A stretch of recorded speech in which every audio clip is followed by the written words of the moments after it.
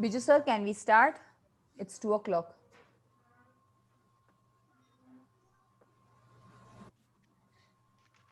Mahima, are you ready? Yes, ma'am. Okay. See, if somebody is not there, you just move ahead. Okay, when they will come in, we can give them a slot. But not in between the contest. Once one contest is done, we can give them the slots. Okay. Biju sir? Yes, yes. Okay. Yes, we can start. Good afternoon, Toastmasters, coordinators, parents, distinguished guests, and my dear YLP participants. Greetings to you all in the matchless name of our Lord and Savior Jesus Christ. Today, we have gathered over here for the grand finale of YLP 2020. Really, we are privileged to have this wonderful session now, and we are expecting more guests and parents and so on. Every program will have to start by seeking the blessings from God. Now I invite our Sunday school senior teacher, Mr. Thomas Roy, for the opening prayer. Mr. Thomas Roy. Thank you, Viju. Let's close our eyes for prayer. Our heavenly gracious Father, we are coming once again to the throne of grace this afternoon. Thank you for blessing us with another day in our life, Master. Precious Lord, I request you to listen to our prayers and answer to our request, Master. Let me take this opportunity to thank you, Lord, for the grace and kindness showered in conducting the Youth Leadership Program 2020 successfully. I am submitting before you all the personalities who spend their time and talents to make the Youth Leadership Program a success. I pray to bless all the Toastmasters representatives who led the Youth Leadership Program, the Sunday school teachers who were responsible for all the and all the students who had attended this event. Bless them, Master, abundantly. Gracious Lord, I request your presence and blessings to all the programs organized in today's finale meeting. Praying for our Vicar, Matthew K. Mudlali and family, Assistant Vicar, VP John and family, all the office bearers, thank you for their leadership and wise guidance for the betterment and smooth functioning of the parish. Also submitting, O God, into thy hands all those who are participating this finale from various places and homes. Whatever we do, we glorify your name, Master. All glory and honor we give unto you. In Jesus' precious name I pray. Amen. Thank you, Mr. Thomas Roy. Now I invite a person who is leading our Sunday school, who is a teacher in our Sunday school for the last 30 years.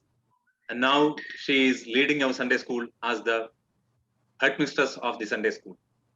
Now I invite Mrs. Mercy Thomas Workey, the headmistress of the Bahrain Thoma Sunday School, for the welcome address. Thank you, Viju sir. Greetings to you all in the name of our Lord and Savior, Jesus Christ. The harder you work for something, the greater you will feel when you achieve it. Respected President, Reverend Matthew K. Mudlali, the Vice President, Reverend VP John, Bahrain Odi Samaj Coordinator, DTM Sanjeev Mohapatra, our Chief Coordinator, Toastmaster Farida Baitansir, the coordinators, Toastmaster Pidambaran and Toastmaster Junita John, Division I Director, DTM Ilamurugu, DTM Khalid Abdullah, DTM Shivdas Nayak, all other distinguished guests, coordinators from the Sunday school, all the Sunday school teachers, and my dear children and parents, a very good afternoon to one and all. Thoma Sunday School Bahrain is always interested in holistic development of our young generation. For that, along with our children's spiritual nurturing, we conduct a lot of extracurricular activities.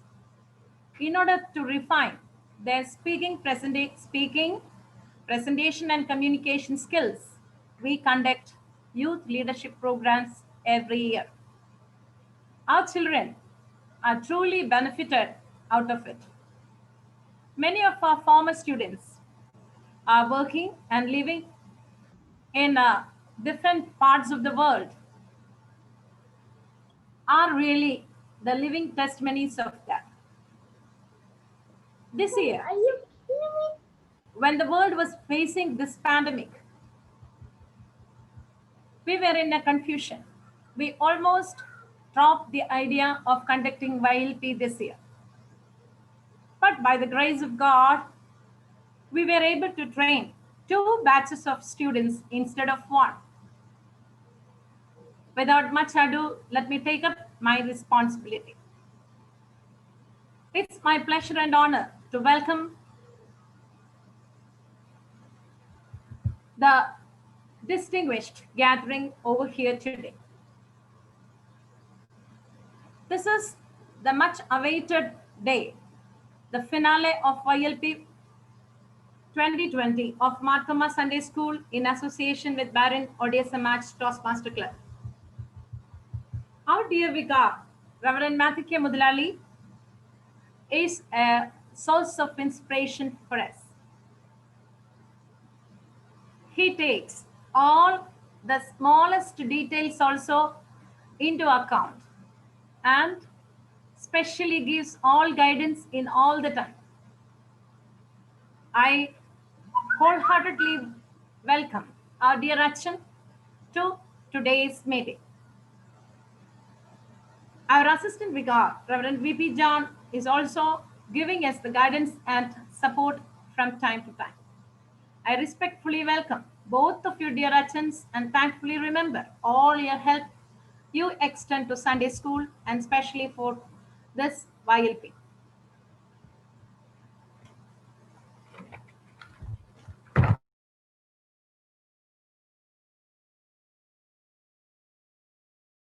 And support, I always remember. When this year, when we were in a dilemma whether to conduct or not the YLP this year, we remember the sweet face which who have helped us last year. That is none other than Toastmaster Farida Bai. The kind of relationship and the friendship we developed with Farida last year gave us the confidence to ask her whether we can conduct this year also the YLP.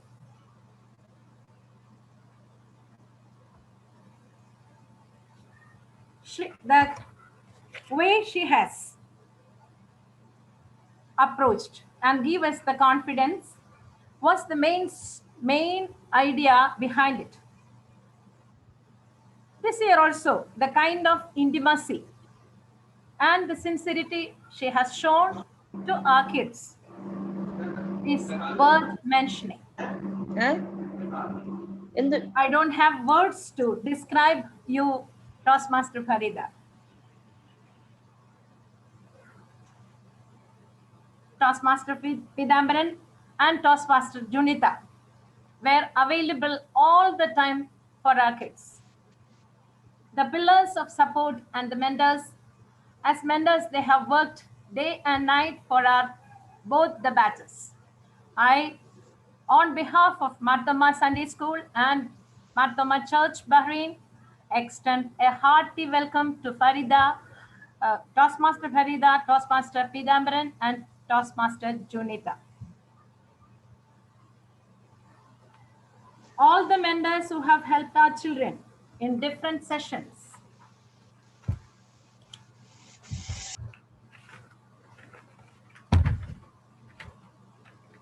The kind of the way they have developed, it was actually amazing to see the children's development from the first session to the last session. Each day we were amazed to see our children improving from day to day. I extend a warm welcome to all the mentors, all the Toastmasters who have helped as mentors for YLP 2020 Thoma Sunday School Bahrain. All distinguished guests who have accepted our invitation and joined as evaluators, judges, and all the dignitaries who address our children today, all of you, I extend a hearty and warm welcome to the finale session of YLP today. I especially welcome the church officials and the Sunday school teachers attending the session today, and all those who have helped us in different capacities.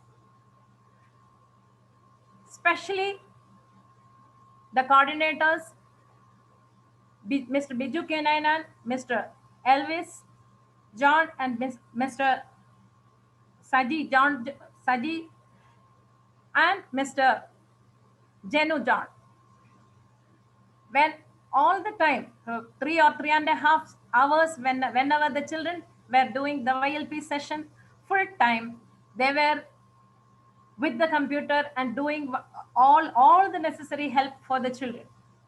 I extend a warm welcome to all the coordinators, those who have worked tirelessly behind the success of YLP 2020. And last but not the least, our children. I admire you children, and I salute you the way you have taken up things and the responsibility you have shown to each and everything. The way you have behaved, the way you have developed, all makes me so happy and emotional. I welcome my dear children, all the children who are participating, and all our senior children who are helping us as MCs and in different capacities, those who are helping, or everyone, I welcome in one word and thank you one and all. With this, I wholeheartedly welcome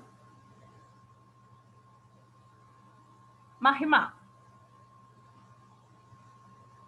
to this session to take over. Mahima as the MC, along with Mahima,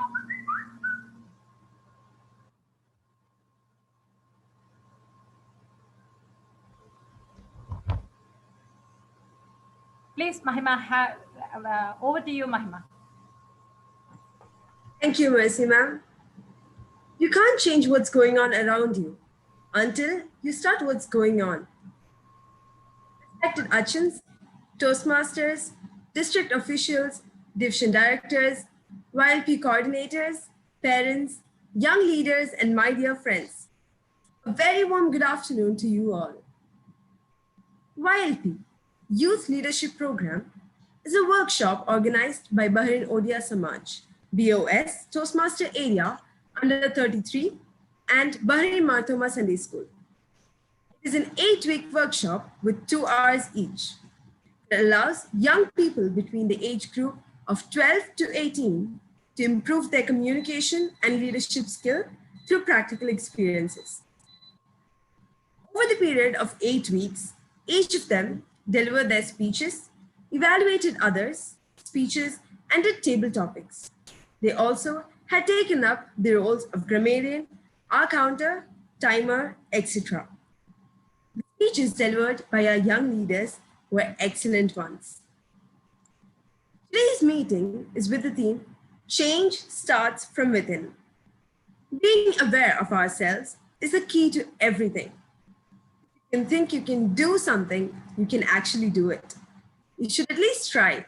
Giving up without trying will just make you feel helpless. Be aware that you can do it. That changes everything. You have the power to achieve everything you need. Notice how I said you need and not want. Understand there is always a difference between want and need. We may not need everything we want, but we always need what we need. Reverend Matthew K. Madalali, the president of the Bahrain Marthoma Sunday School, is a person who's always there to guide us and mentor us. Now it is time to hear from him. Acha, over to you.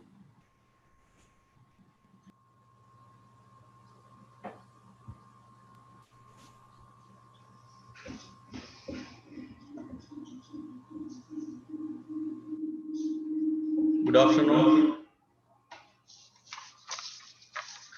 I hope you can hear me. Yes, Acha, we can. Respected Reverend VP Jonathan, the organizers of this youth leadership program, officials of the Marthoma Sunday School, and also the office bearers and committee members of our parish. I greet you all in the matchless name of our Lord and Savior Jesus Christ. I'm so happy that 42 students, young leaders of Marthoma Sunday School are completing their youth leadership program. And today, when I would say when they finish, or in courts when they graduate from this leadership program, I wish them God's continued blessings and guidance in their future lives, so that they all would become great leaders and change makers in our society.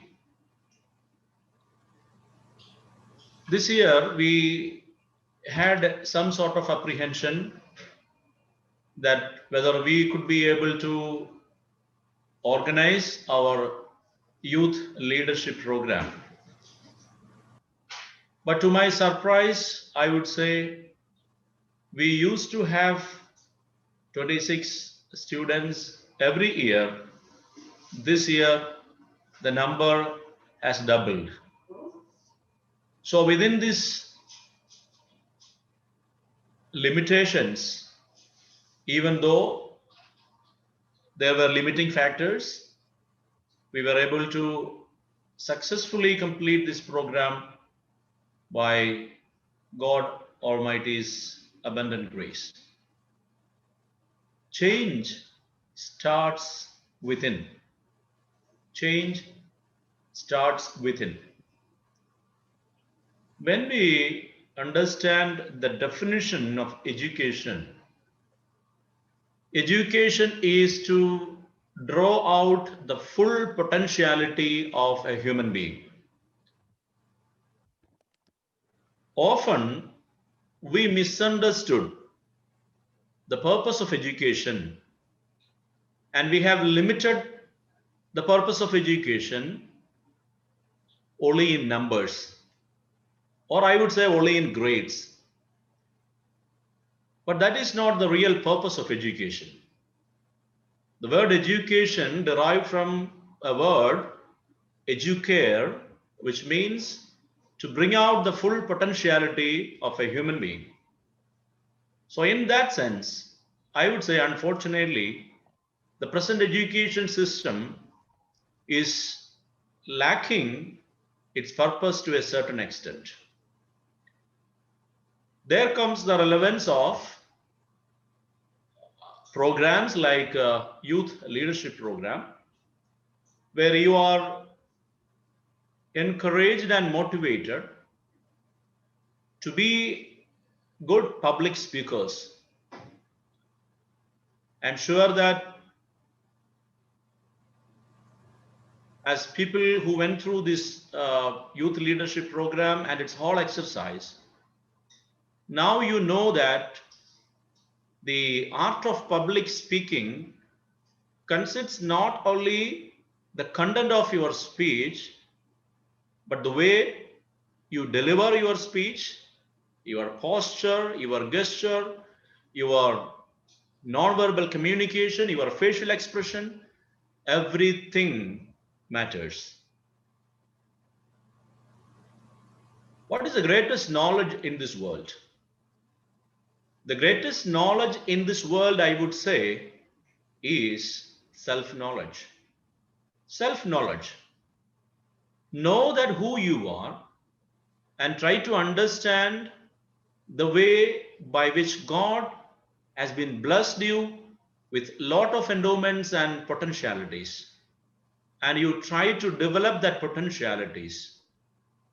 You are an epitome of greatest possibilities and potentialities. But as we know, we have lot of ideas within us, but when being asked to deliver or explore our ideas, we couldn't, because there are so much of limiting factors within us. So much of limiting factors within us. Mahatma Gandhi said, be the change you want to see in the world. So, if we want to be the change makers of this world, we ourselves are supposed to be that change first. So when I say that I want to see young leaders or great leaders around me, I must be a person who always try to encourage and motivate other people to come to that leadership. So if you want to be good leaders, you are supposed to encourage and motivate other people. And I would say that to a certain extent, that was the whole exercise behind the youth leadership program, where you have got ample opportunity to speak, you had ample opportunity to evaluate your friends, you corrected yourself, and you corrected others, and you suggested the areas of improvement for your friend. Often people, they want to travel alone. They want to achieve the goal without taking any friends or any comrades along with. But here is a practice where you criticize others, you evaluate others, and at the same time you are being evaluated by others. So it is a mutual enriching process. But once you pass this youth leadership program, never think that you have achieved everything in your life in terms of public speaking. I remember one of the poems I learned during my school days. It was written by Robert Frost, and the title of that poem was Stopping by Woods on a Snowy Evening. There, the author, the poet, is fascinated by the lovely sceneries around him. So that prompted him to be there and enjoy that natural beauty. But all of a sudden, a thought comes to his mind where he says that the woods are lovely, dark and deep, but I have promises to keep and miles to go before I sleep, and miles to go before I sleep. So by completing the youth leadership program, you may think that you have achieved everything. Okay, now I know how to speak. I have learned so much about public speaking. I know isn't it? You know partially, but always remember that whatever you have learned is only a drop in the ocean. Okay, you have to develop a more. With this I conclude. I encourage all of you to improve and to rekindle what you have gained from the basics. You start, you try to build upon what you have learned as basics. I'm sure that there are people who have attended this youth leadership program second time or third time. So try to develop your ability of public speaking, and I would say that I want to see all of you becoming good speakers without any hindrances, without any hesitations, without any inhibitions. You express yourself, and thereby I wish you God's blessings. At this time, may I congratulate the chief coordinator of this program, TM Farida Bai Tansir. I would say that Farida Bai, you have a lot of fans from the Marthoma Sunday School. Our young kids, our young leaders are always after you, always what to say, telling about you. So I place on record our deepest gratitude to you for guiding and mentoring our children. And also the assistant coordinator, TM Pidambaran, and also Junita Mariam John for your wonderful works and the task and efforts you have undertaken. Also, I would like to acknowledge the services rendered by our headmistress, Mrs. Mercy Worky, Jenu John, and Elvis, and also the coordinators of this YLP program from our parish side, from our Sunday school side, Mr. Biju Kenainan and John Matthew. May I conclude this speech, and I wish you all the best, God's continued blessings in your life. Thank you so much. Thank you, Achin. Reverend VP John, the Vice President of the Bahrain Marthoma Sunday School, is a person who is very closely associated with the Youth Leadership Program. Now, it is time to hear from him. Acha, over to you.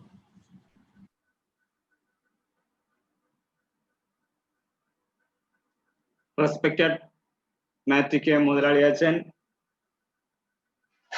organizers of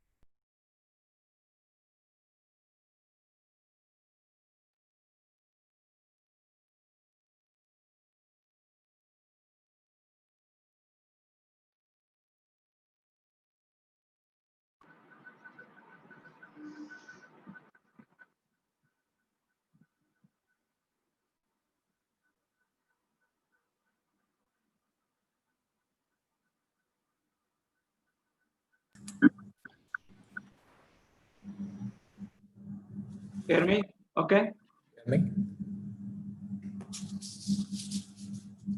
Yes.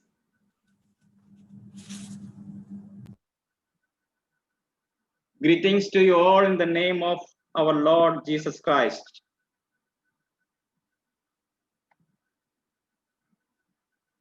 I am very happy to see you all through this Zoom platform.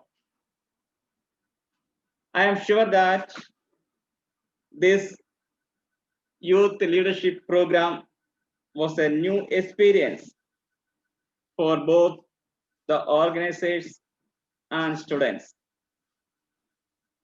As we are living in a new normal life, the age of COVID-19, we are experiencing and practicing many new things.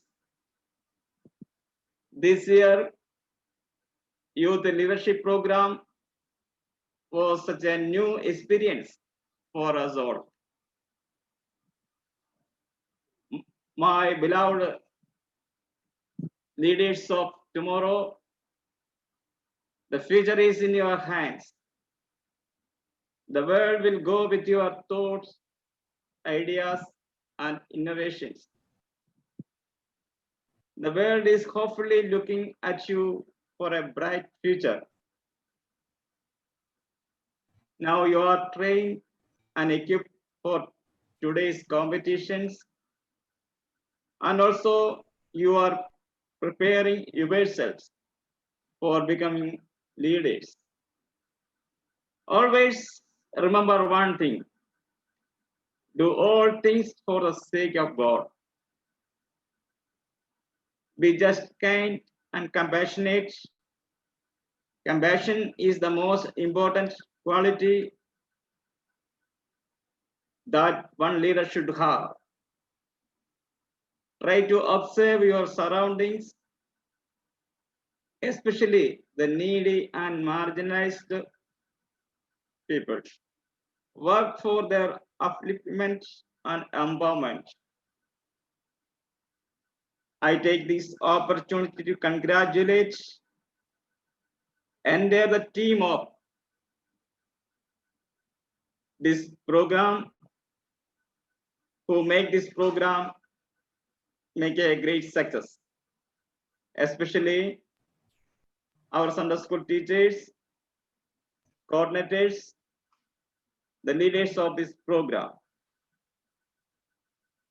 From the Bible, Proverbs, the book of Proverbs chapter 22, verse 6 says, train up a child in the way he should go.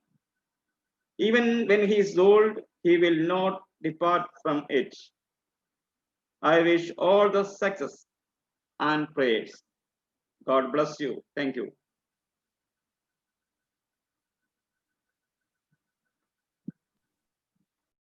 Thank you, Achin. We are honored to have the presence of few eminent distinguished Toastmasters among us. One of them is DTM Khalid Abdullah.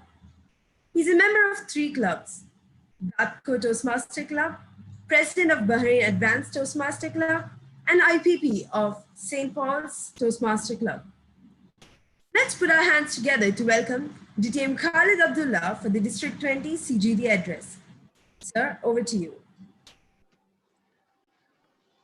Thank you so much, Master of Ceremonies, for the lovely introduction. Dignitaries of the Bahrain Marthoma Church, Division I Director, DTM Ila Murgu, Area 33 Director, Toastmaster Farida Bai, coordinators, young leaders, and guests. Good afternoon to one and all. Good afternoon. It gives me a great pleasure to attend the finale once again, the YLP finale of the Bahrain Marthoma Church. When I attended last term or last year, same day as of today, initially I was not sure what am I going to see. I've been a YLP coordinator in Babco for approximately 7 years, so we've been doing it every year. But what I saw last year was something different. Let me see if I can share my screen. And this is my first time to share a screen from my mobile.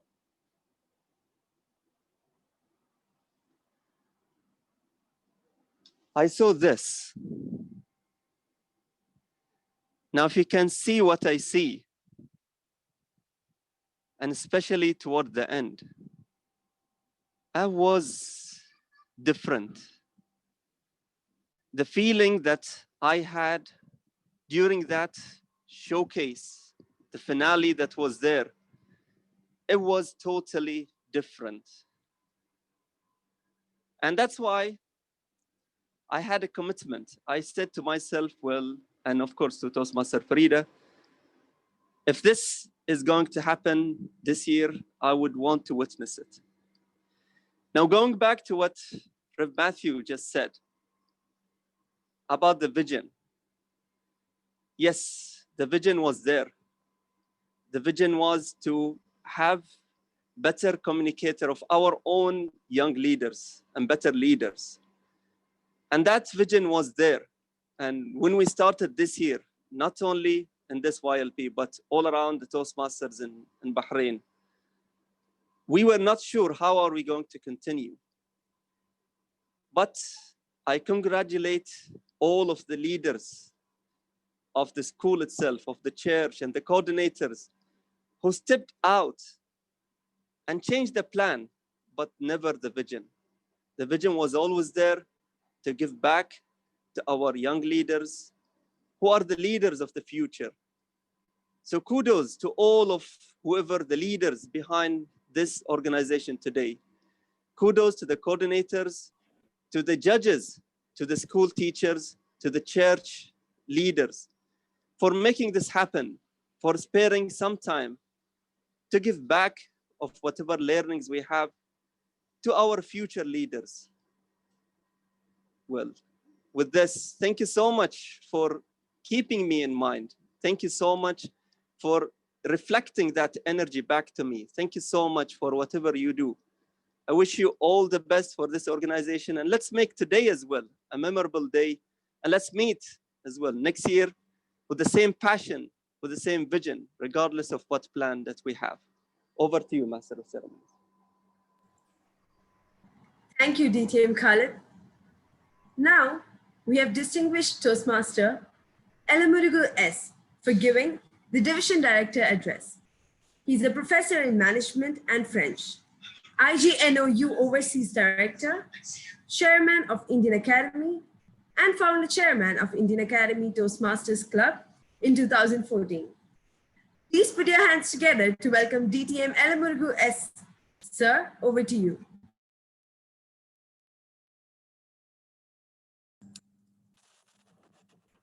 Thank you, MCs, your wonderful introductions.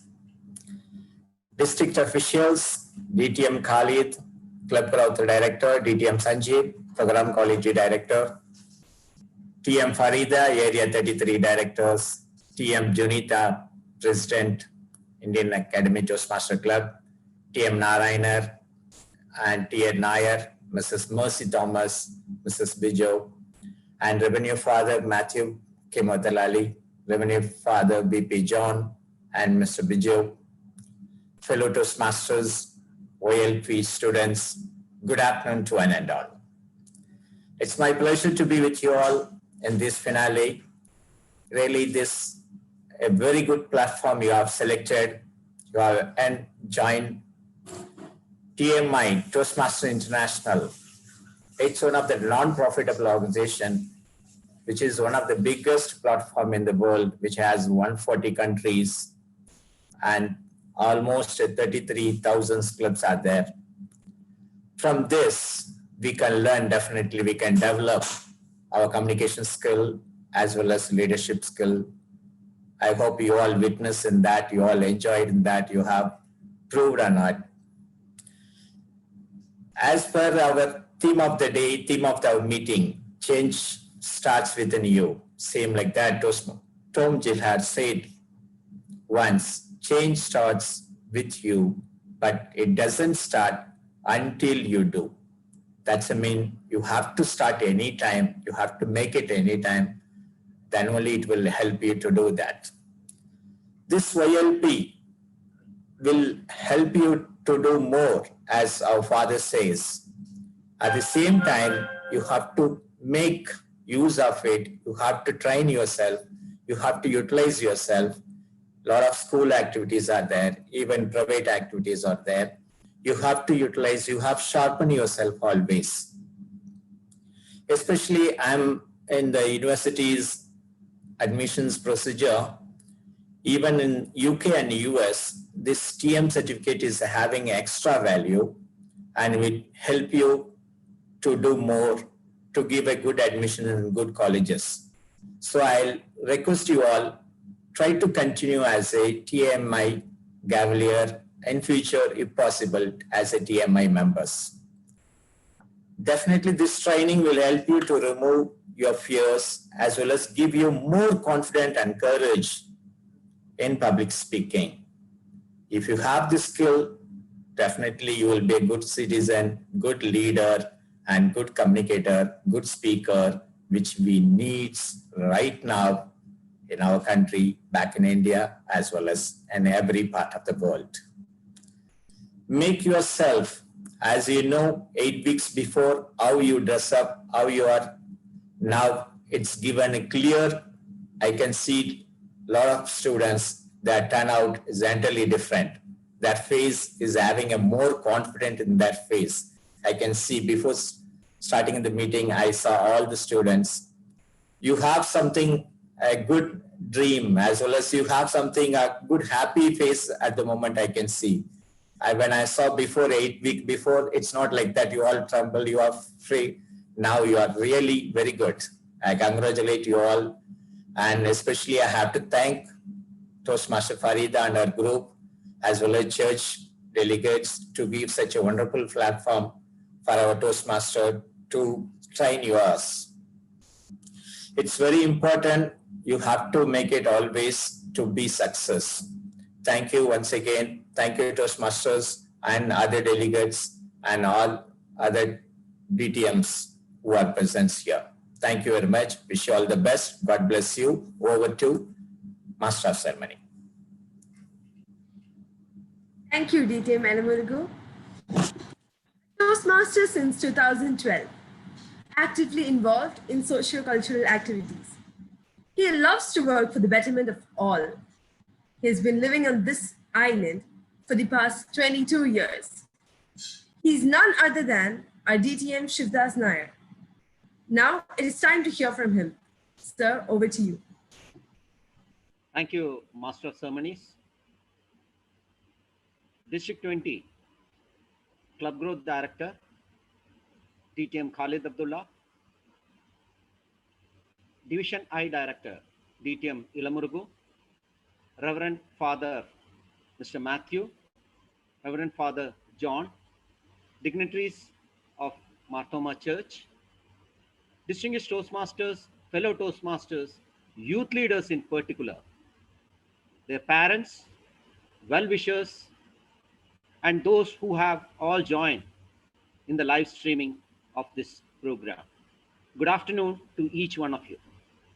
First of all, hearty congratulations to all participants of this program and the coordinators who have helped to enrich the youth with powerful tool to succeed in all walks of the life, that is effective communication and leadership skill. It's a memorable day, the grand finale. Winning adds yet another feather in your cap of success, but whereas participation in this program has given you a crown to be proud of. Occasionally there are minutes that get extra seconds, moments so precious the universe stretches to make additional room for them. For some of you, it's the first time, and for some, they have attended it already. But for all of us, it's a day which will be etched in golden letters in all of us' life. Bahrain Odia Samaj Toastmasters Club, when they decided to roll out this program, when they approached the church officials, the intent was to give a quality and time-tested knowledge to the youth. And youth leadership program is one of such tools which will help all the youth leaders who have participated in this to enrich their communication and leadership skills. I take this opportunity to thank the church as well as the Bahrain Odia Samaj, all the coordinators and members of the club who have helped in organizing such a wonderful program. Thank you to each one of you. And I want to stress yet another point is that to all the youth leadership participants, you all are capable. Just believe that. You can do wonders. All the very best to each one of you. Thank you, and back to you, Master of Ceremonies. Thank you, sir. Today, we have among us gifted and dedicated young leaders who are all in line to deliver their prepared speeches. Our esteemed judges are also all ready to judge our young leaders. The chief guest for today's first session is DTM Shivdas, sir. We wholeheartedly welcome you, sir. Thank you. Chief Judge, are your judges ready? Yeah, our judges are ready. May we begin the contest? All the contestants are, as per the schedule, all are there in the room available. Yes. Please ask them to pin the timer when they begin the speech. Okay, sir. Sure. Okay. Judges, please note that the speaking order will be as per the agenda. Speaker 1, Ivan Vincent John. Speaker 2, Alna Lil Tony. Speaker 3, Joshua V. Biju. Speaker 4, Daniel Sam Philip. Speaker 5, Kezia Sarah George. Speaker 6, Alan Thomas Linson. So let us begin with our speech contest. Speakers, please remember to use the stage. True life is lived when tiny changes occur. To start up, I call upon speaker number 1, young leader Ivan Vincent John, to deliver his speech titled The New Normal School Life. The New Normal School Life by Ivan Vincent John. Speaker, please note to pin the timer. Ivan, please. A minute. Yeah, there it is.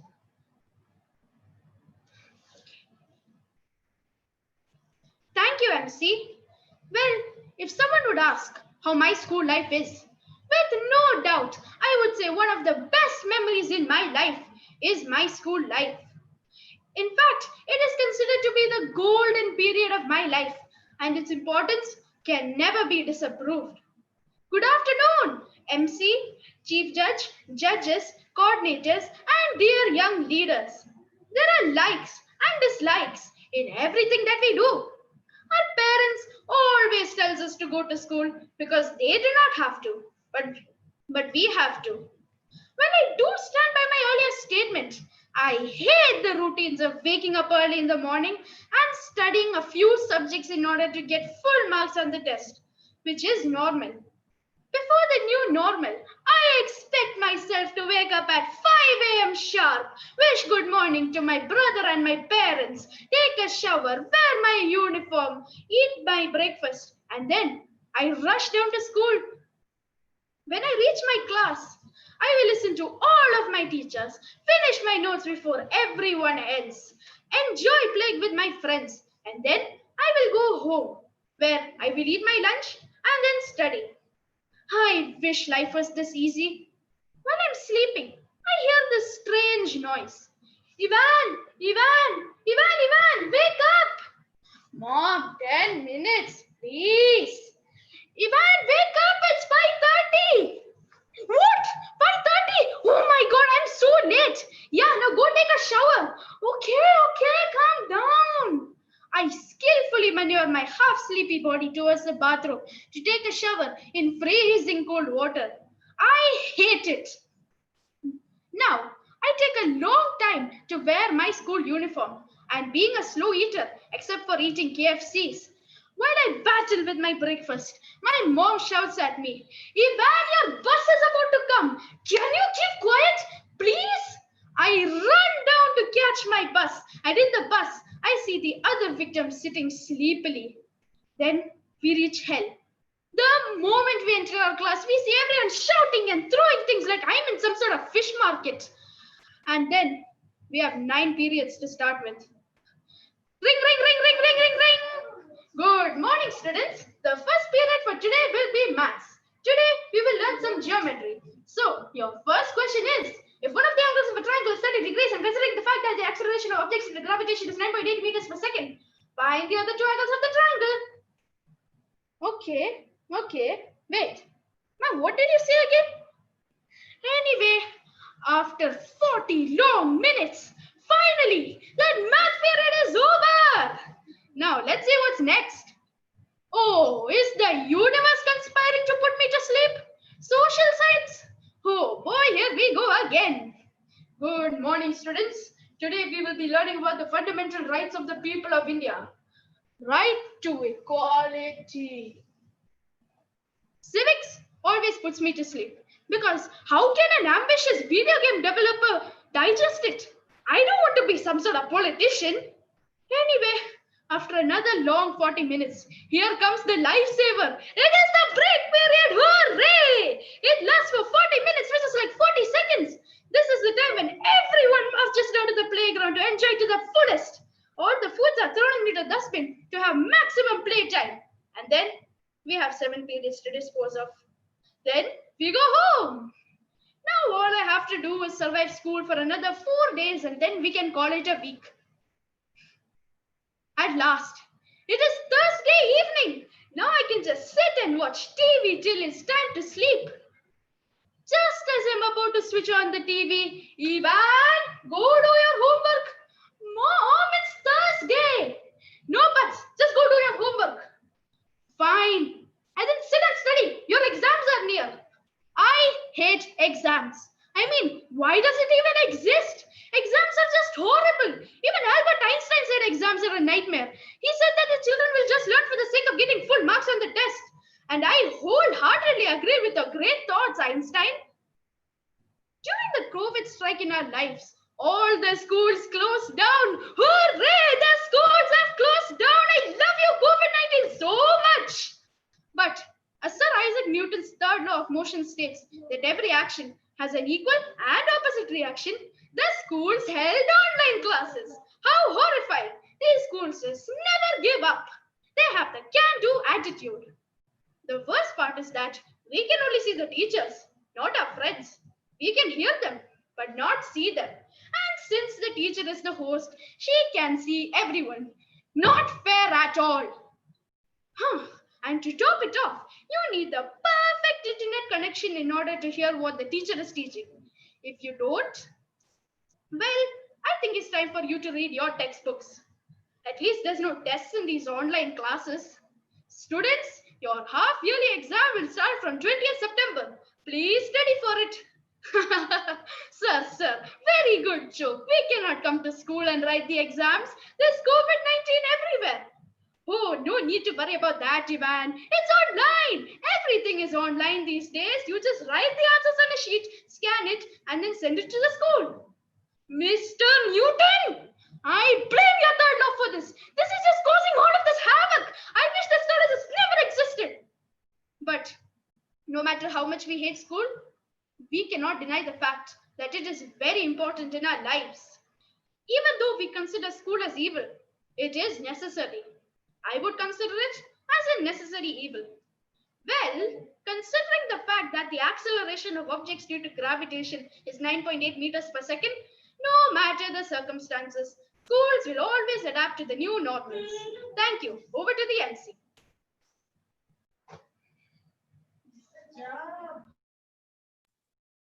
Thank you, Ivan. Audience, please observe 1 minute of silence for the judges to mark their ballots.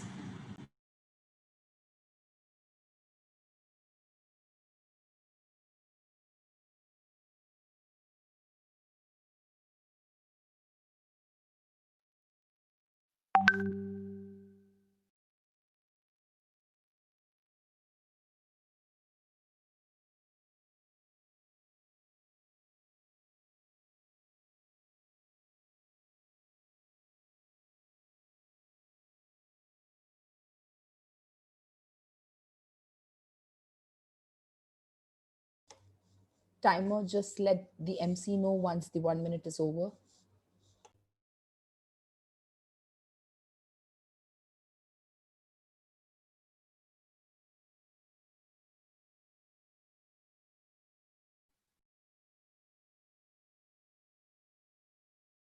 We all might have enemies at some point of our lives. But let us try to know what our unseen enemy is.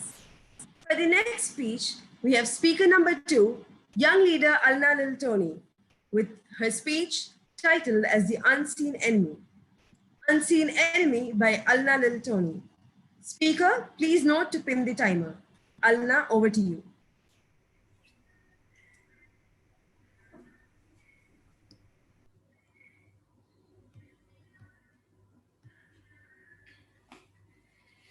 Courage is the resistance of fear, the mastery of fear, not the absence of fear. Greetings, Toastmasters, young leaders, mentors, honored guests, and the judges who are present here. A very warm welcome to one and all. F-E-A-R, fear, a common word. But what is fear? According to me, fear is a kind of emotion that almost 99.9% of the people have in this known universe. Let me start off with an example. Is it possible for someone who can barely even say 2 lines together in public lead a whole movement?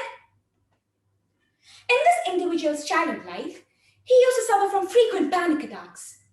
He had particularly agonizing experiences during speeches. After reading 1 line from the page, he could no longer speak and ask someone else to read it. My vision became blurred and I trembled, even though the speech hardly covered a sheet of a foolscap, he said. Later, moving on in life, when he became a lawyer, he had the fear of crowds started haunting him. What do you think then happened to change a faint-hearted speaker into a fearless leader? He found a cause that provoked a passion so great in him that it went past his anxiety and fears. His desire to see a free India changed him to stand up for what he believed in. He said, be stubborn because you have considered the maximum number of people who is going to benefit and wish to serve them by solidly banging on the drum for what you know to be true. And that great personality is the father of our nation, Mahatma Gandhi. Fear is a word which describes our emotions when we are in the sense of danger or when we are frightened. Fear is what your body feels when you're threatened or scared. Fear is what comes to you at some point in life. In 2018, a little girl stood up to speak in front of her parents. She was nervous, but she started to talk. After a line or two, a huge pause was seen. Her parents asked her to continue, but words weren't coming out of her mouth, and she said, I forgot. She started all over from the top. The same pause. Tried again, and again, and again. There was no change. She was so tired of trying that she gave up and said, I can't do it. I am nervous. This happened not only here, but every time when she was called out to speak in public. But she loved speaking, but was scared. And that fear made her hate speaking. Her loved ones kept on encouraging her that it's just her fear who is pulling her back. But she resisted all those encouragement and did not want to turn back. Well, time and years passed, and on the year of 2020, on the month of July, the registration for the youth leadership program was going around. When this girl heard about it, she straight away ignored it and did not want to participate in it. Turns out her parents registered her name in it. The same old tension, anxiety, fear all came and hit her like a truck. She did not know what to do. Thousands and thousands of questions filled up her mind. She was all traumatized. But her instincts said that try it out as a new experience. Only then you will know whether you're good or bad in it. And she took it up as a challenge. 8 weeks passed by. And guess what? A huge change was seen in her. Even she felt to herself the difference and felt that she had succeeded and overcome her fear of speaking. Well, almost. Those 8 weeks changed her perception on her fear. That is the art of speaking. And that little frightened girl was me. The journey to approaching my fear and fighting against it was strengthened by the support of my family and the Toastmasters at YLP. Do not hesitate to take advices from professionals, and they will help you to overcome your hurdles and make your journey successful.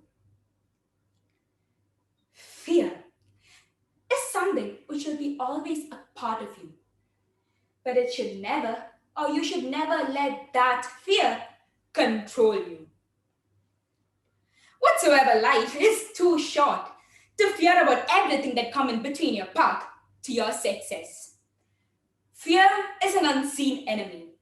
If it troubles you, be that risk taker, then no matter what, you will face your fears. I assure you, it will be worth it. It will be worth it. Now, as I said before, let me ask, do you feel that change in me? Thank you, and over to the MC. Thank you, Alna. Audience, please observe 1 minute of silence for the judges to mark their ballots.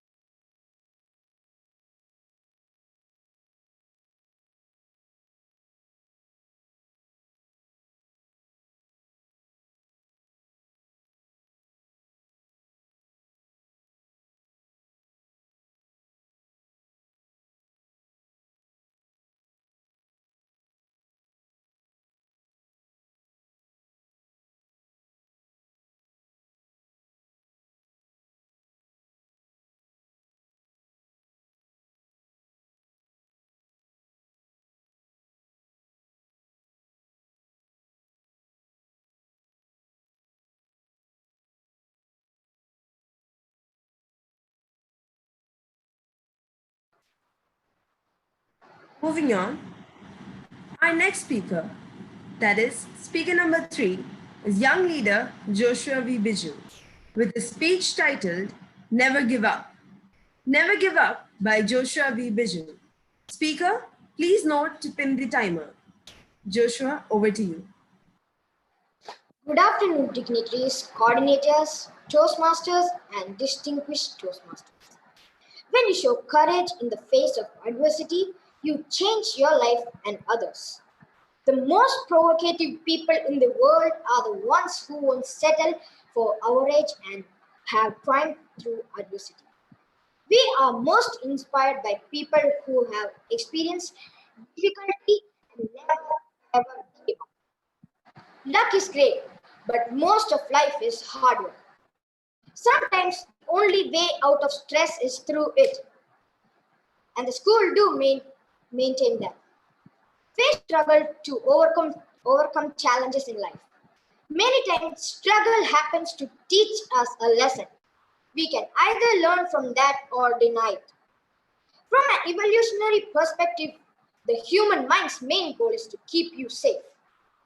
Sometimes this leads to self-sabotage, and as it is just easier to stay in your comfort zone and avoid risk. However, great things never come from mediocrity. Quit settling for average and strive for extraordinary. Conquer fear and live in your dreams. Only go in the direction of your dreams.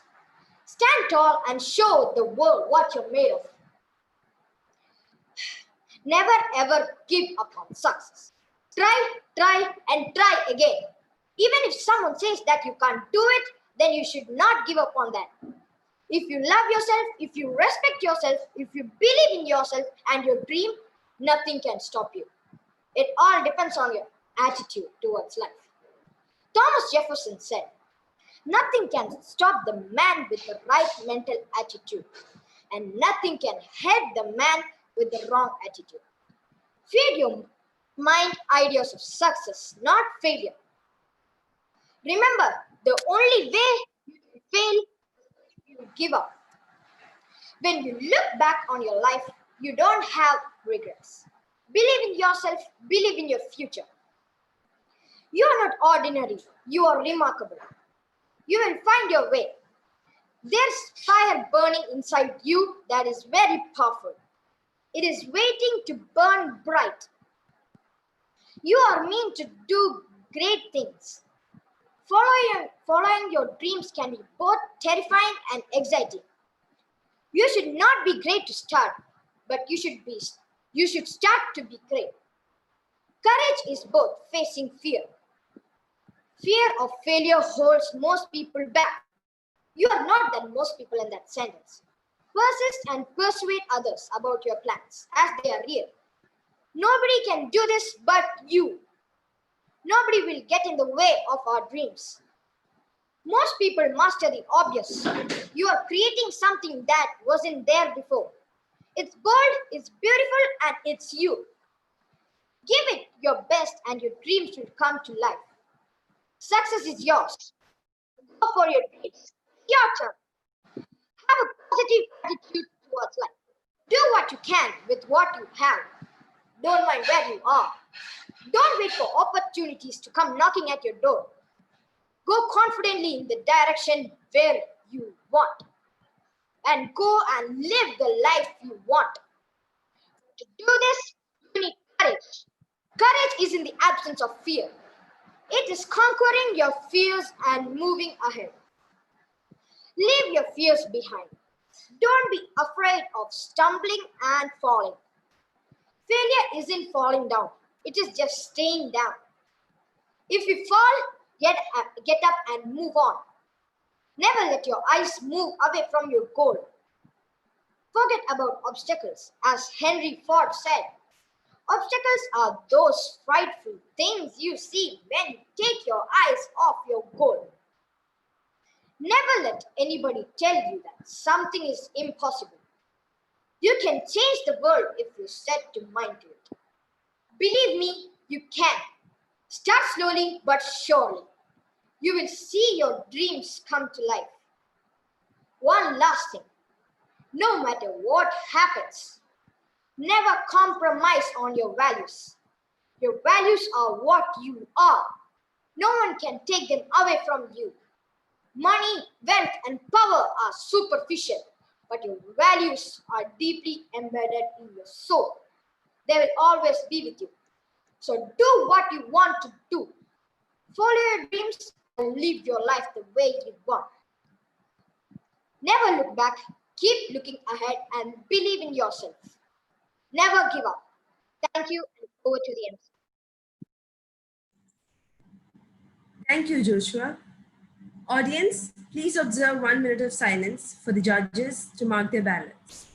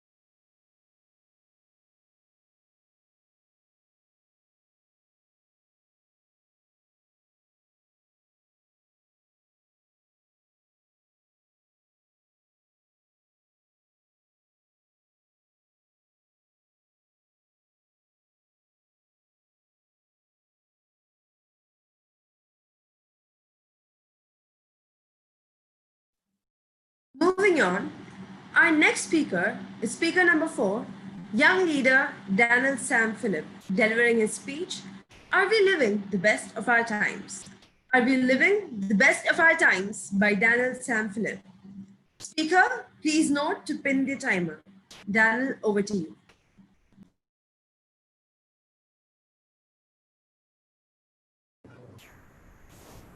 Life is a song, sing it.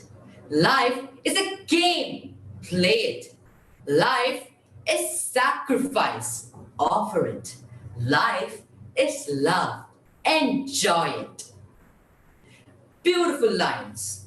But are we living our lives this way? Respected judges, Toastmasters, coordinators, and my fellow young leaders, please accept a very good afternoon wish from me, Daniel Sam Phillip, standing in front of you. Today, I would like to share my view on the topic, are we living the best of our times? Are we living the best of our times? My humble answer will be a big no. I remember the lines of the renowned poet Oscar Wilde. To live is the rarest thing in the world. Most people exist, that's all. How true his words are. We are all merely existing with our sophistications and luxuries. But the best life that I believe is in the totality of values. And these values are not just words. They are what we live by. Life at its best starts from the family. How many amidst us enjoy to sit down for family dinner every day? How many of us go out and play and enjoy and explore Mother Nature? How many of us sit with prayer-filled lips and grateful minds in front of our Creator at least half an hour a day? Very few, because we are running out of time. We don't have time. We live in a very fast, hectic, tense, and busy life right from the childhood till the end. When we sit down and introspect our own lives, we can easily understand that in the rat race, we have lost all our values. Whereas our forefathers had beautiful moments of laughter and happiness, even though they were not wrapped in luxury or technology. But they had invaluable possessions like a kind heart, a thankful mind, kindness, and generosity to all living entities. They were honest in their deeds, and above all, the wonderful realization of the existence of their own self. Thus, they lived their best. Now, as a modern world, we have our latest cell phones, laptops, luxury cars, pocket money, continental cuisines, and whatnot. But are we having the joyful moments that they had? We have seen that our generation is always complaining about things that we don't have. We are always comparing.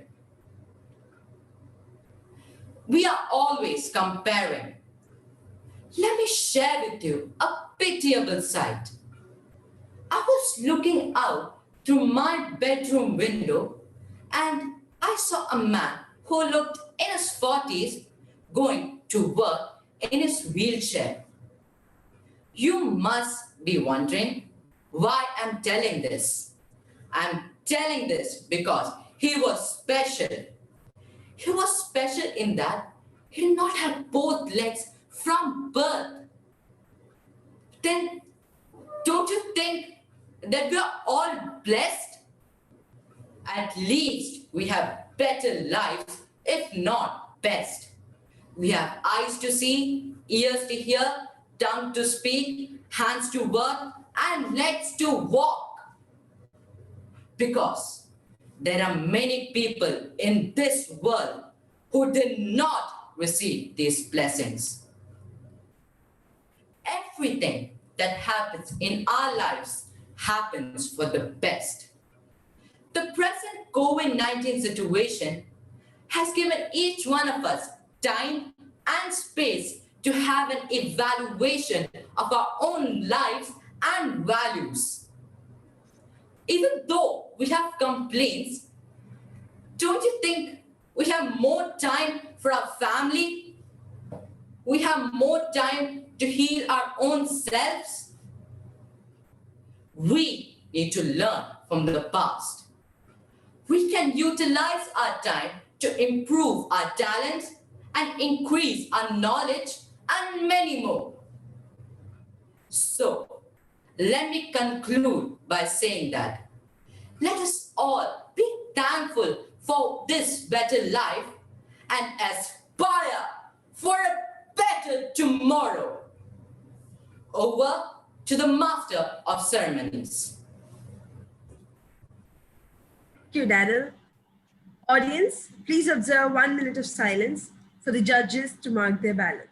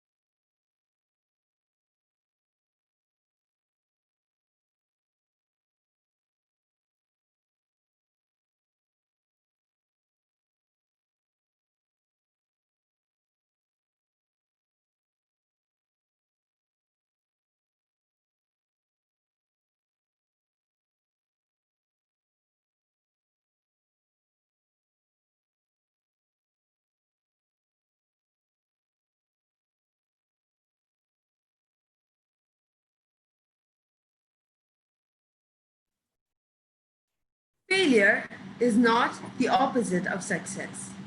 It is a part of success.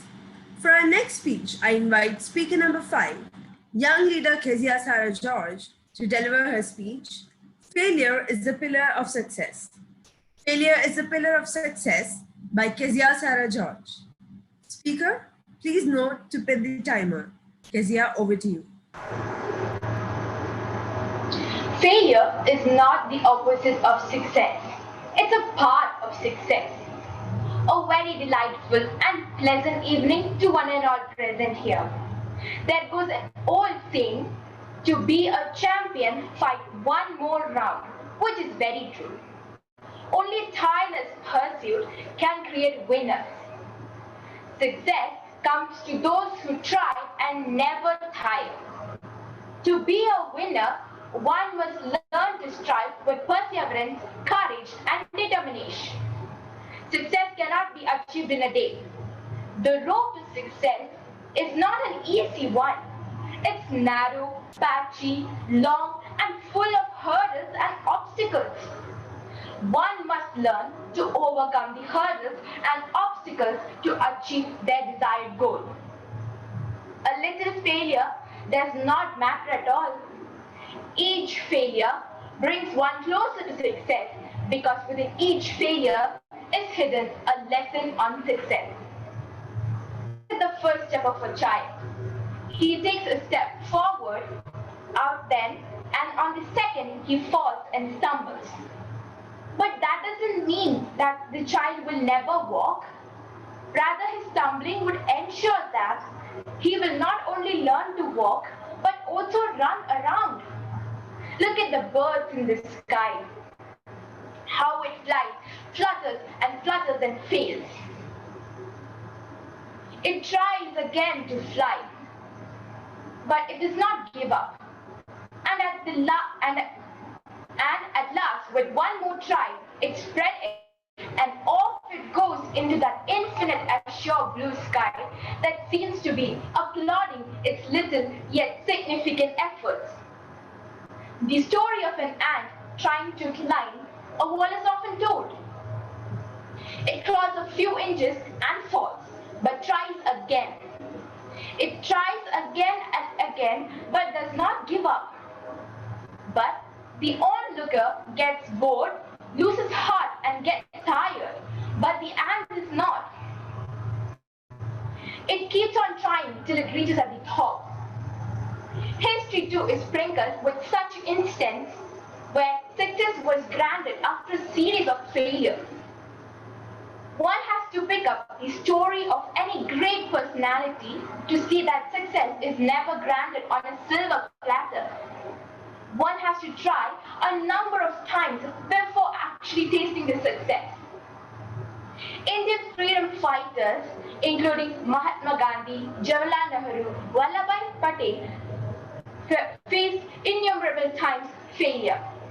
But they put the goal of India's freedom above everything, and hence India became free. However, in today's life, we find that people are losing hat at the drop of a hat. Students succumb to examination phobia and peer pressure. Everybody has high expectation with their own self, which is not fulfilled drives them to depression and even suicide. It's important to realize that failure is not the end of the world. There would be opportunities to glow, to rise and shine. Life is an interesting game. It is not guaranteed that success will be yours at every point of time. There will be times when success and failure comes. There seems like they are haunting and more devotedly. There is nothing wrong in losing or being failed. But one should never forget the lessons learned by each failure. One climbs the ladder of success by stepping courageously over each failure, carefully picking up the lessons taught by each failure, learning from them. More so because it is these failures that we get the courage and determination.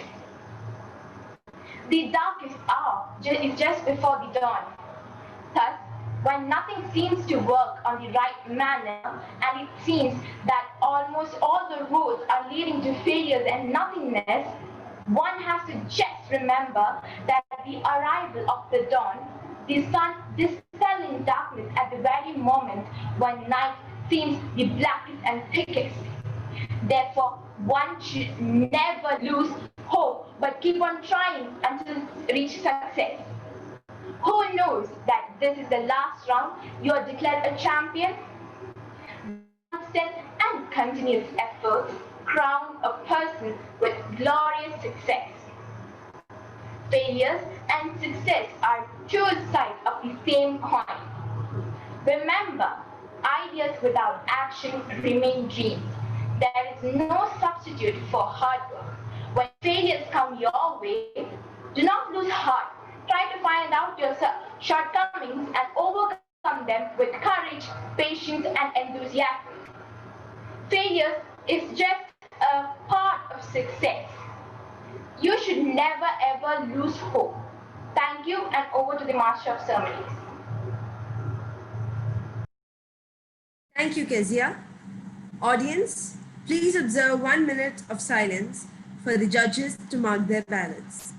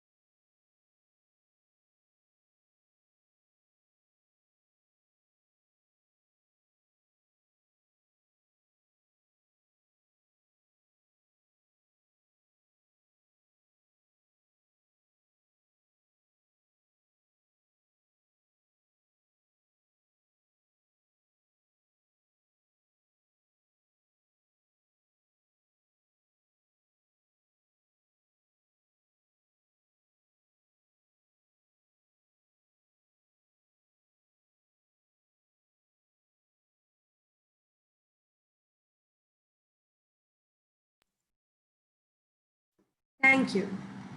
For our next speech, we have speaker number 6, Alan Thomas Linson, with his speech titled Fear.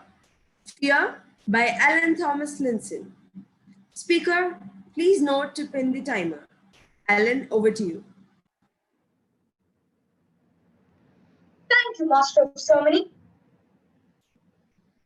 President Franklin D. Roosevelt once said, "The greatest fear in life is fear itself." Respected Toastmasters and my dear young leaders, a very good evening to you all. Today, I will be talking about two types of fear: the fear of danger and the fear of failure. As always, everybody starts with a real life experience, and today I will also be starting. When I was a kid, I was scared of darkness, as it is full of silence, and I'm a person who loves sound. Every night, when those small little sounds used to come, that used to scare me a lot, and I used to feel that it was a thief trying to attack me. I always used to talk to my father about this, and he always used to say, "It's not a problem." One day, my father got so fed up that he took me and showed me the entire house. That's not when my fear went. After I grew up, my father asked me one question. These many years, you were afraid that some thief would come and attack you. But nothing happened. That's when I thought of that, and that's also when my fear went away. So let me ask you all a question. Are you scared of animals? Are you scared of cockroaches? And are you scared of insects? Honestly, I am, and that's okay. But what exactly is fear? Fear is an emotion that is normal, but it is not normal when you let it slide off your hands. Look at it. The people who are afraid of insects.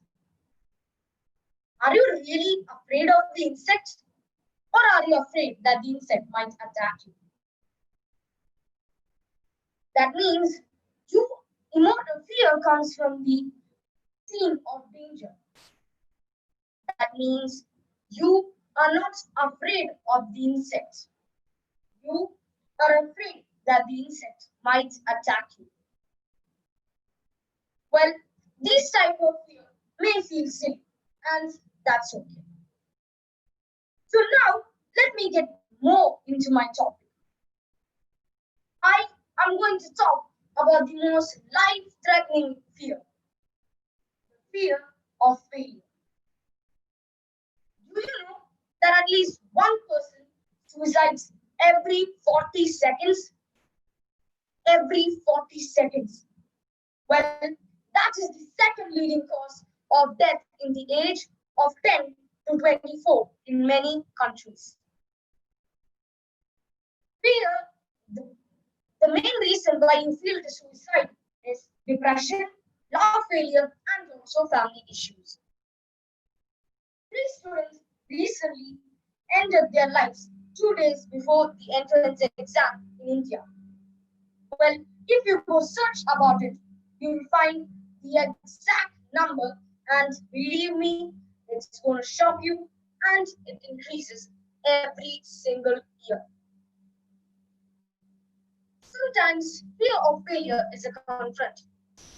It is normal, but it is not normal when you let the fear take your controls. It is easy to give up. It is easy to fall behind. But remember, no man became great in one day. No man succeeded without failing. I am sure you would have heard of it. Quote, failures are the stepping stones to success.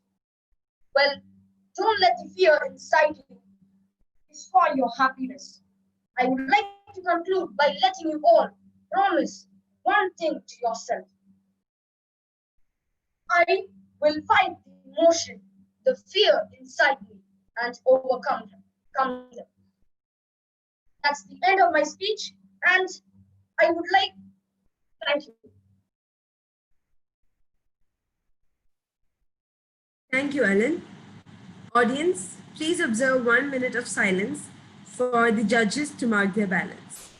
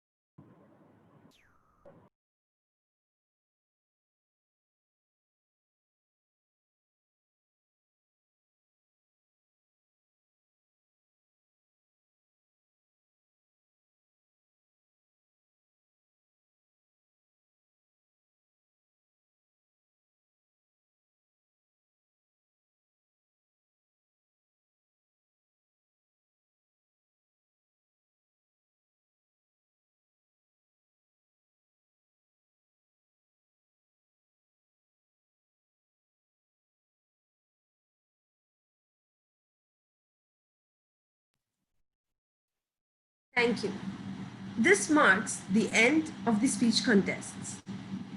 Audience, please observe 2 minutes of silence for the judges to hand over their ballots to the tally team.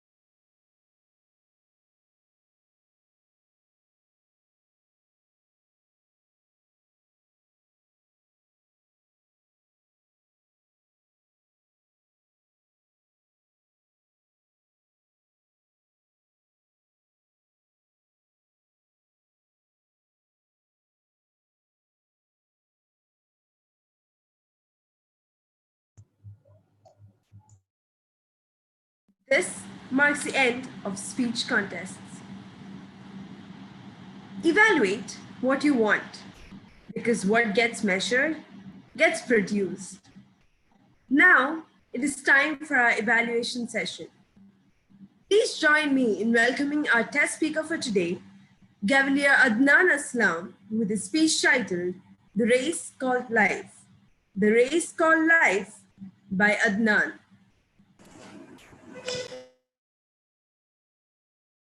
Am I audible? Yes. Okay, so just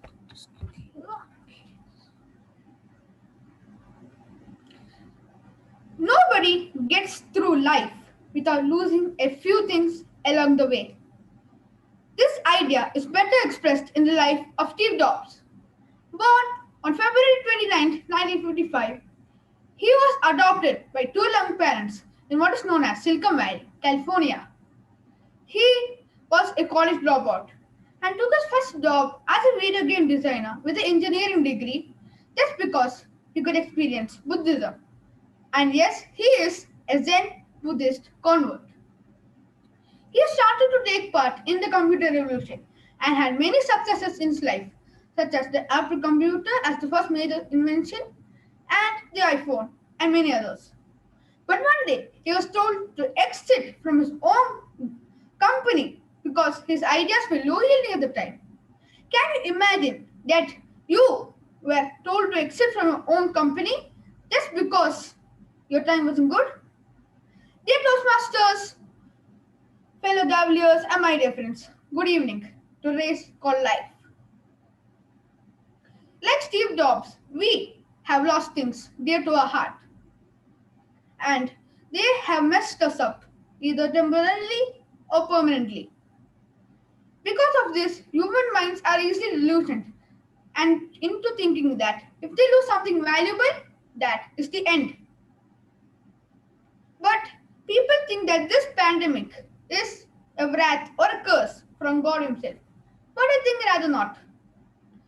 I believe that this is a test from God Himself so that life could make out new obstacle courses for us to go through. Even though people know these things, they forget that life always keeps with us some tools which we can earn or are hidden in our potential so that to make the obstacle course fair. Today, I'm going to discuss about these values. The first value is patience. Patience is not sitting in one place and having nothing to pay with. Patience is sitting in one place knowing the result will be a lot more sweeter. Patience is not the only key in this strenuous style, but is an important key in all of the phases of life. Along with the second point, perseverance. Perseverance is failing the 19th time and succeeding at the 20th. Along with patience, perseverance can make a magical effect that makes difficulties vanish and obstacles disappear. Perseverance through people. They can change people's mindset a lot more than other key factors in our lives. So, patience and perseverance are one of the most two important keys in our lives. This third most important key in our life is curiosity. If it weren't for curiosity, do you think that the human race would be like it was today? Our ancestors had taken curiosity and tried to discover the natural world, which led to us being where we are. Curiosity is what makes people better. It makes you to urge to ask questions, learn from others, and be a better version of yourselves. If it weren't for curiosity, we wouldn't be here. And thus, curiosity is a key not only in our life but in human development too. Then there's what optimism. Optimism is not just being positive about everything.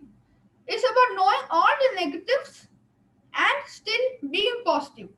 Optimism is a very good skill to have because it can help you from going into depression or other problems in your life and helps you keep on a fresh side and helps you learn from mistakes and create a better future ahead of you. For example, just think of Thomas Alva Edison. Many people thought that an artificial source of light was impossible to attain. He had many tries after tries, and even his colleagues had started to not believing in his success. Then Thomas Alva Edison did the unbelievable. He created the light bulb, and now wherever we go, light bulbs are just above our heads. Now, the maker of Tesla, Nikola Tesla, had also had a similar experience. He had believed in electric powered cars, and people thought that they were too expensive and they were impossible to attain because electricity is not in abundance in Earth. But he defied all odds and had created electric powered cars, and now they're popularized and now they're everywhere. Not only these two people, but many other countless successful ones have all of these qualities that led them to be successful. Other than these, there are more qualities you can attain because not every quality is tailored to every person's obstacle course. So there may be some which you can earn and use it in your obstacle course. But what matters in life is to realize that life is a foot race. There may be some who are faster than you and some were slower. But what matters in the end is how you ran your race. Thank you. Thank you, Adnan. Timer, can you please tell what was the time taken by the test speaker? 7 minutes 2 seconds. 7 minutes 2 seconds. Thank you, sir. Evaluators, please take note.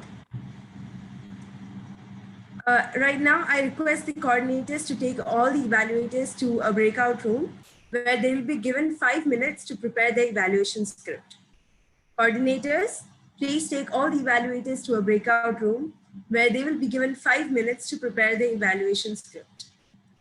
Timer, please let us know. Timer, please let us know when the 5 minutes is over. Sure, I'm in the time.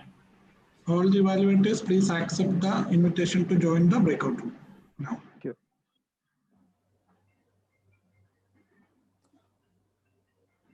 Also allow the chief judge and me also to go to the breakout room, Mr. Elvis.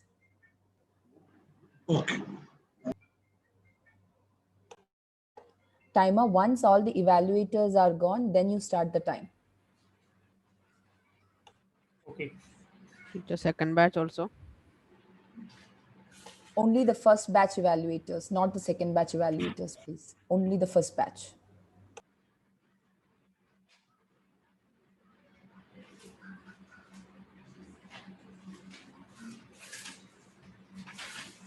Coordinator, have all the evaluators gone to the breakout room? Yes. Shall I start timing? Yes, sir.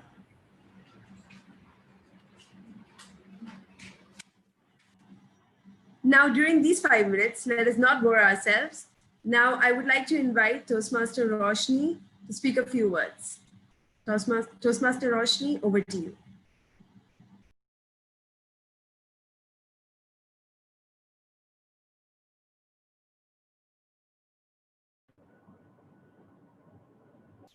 Good afternoon, dear young leaders. It's a real privilege to be here with you this afternoon.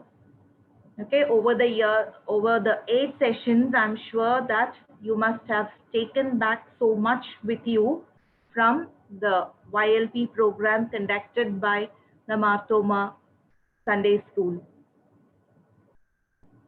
It is really moments of happiness to be with the young generation because we elders also learn a lot from you all. I wish all the participants all the very best this evening and also in all your future endeavors. Congratulations to all the young leaders who had been part of this youth leadership program. I would also like to thank the other coordinators, especially Toastmaster Farida, for inviting me to be a part of this event. Over to you, Master of the Ceremonies. All the best once again.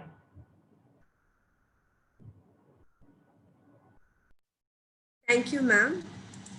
Now I invite Toastmaster Rinosh to speak a few words.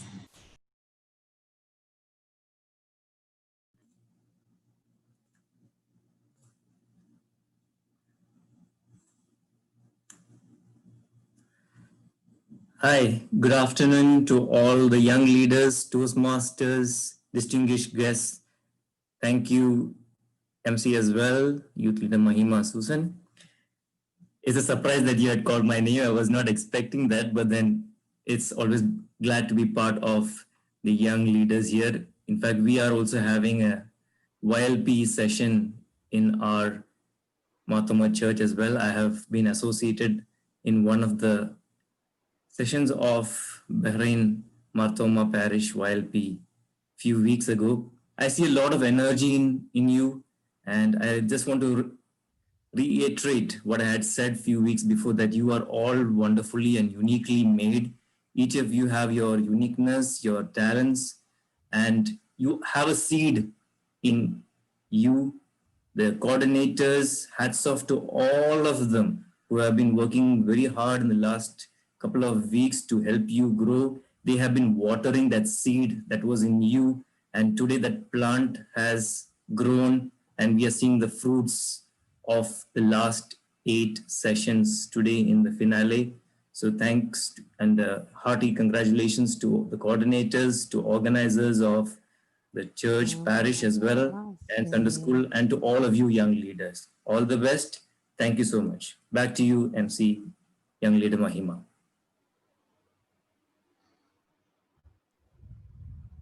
Thank you, sir. Timer, please let us know when the 5 minutes are over. Now 4 minutes over. At 5 minutes, I will show the red card.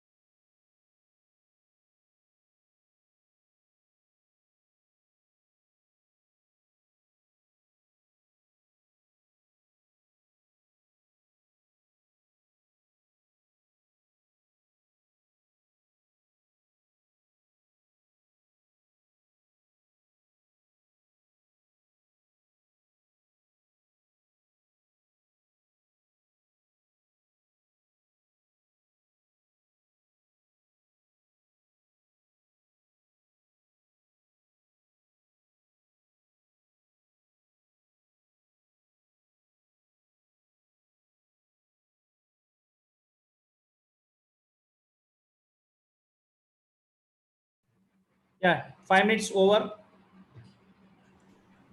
Thank you, sir.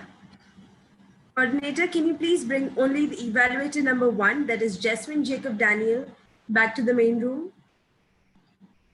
Yes.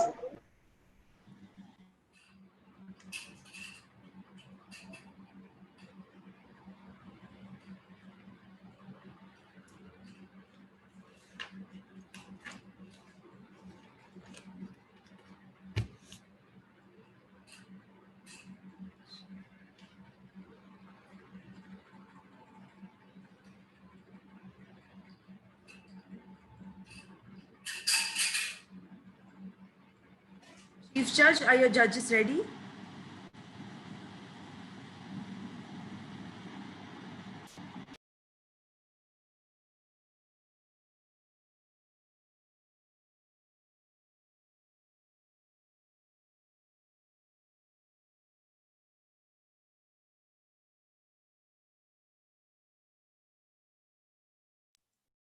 Chief Judge, are your judges ready? Mahima, just 1 minute. Yes, sir.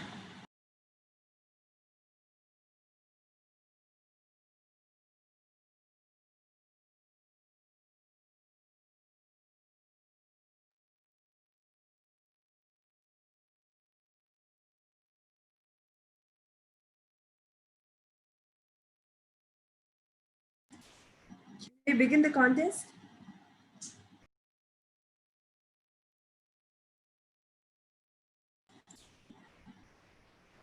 Judges, please note that the evaluating order will be as per the agenda. Evaluator number 1, Jasmine Jacob Daniel. Evaluator number 2, Alan Sunil John. Evaluator number 3, Stacey Ann Sargent. Evaluator number 4, Brian Biju Matthew. Evaluator number 5, Sheldon C. Matthew. And evaluator number 6, Noel George. Let us move on. Now it is time for our young leaders to evaluate the speech given by Cavalier Adnan Aslam, titled The Race Called Life.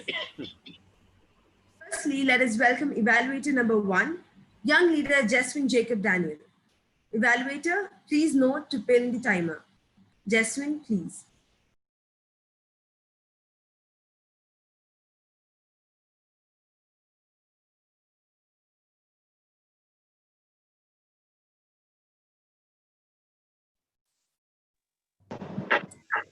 Chief Judge? Chief Judge? Yes. There was a small technical issue, so all the evaluators have come back to the main room. Just give us 2 minutes. We are taking them back to the breakout room. Okay. Just 2 minutes.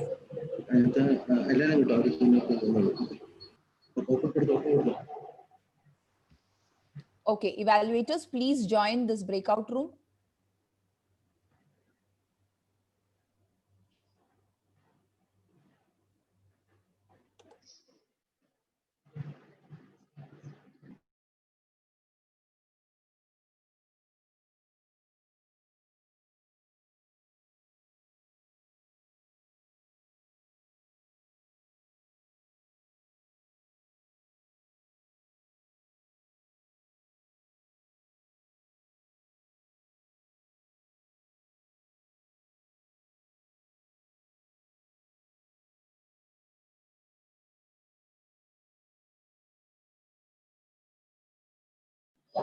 Mahima, Jaswin can start, I think. Sorry, sir, can you repeat?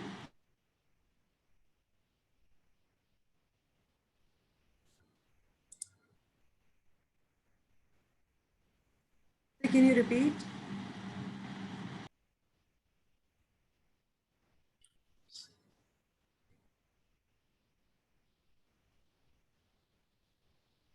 Okay, Mahima, they will come now. Okay, is Jeswin, evaluator number 1, Jeswin here? Jeswin is here? Yes, I'm here. Yeah. Okay, Jeswin, over to you. Thank you, MC. Respected judges, mentors, and guests, and my fellow YLP participants, a very warm good evening to you all. Well, let me start off by saying, Adnan, even though we are seeing for the first time, I noticed that you are a good speaker and your speech was well prepared. It had a clear beginning, body, and conclusion. Overall, it was very well. But as you all know, there is always a room for improvement. Here are some adjustments to be made in your speech so that it could be way more better. The first thing I noticed was you was a bit of nervous. You was like standing in the middle. Your hand was like, your gestures was not like specific. You could have made it more specific when you were stressing on something precisely. You always had your hands moving up and down, and you was always keeping your stage usage was a bit less. You could have moved around like to here or to here, and yeah. So about your topic, it was a well choice of your topic, and when you had it mixed up with your gestures, I felt that it was a bit of like distracting to your hand gestures and your movement. So I would suggest that if it was a bit more specific on your hand gestures and your movement, your stage usage, and about the camera adjustments. Your light was coming towards here. So if you would have turned it to another position, it would have been much more better. And to be top it off of all, your speech had something which was so energetic, but you kind of left out that a bit of energy. If you had more energy and you would have rocked the show, I'm sure, man, you are very good. And hereby I conclude, and I wish you can achieve a more greater heights. Thank you. Thank you, Jasmine. Please observe 1 minute of silence for the judges to mark their ballots.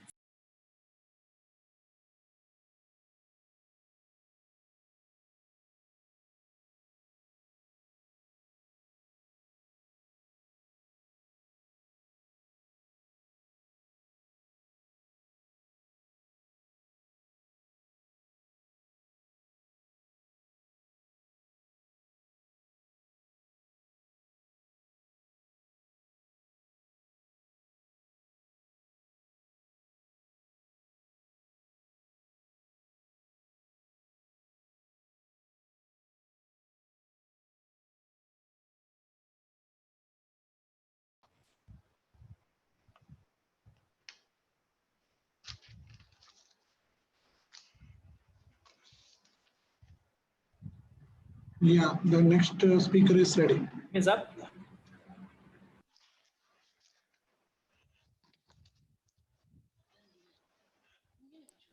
Alan Sunil John here?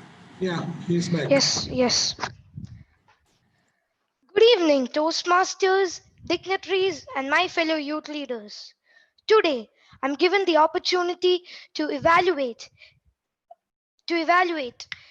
Adam Aiden speech titled Race Called Life. I would like to have a structured approach in evaluating the speech. Firstly, the content of the speech. The speech had a very good content. You expressed the subject very clearly. The examples you brought into the speech about Thomas Alva Edison was very interesting.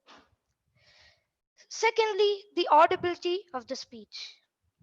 Audibility of the speech is the main constraint as we are in a virtual platform and as we are in a virtual platform, and I'm happy that you use the device appropriately so that the speech was audible. You emphasized a few words to be appealing to the audience. Thirdly, the structure of the speech. You made sure that you opened the speech in an attractive way to catch the attention of the audience. The speech had a good opening, body, and conclusion. We complete 8 sessions of YLP, and I'm sure our Toastmasters have played a great role in carving the carbon into a diamond. I'm struggling to find the space for improvement, and I felt that you could have used better clarity of language. And I felt that you are a bit nervous because you were rocking like this while talking during your speech. I thought you could have practiced a bit more. People will forget what you said. People will forget what you did. But people will never forget how you made them feel. So express yourself. The highlights of your speech are a good opening, a perfect subject with good examples, and a clear voice. I wish you all the best. Thank you, and over to the Master of Ceremonies. Thank you, Ellen. Audience, please observe 1 minute of silence for the judges to mark their ballots.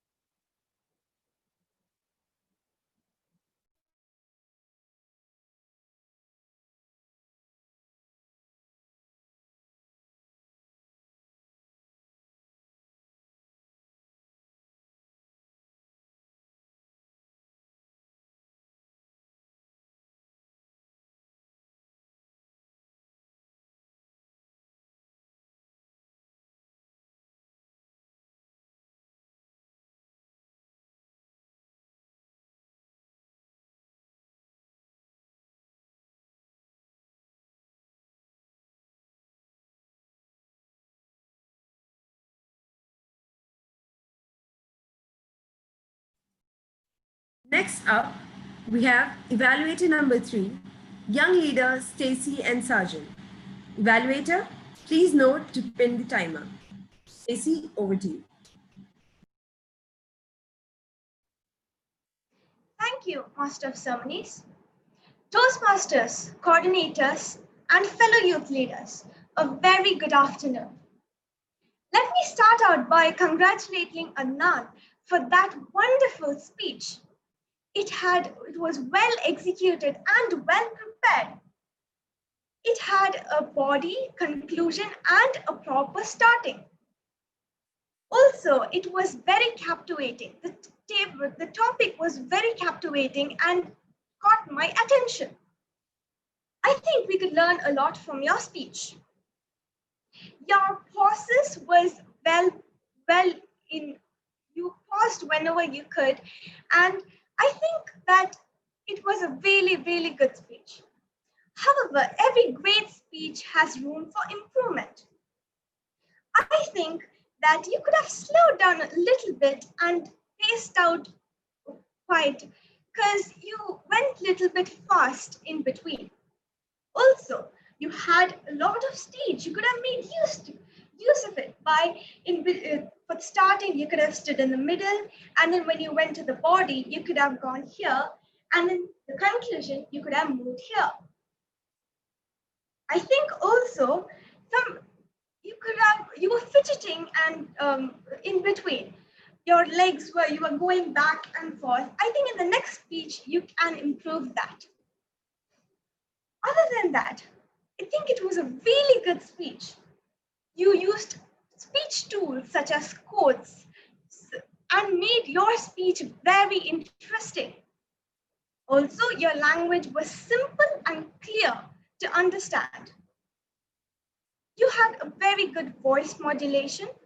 As you went, you were very clear and brisk. Your voice was very clear. I think overall it was a really good speech, and I hope you do the same for your coming speeches. With that, let me conclude. Over to the Master of Ceremonies. Thank you, Stacy. Audience, please observe 1 minute of silence for the judges to mark their ballots.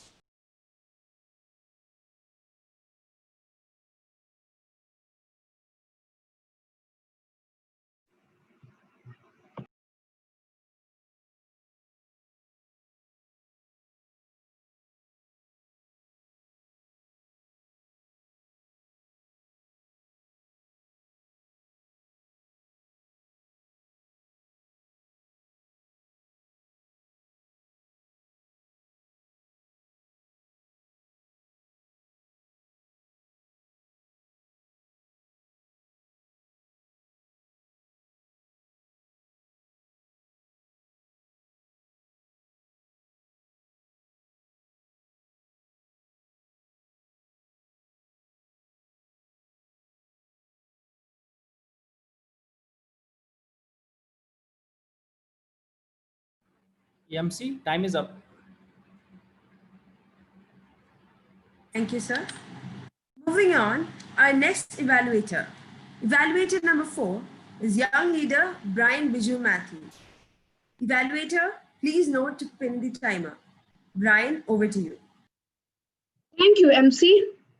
One person told me once, in one point of your lives, nobody will accept who you are, except your loved ones, because life is indeed really hard. Good evening, Toastmasters, fellow coordinators, and my fellow young leaders. A very warm welcome to you all. Life is like a marathon. First, let me give a big congrats to you, Adnan, for giving that rocking speech. The topic you have chosen, the race of life, a phenomenal choice of topics. And the wonderful examples you have given about Steve Jobs, the one who made iPhones, which we are there the whole life of our things. And Thomas Edison, like light bulbs, which is right in front of me right now. And about a huge car company called Tesla. And also a very good example of COVID-19 as an obstacle.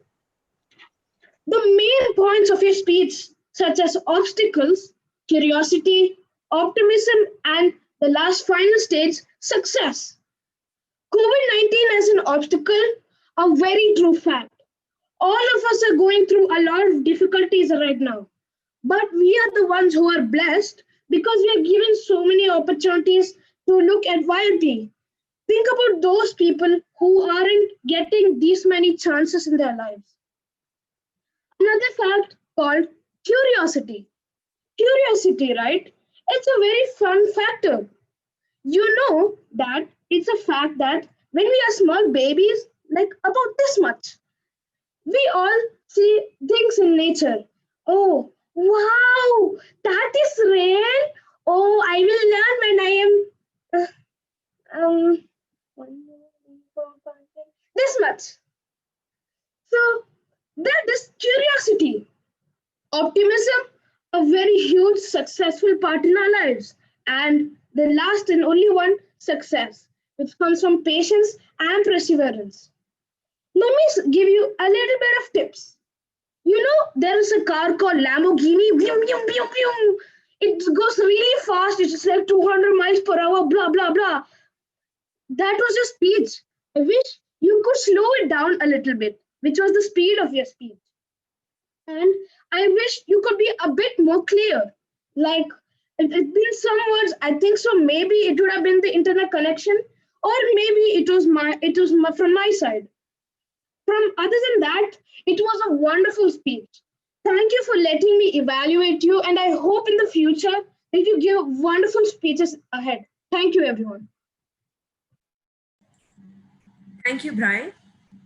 Audience, please observe 1 minute of silence for the judges to mark their ballots.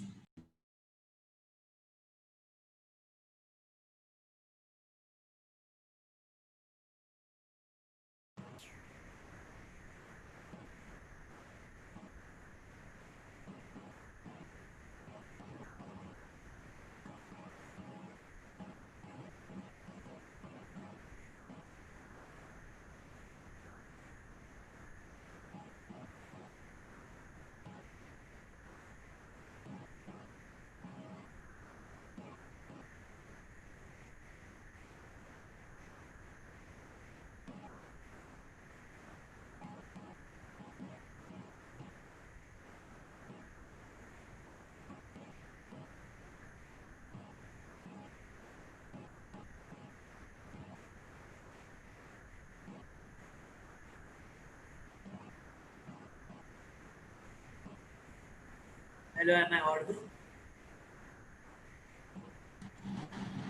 Yes, just a second. The time is up. Next up, we have evaluator number 5, young leader Sheldon C. Matthew. Evaluator, please note to pin the timer. Sheldon, over to you.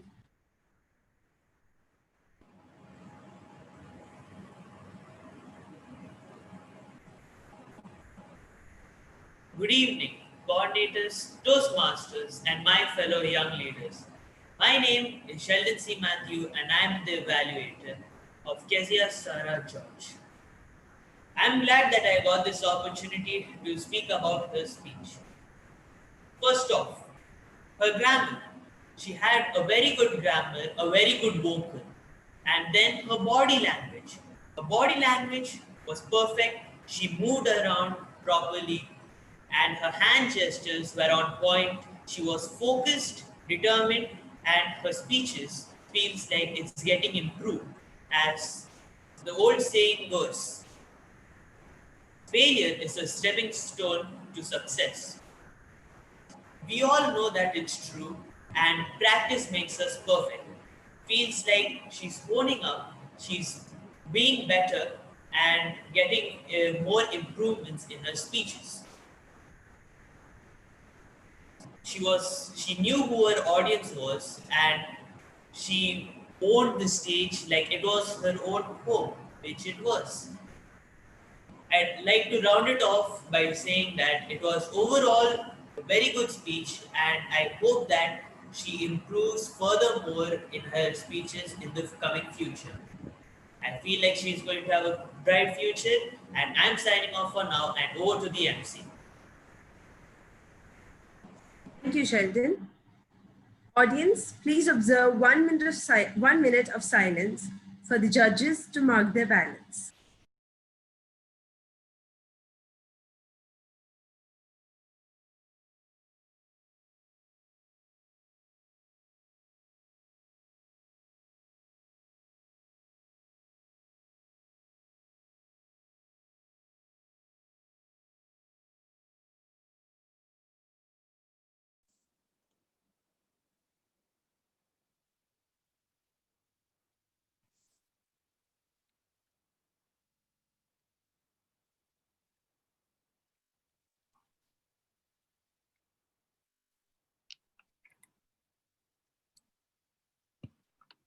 Okay.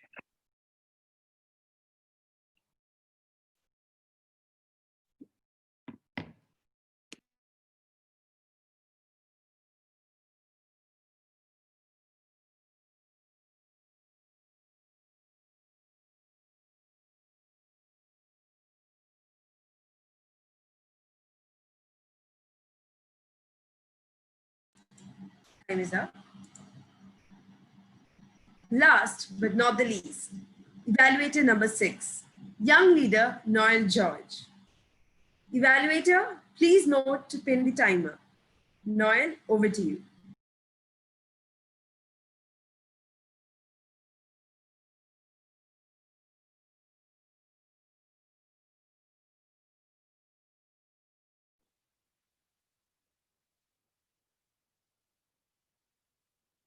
Respected Toastmasters and my fellow young readers, a very good evening to one and all. Today I'll be evaluating test speaker Adnan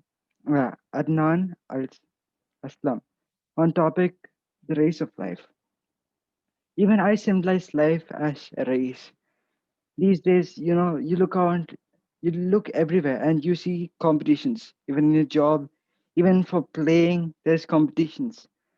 So life is a big competition, and there are people who will encourage you to continue your race, or people who discourage you.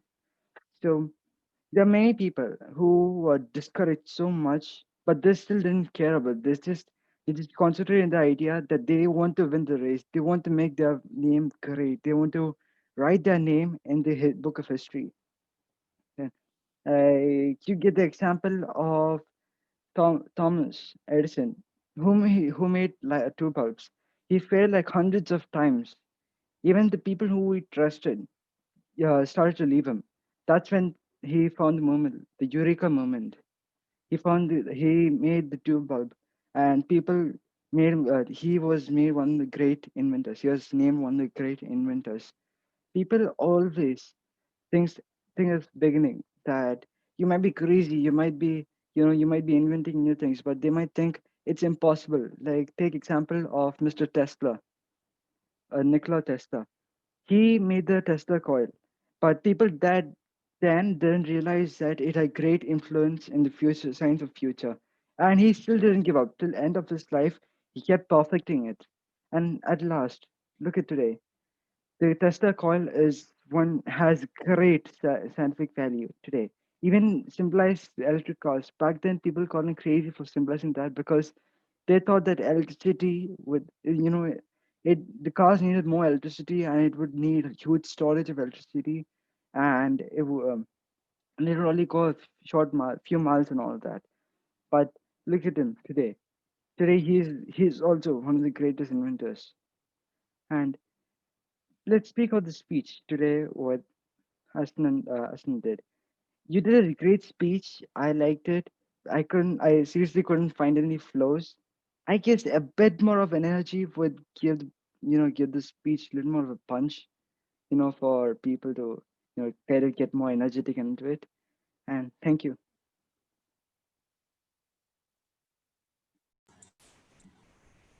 Thank you, Noel.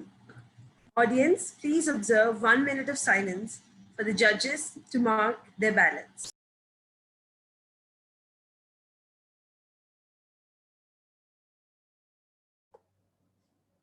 It will be 2 minutes.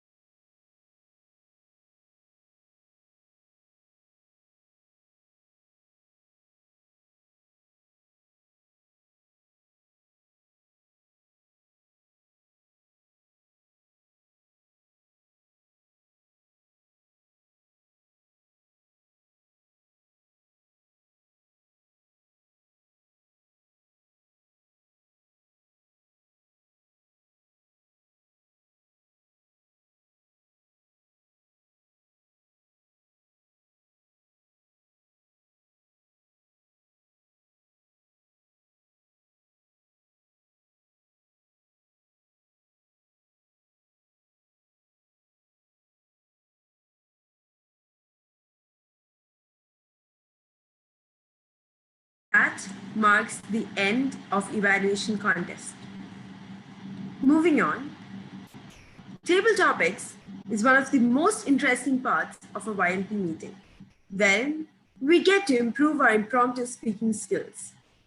Now, it is time for us to move on to the table topic session.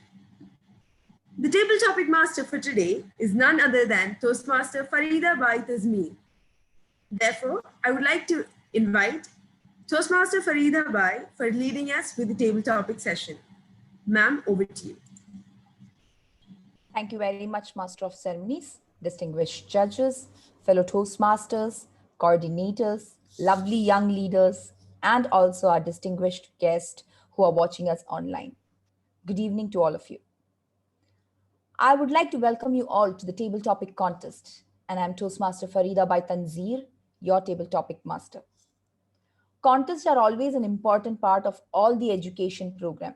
They actually provide us an opportunity to gain speaking experience as well as an opportunity for others to learn by observing all these proficient speakers who are present here. For the benefit of our guests, let me just give you an overview of this contest.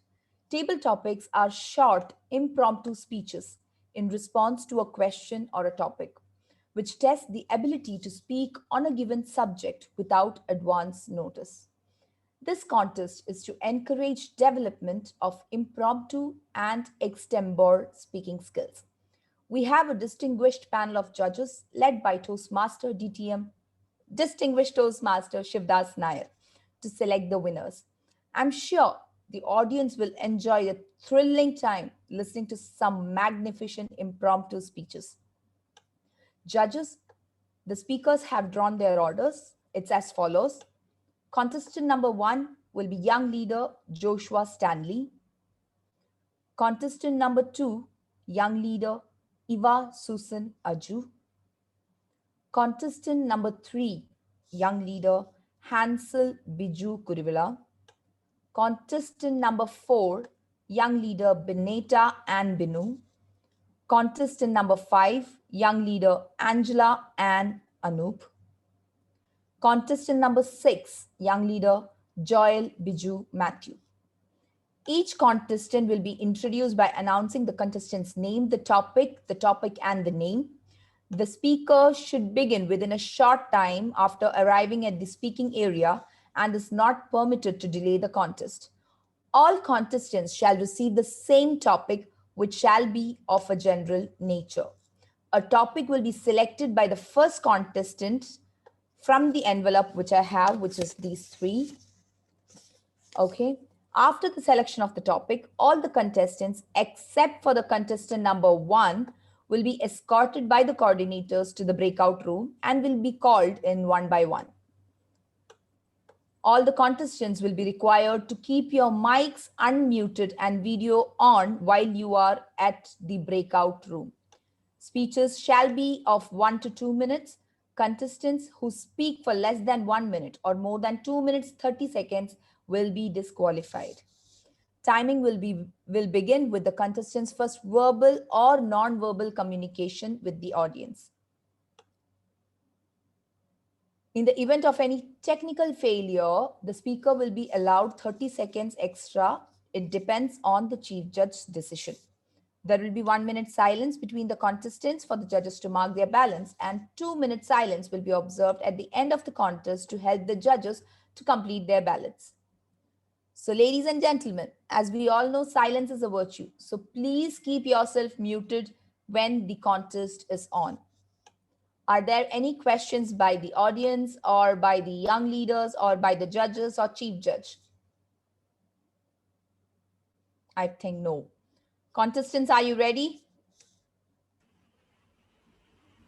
Yes. Timer, are you ready? Yes. Chief Judge, are your judges ready? Yes, our judges are ready. Okay. So audience, whoever is here, are you all ready for this table topic contest? Yes? Okay. So let me welcome our first table topic contestant. Contestant number 1 Young leader Joshua Stanley. Young leader Joshua Stanley. Yes, ma'am. Okay, where are you? Okay, can you select any one of these? 1, 2, and 3. 2. 2. So we have selected the topic. Now let me just request the coordinators to take all the table topic commentators except for the table topic commentator 1 to the breakout room. Joshua, meanwhile, you can please pin the timer and keep yourself ready. Okay, breakout room is ready. You can join. Okay. Can I request all the table topic commentators to leave the main room and go to the breakout room?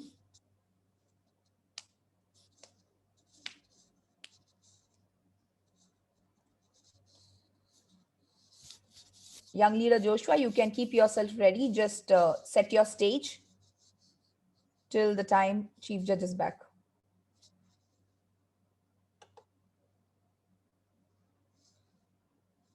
Young leader Joshua, are you there?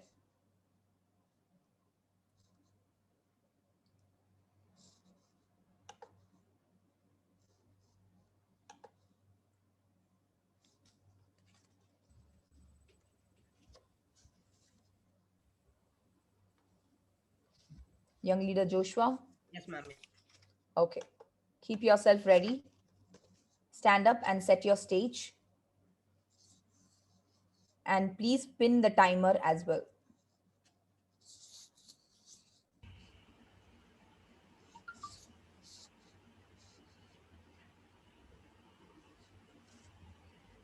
Chief Judge? Yeah, you can start the contest. Thank you very much, Chief Judge.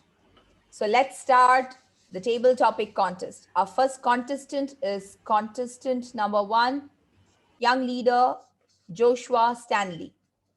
Young leader Joshua? Yes, ma'am. The topic which you have selected is, if you could change one thing about the current situation in the world, what would it be? If you could change one thing about the current situation in the world, what would it be?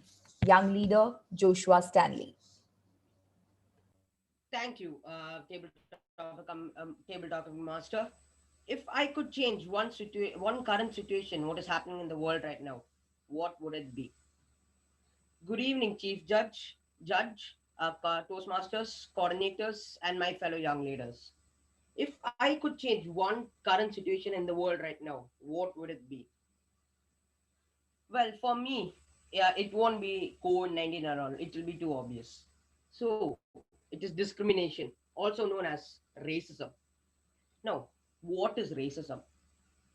Racism is the discrimination of people of a different region for their caste, color, creed, etc., religion, caste, etc. Recently, a month ago, you must have heard about the news of a man called George Floyd. He was killed. He was killed by an American police called Derek Chauvin. George Floyd was killed because um,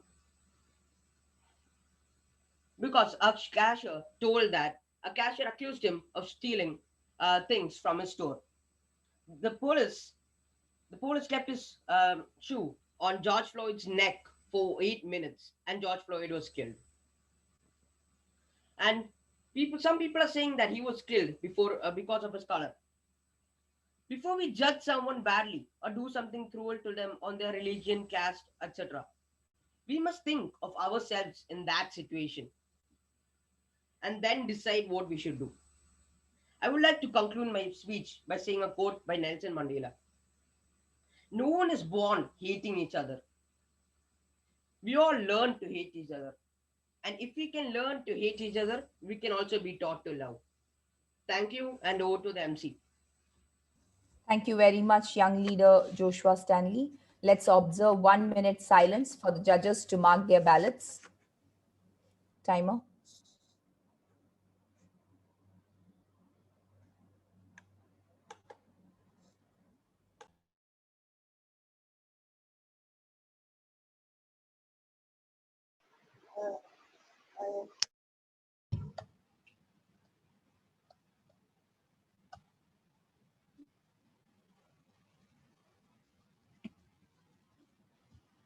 Ma'am, am I audible? Yes, just wait.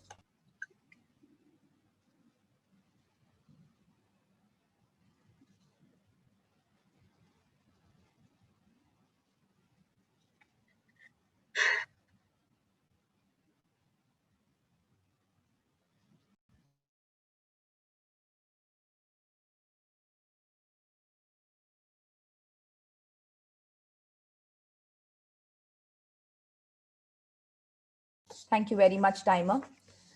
Now let's welcome our contestant number 2, young leader Eva Susan Aju. Your topic is, if you could change one thing about the current situation in the world, what would it be?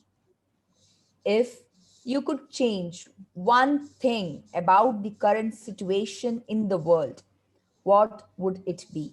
Young leader Eva Susan Aju. Thank you, ma'am. If I could change one thing in this current situation, what would it be? Respected Toastmasters, coordinators, and my fellow young leaders, a very good evening to one and all. The one thing that I really want to change in this situation is to go to school, to see my friends and my teachers. The online classes are not as fun as school, and I love school. I miss my friends and my teachers. And because of this coronavirus, I can't even go to school, which is so annoying.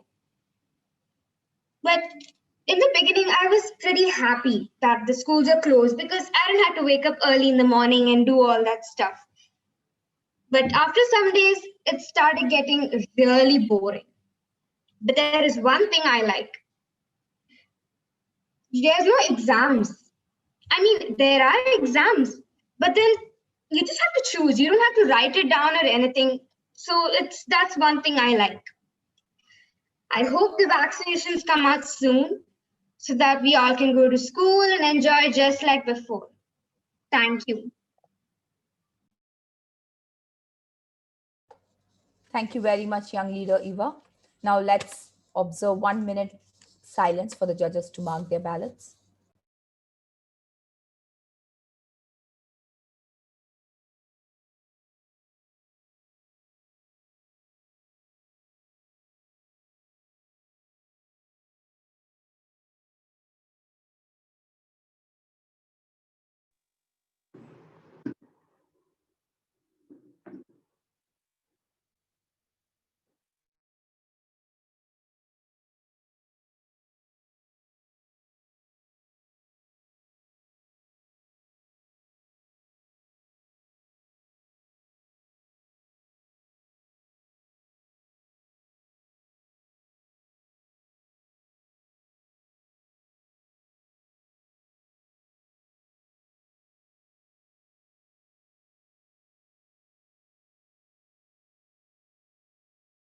Thank you very much, Timer.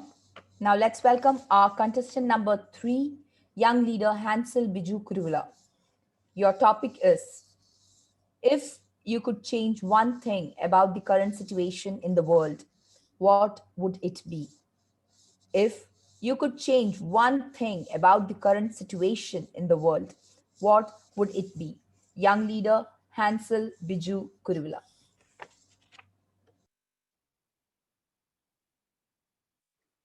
Thank you, Table Topic Master. Respected Toastmasters, coordinators, parents, judges, Table Topic Master, and the guests. A very good evening to you all. Today, I'm here to say a few words on the topic given by my Table Topic Master. If you could change one thing about the current situation in the world, what would it be? So, if I could change something, I would obviously give all the families and all people a roof to live under. We are always in the midst of this COVID-19 and all the problems. But after all these problems, we know that we can go to a house and rest for our safety. But there are many people in this world who doesn't have it. And not only that, we are really blessed to have a house. And I hope that they will also have a house. I'm not saying that if you have a house, it will keep you safe from everything. But it's just that if you have a house, you know that between all these problems and commotions, you know that you will have a family and home to return to. So if I could change one thing about this current situation in the world, I would give all the families and everyone a home to live in. Thank you, and over to the table topic master. Thank you very much, young leader Hansel Biju Kurula. Let's observe 1 minute silence for the judges to mark their ballots.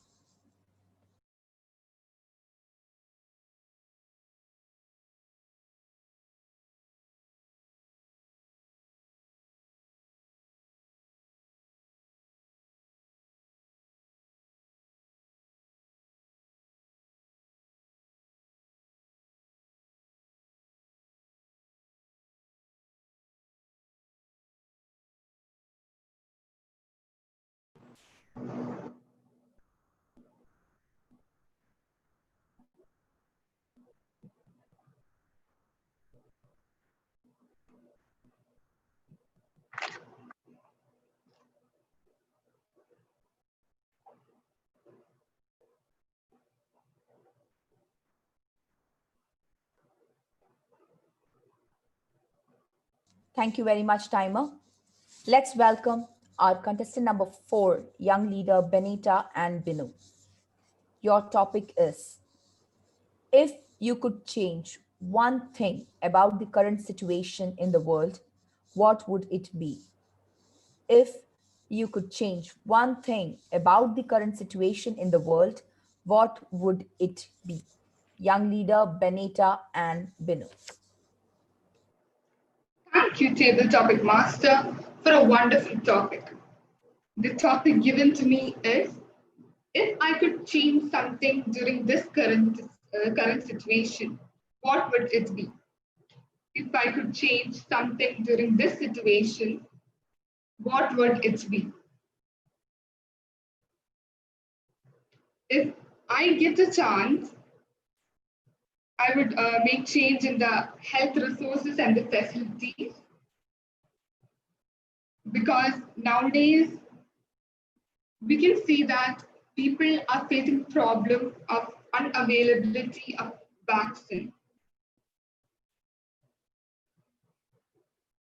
So my opinion is that more medical researchers can come to this field, and all the countries can invest money for the future. However, there is always a new threat possible. So we can face this situation with more supplies and resources. Thank you, and over to the table topic master. Thank you very much, young leader Benita. Now let's observe 1 minute silence for the judges to mark their ballots.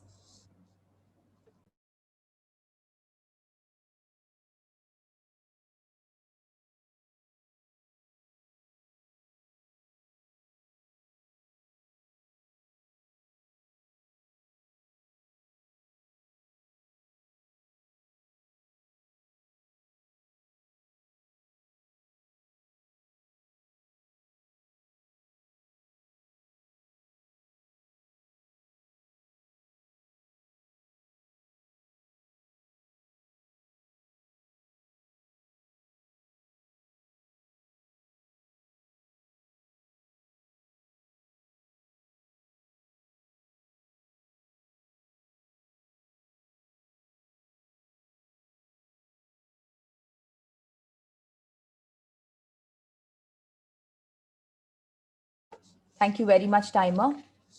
Is our next speaker here, contestant number 5, Angela Ann? Yes, ma'am. Okay. Yes, ma'am. So now let's welcome contestant number 5, young leader Angela and Anup. Your topic is, if you could change one thing about the current situation in the world, what would it be? If you could change one thing about the current situation in the world, what would it be? Young leader Angela and Anu. Good evening, Toastmasters and my dear fellow speech crafters. Thank you, Farida ma'am, for that amazing topic you have given to me. If I could change one thing in the situation of the world, it would be the coronavirus, the thing which we all hate, isn't it? But at the same time, I also do not want to, because when the topic one day, my Hindi teacher in school teaches me about the pollution in India. After that, I saw it, and she told me a fact that because of the COVID-19, now everywhere it is not polluted, and the air, water, and land is also fully clean. Then I studied that with this coronavirus, the full world is getting a little bit less polluted. Now in India, the rivers are fully clean. But at the same time, we also want to meet our families, go outside. I was a school hater, but I want now. I want to go to school now, and I hope that you all wanted to go school, and I hope that this speech was informative for you all. Thank you, and over to the Master of Ceremonies. Thank you very much, young leader Angela and Anu. Let's observe 1 minute silence for the judges to mark their ballots.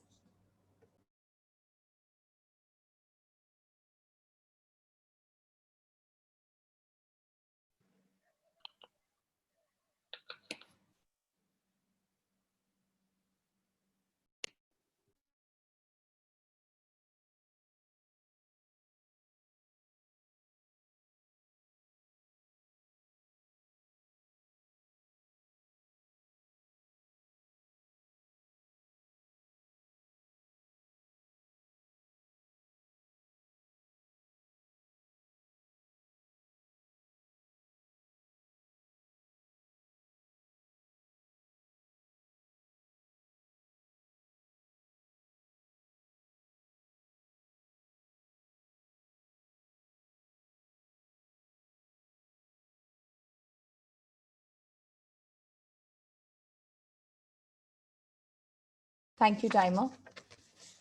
Now let's welcome our contestant number 6 and the last contestant, young leader Joel Biju Matthew. Your topic is, if you could change one thing about the current situation in the world, what would it be? If you could change one thing about the current situation in the world, what would it be? Young leader Joel Biju Matthew. If you could change one thing about the current situation in the world, then what would it be? So, good evening, dignitaries, Toastmasters, distinguished Toastmasters, coordinators, and my fellow young leaders. So, speaking on my topic, I would like to change about the current situation is global warming, because every year the people cut thousands of trees, and which says that if you cut one tree you should plant 10 of them. And it's because of this situation that the oxygen is reduced, and which leads to global warming. And it's because of our attitude or cruelty to the nature. Every 100 years a pandemic or something occurs, which shows that the nature is punishing us. So I would like to change, like, if I could change, it would be the current situation, it would be global warming. So plant more trees as you can. And that's it. Thank you. And over to the Master of Ceremonies. Thank you very much, young leader Joel Biju Matthew. Now let's observe 2 minute silence for the judges to mark their ballots.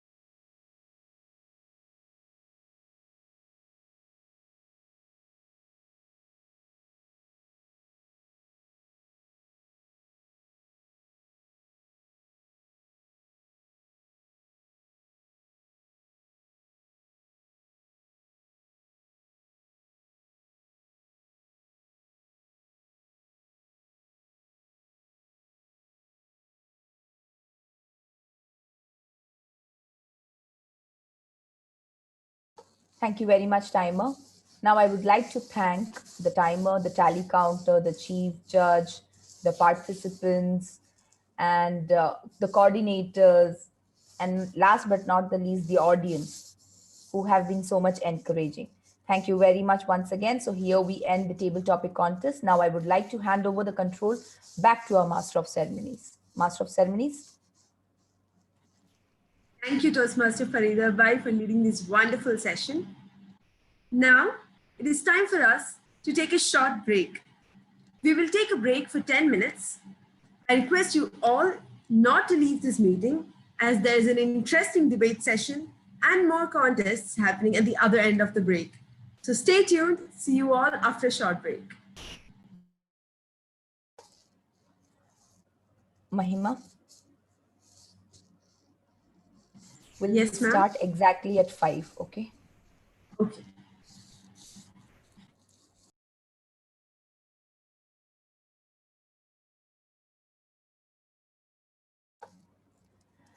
Now I request all the Saturday batch participants to rename yourself, and the Friday batch participants, please remove your the titles. Friday batch participants, just relax. Your contest is over. Just relax. Rename yourself with only your name or with the roll numbers, however is possible. And the Saturday batch participants, please rename yourself as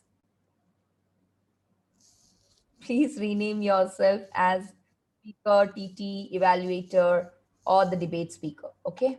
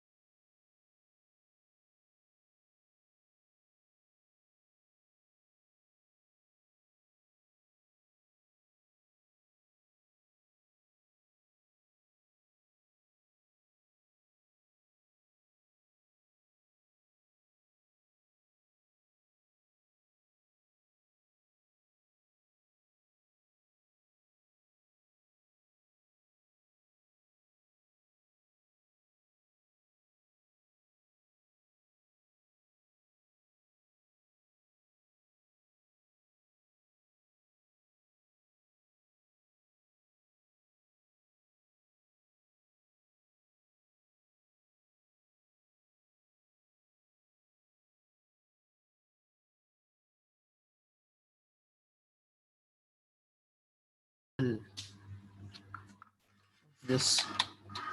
The only thing I can do. देखो इसको use it has the same thing as the picture.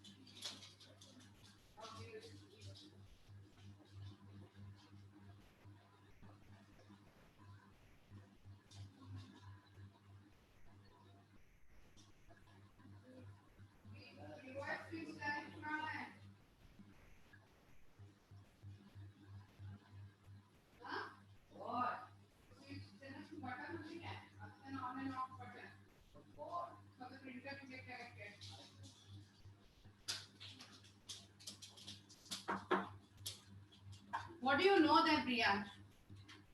Other than stupid game, what do you know?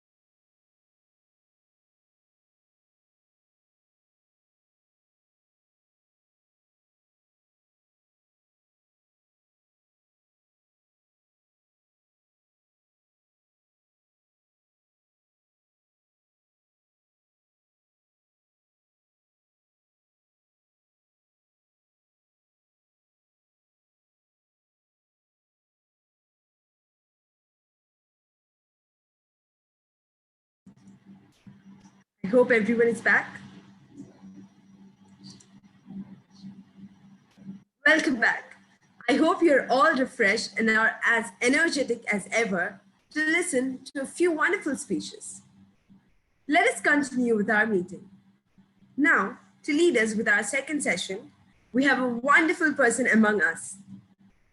It is none other than young leader Manna Grace John. She studies in the 10th grade of the Indian School, Bahrain. She's a very smart and athletic person who's always ready to help you. Please join me in welcoming Manna Grace John to lead us with the second session. Manna, over to you. Thank you, young leader Mahima, for leading us with the first session and for introducing me. Now it's time for us to move on to the debate. For the benefit of the debaters, I request the audience to please keep their videos off till the end of the debate. Now let's introduce our moderator for today's debate. It is none other than Harsha Ann Biju. She is a first-year student of BA Literature, Psychology and Journalism, student at Kristu Jayanti College, Bengaluru.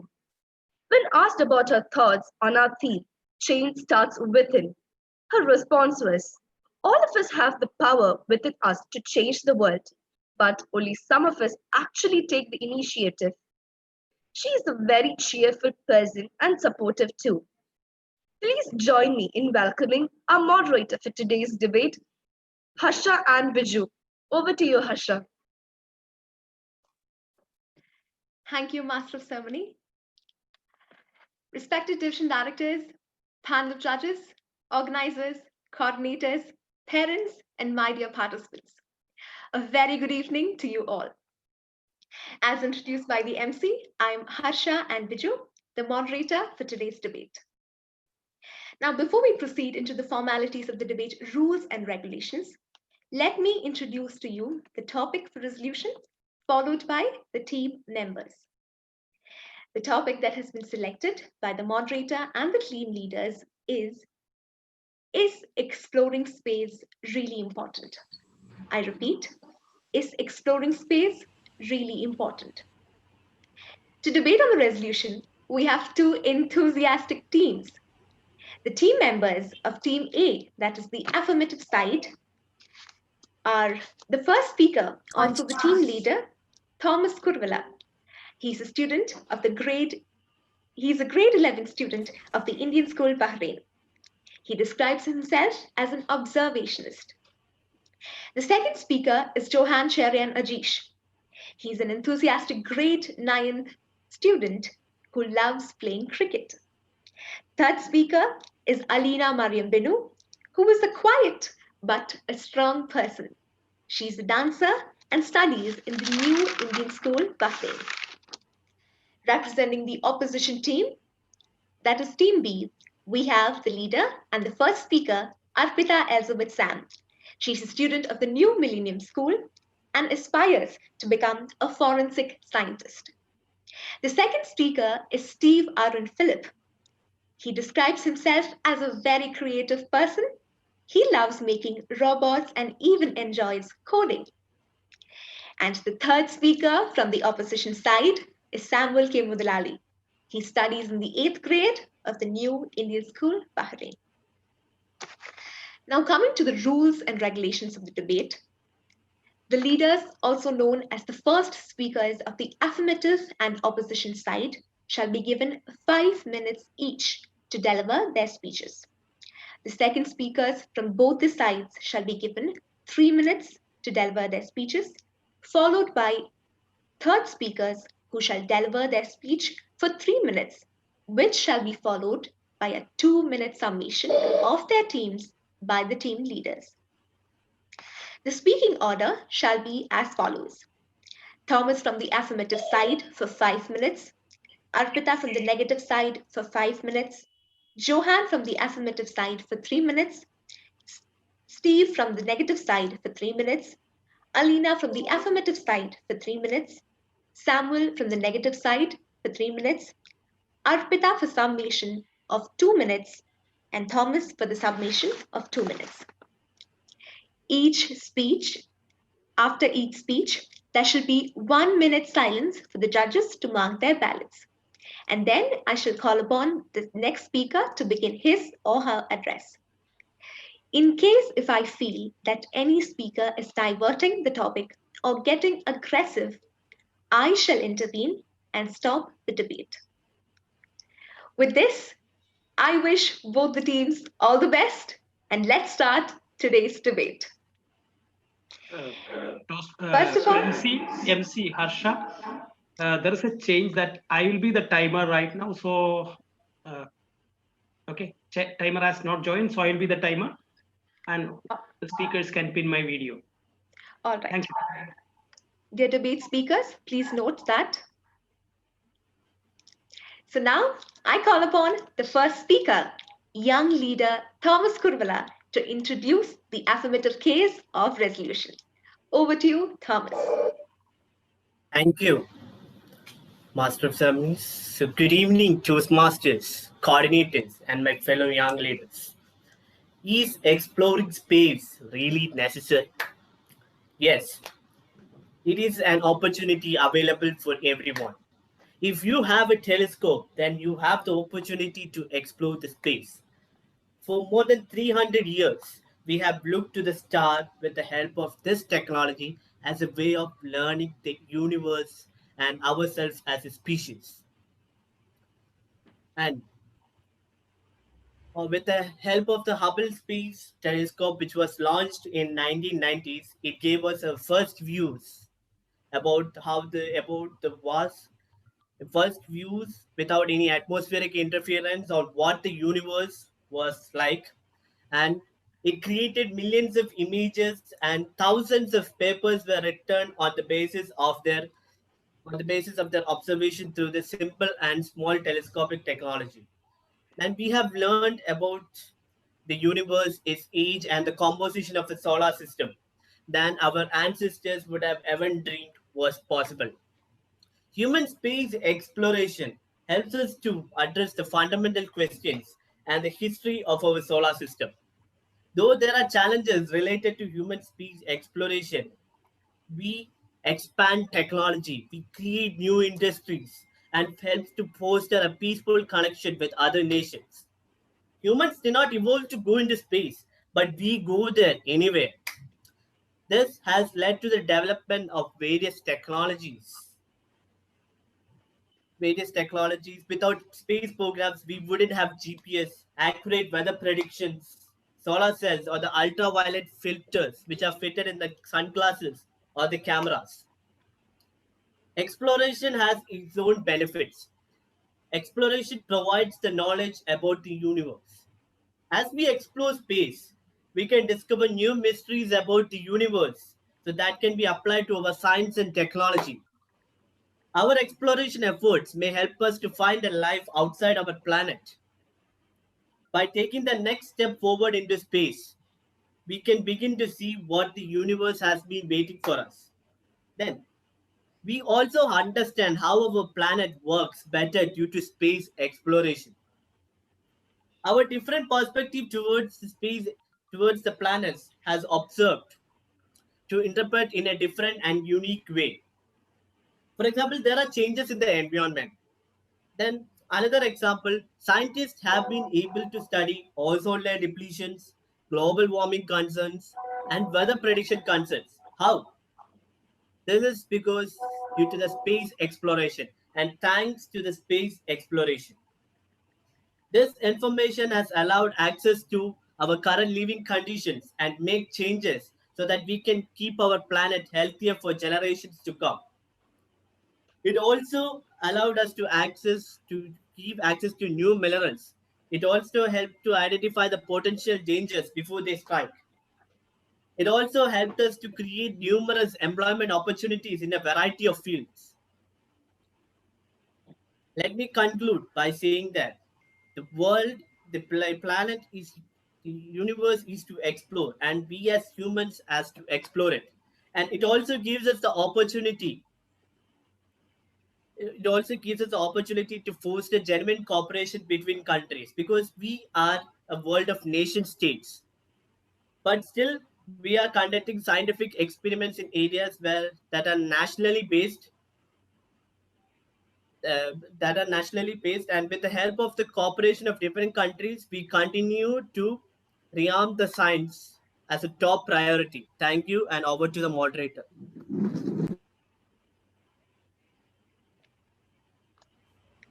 Thank you, young leader Thomas, for your remarks. Now we shall observe 1 minute silence for the judges to mark their ballots.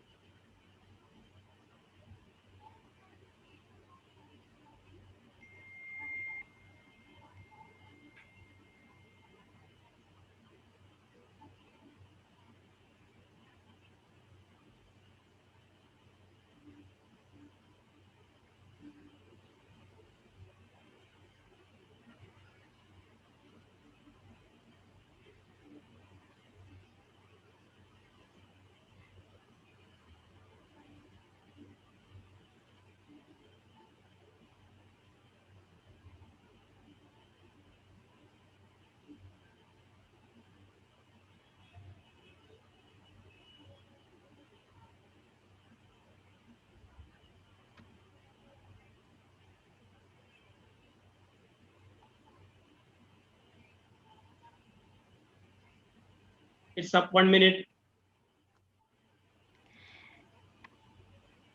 Thank you, young leader Thomas. We shall now hear from the leader of the opposition, that is, young leader Arpita Elizabeth Sam. So over to you, Arpita. Thank you, moderator. Am I audible? Yes, you are. The sky was scarlet.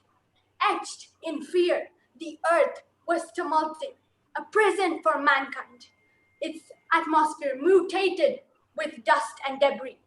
The wounded earth was now a merry-go-round between conflict and confusion. Good evening, respected Toastmasters, adjudicators, worthy opponents, and fellow teammates. This is what Earth would look like if its exploring of space was reaching to the peak. 50 million years ago, our human activity on Earth has produced pollution in land and water. And now, since all humans want to take a step ahead, we have gone ahead and thought, why leave the space alone? And we have also started polluting space.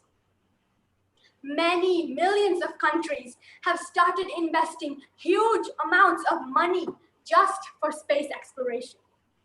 According to the 2015 census, during this pandemic period, and according to the 2015 census, 18 astronauts have died due to atmospheric problems and launch and ending problems, and many have gotten injured.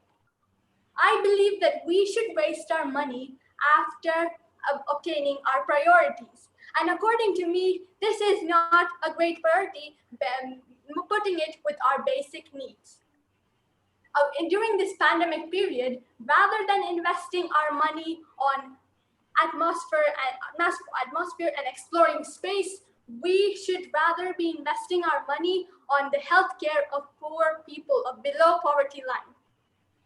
Let's imagine I wave them off. Go away and we'll bring you back later. Let's imagine I go to the time of a rocket that is going to shoot off into the air. So rocket is a huge object, but in the end, only one tiny piece of its top reaches its destination. Then where do all of these rest of the pieces go? They lie around in the atmosphere of our Earth, in the sky. But they're not just simply lying around as stationary objects. Instead, they are whizzing around in the speed of faster than a bullet. That is not seeable to naked human eyes.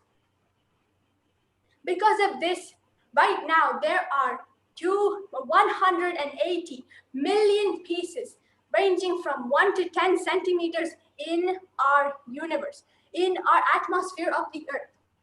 Because of this, it forms a huge net. And since they're moving in such a fast speed, satellites get destroyed.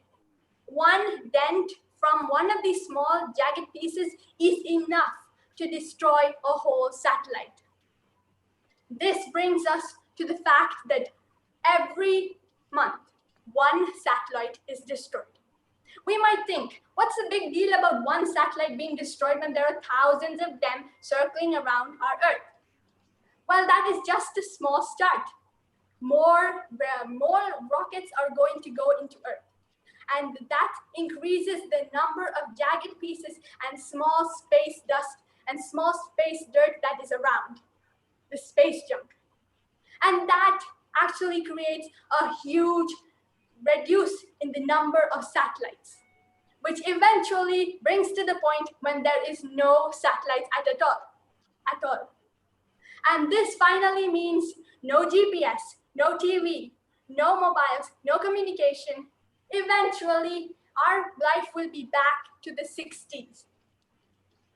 This basically means that all your dreams of colonization in different planets can be dropped down. It's not only this. Talking to the other alien civilizations, if we ever meet up with them, can be fatal. Just like Carl Sagan told in his response to the METI program, that is messaging extraterrestrial intelligent creatures, he told that we new children of the universe should first stay quiet, observe, and take notes before jumping out into that universe and shouting out into that forest. Because the universe is unpredictable. In my opinion and conclusion, I firmly say and believe that we should keep space exploration to the minimum and keeping the consequences Thank you, alive Young in our Your Thank time you. is up. And over to the moderator. Now we shall observe 1 minute silence for the judges to mark their ballots.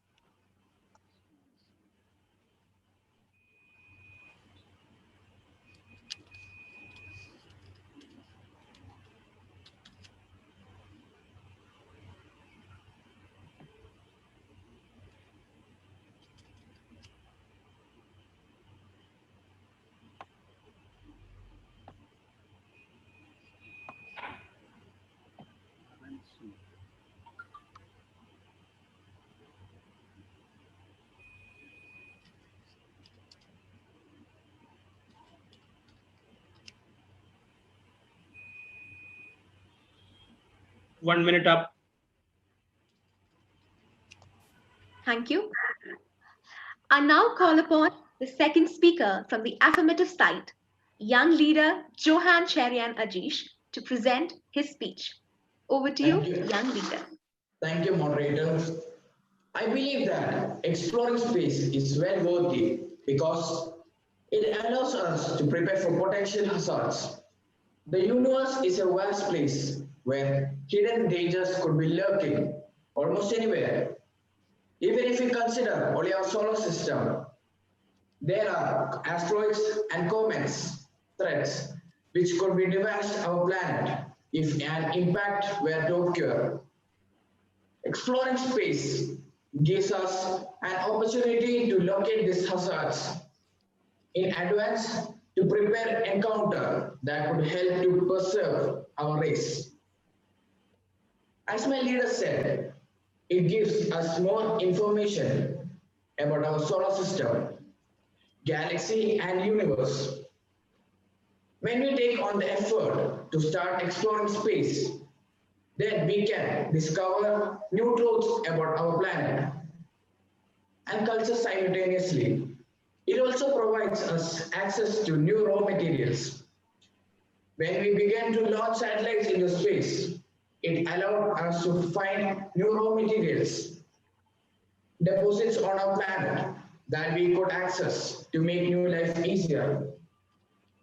Although the expense of exploring space is admittedly high, the advantage gives us a way to offset those costs somewhat. Space exploration has its own benefits. Many areas of science and technology, including satellites and GPS. The government, which provides the majority of our space exploration infrastructure, employ over 20,000 people per agency who make community.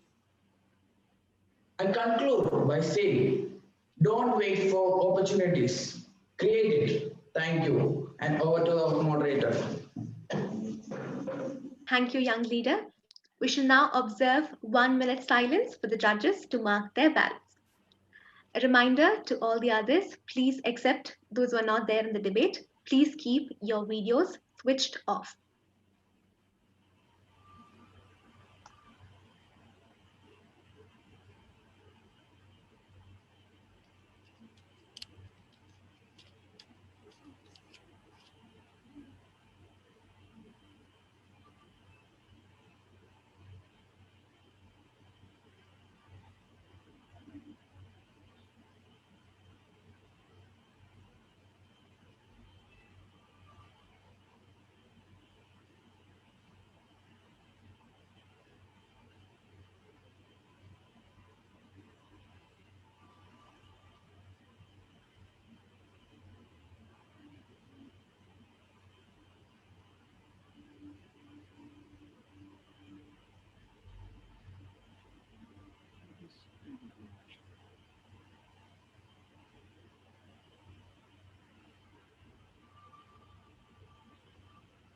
One minute up. Thank you. We shall now move on to the second speaker from the opposition side, So for that, I invite young leader Steve Arun Phillip. Over to you, Steve.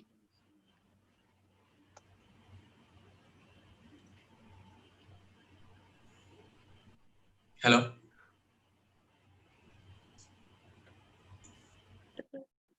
You're audible.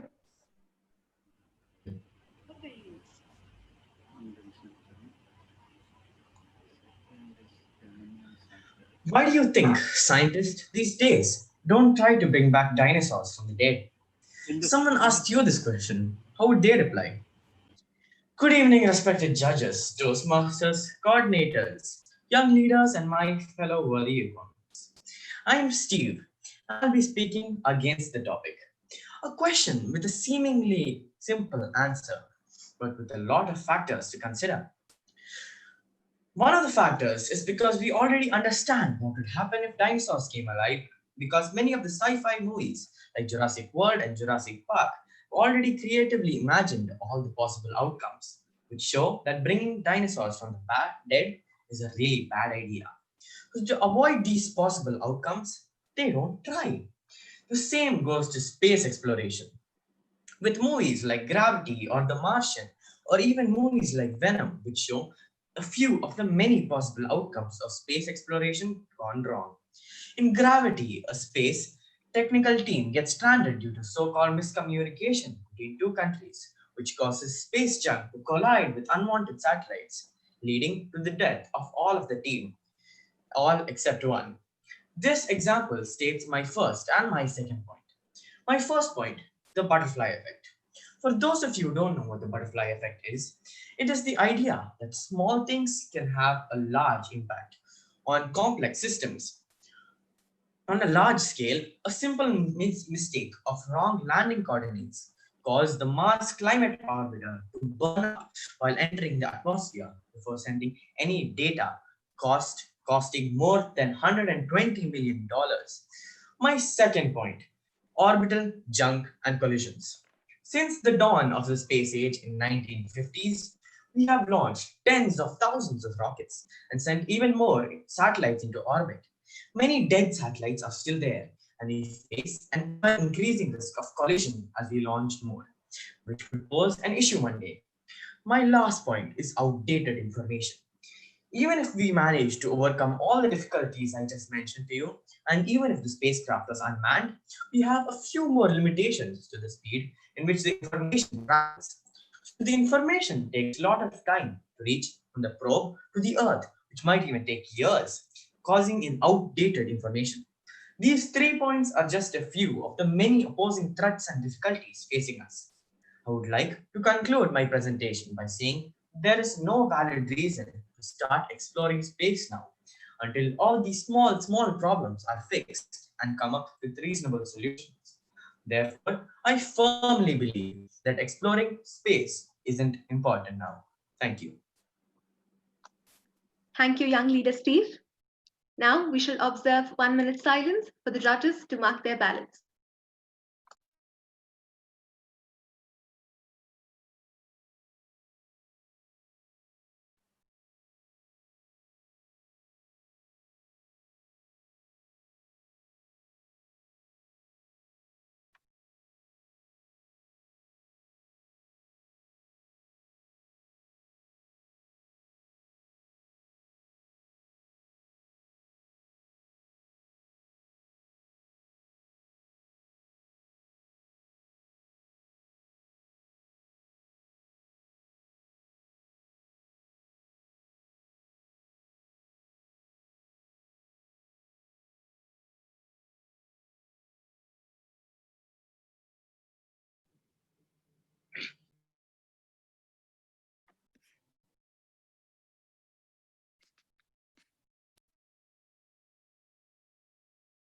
One minute up.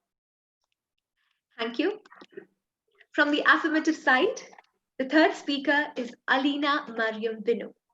So now I invite young leader Alina to present her speech. Over to you, Alina. Humanity's interest in the heavens has been universal and enduring. Humans are driven to explore the unknown, discover new worlds, push the boundaries of our scientific and technical limits, and then push further. Respect to Toastmasters, coordinators, judges, and my fellow young leaders.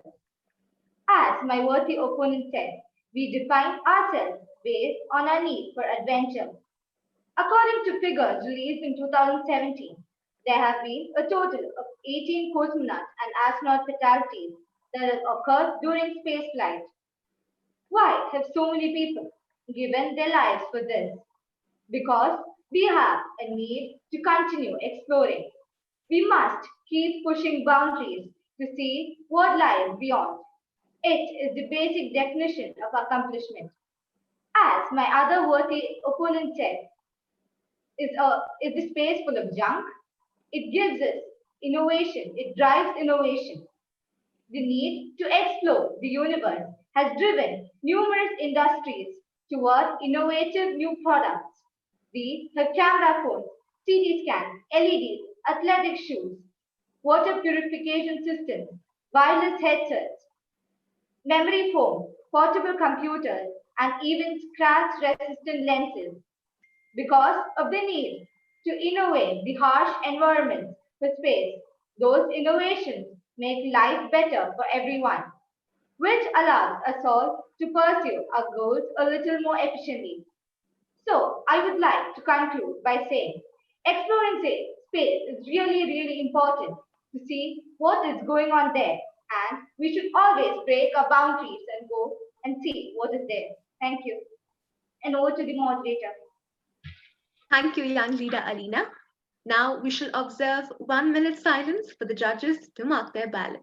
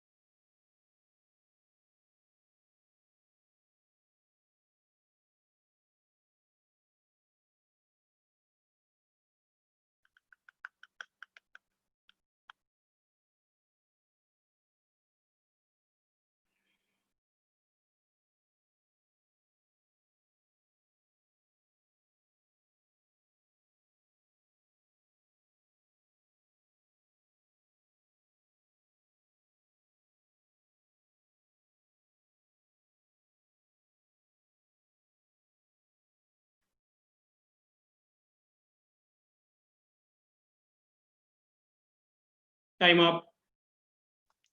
Thank you. I now call upon young leader Samuel K. Mudalali from the negative side to deliver his speech. Over to you, Samuel.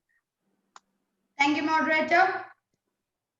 Astronauts and space tourists face risk from radiation, which can cause illness and injury organs researchers use.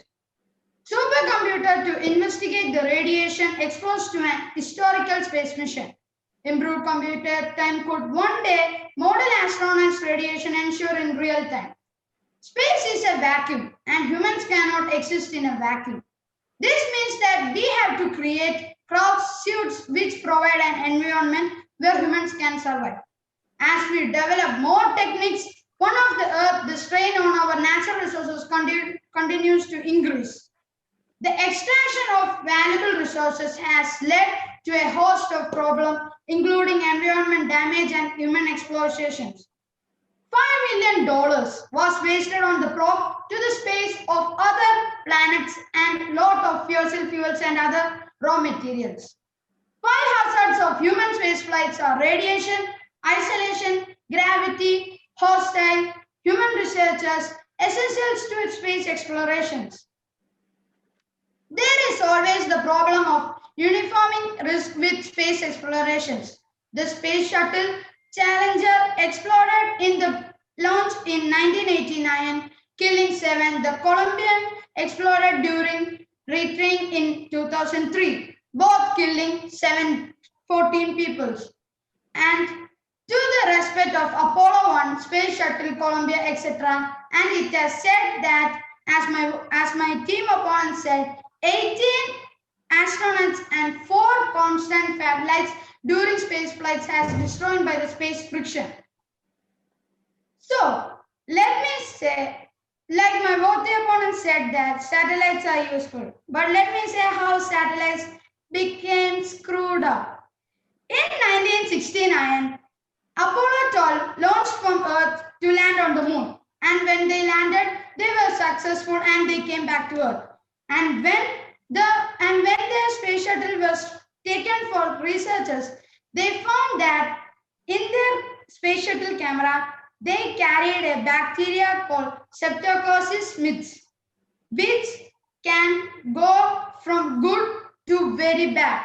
And now there are billions of them in the moon, which makes that moon cannot, even if humans cannot survive in moon, it 100% sure these bacteria are there, they are not flying. So what I'm going to say is space is so dangerous that it is so dangerous even 18 asteroids died because of that. So I say space is so dangerous and it's not important to explore space now because thank you and over to you.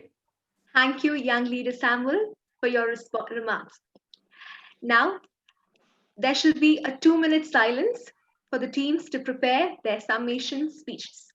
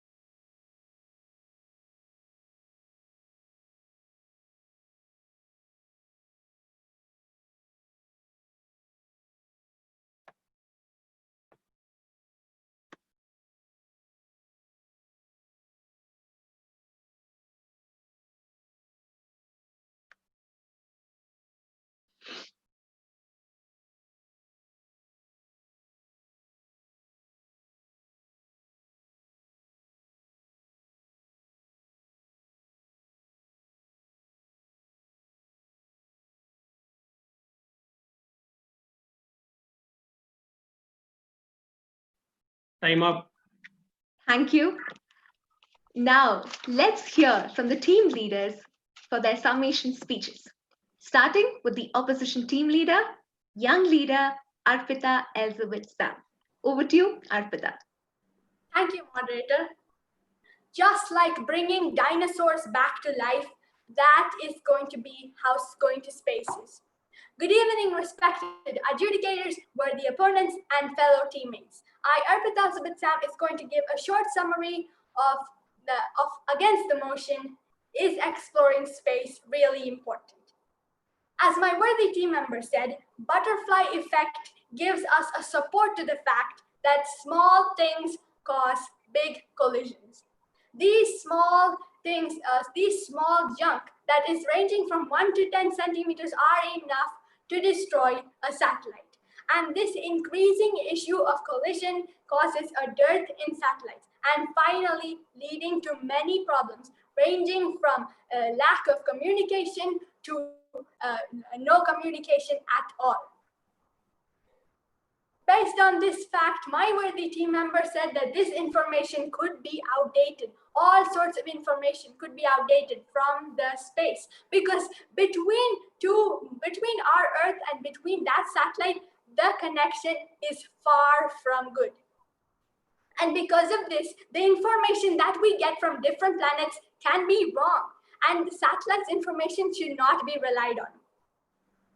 And because of this, many astronauts face risks from radiation since space is vacuum. As my worthy team member said, $5 million were given for launches. What a waste of money, because we are actually putting life of astronauts into danger. As my worthy team member said, radiation, isolation, gravity, and space friction are different factors that affect an astronaut's life. Space is dangerous, and let us keep out of it as much as we can. Thank you, and over to the moderator. Thank you, young leader Arpita. Now we should observe 1 minute silence for the judges to mark their ballots.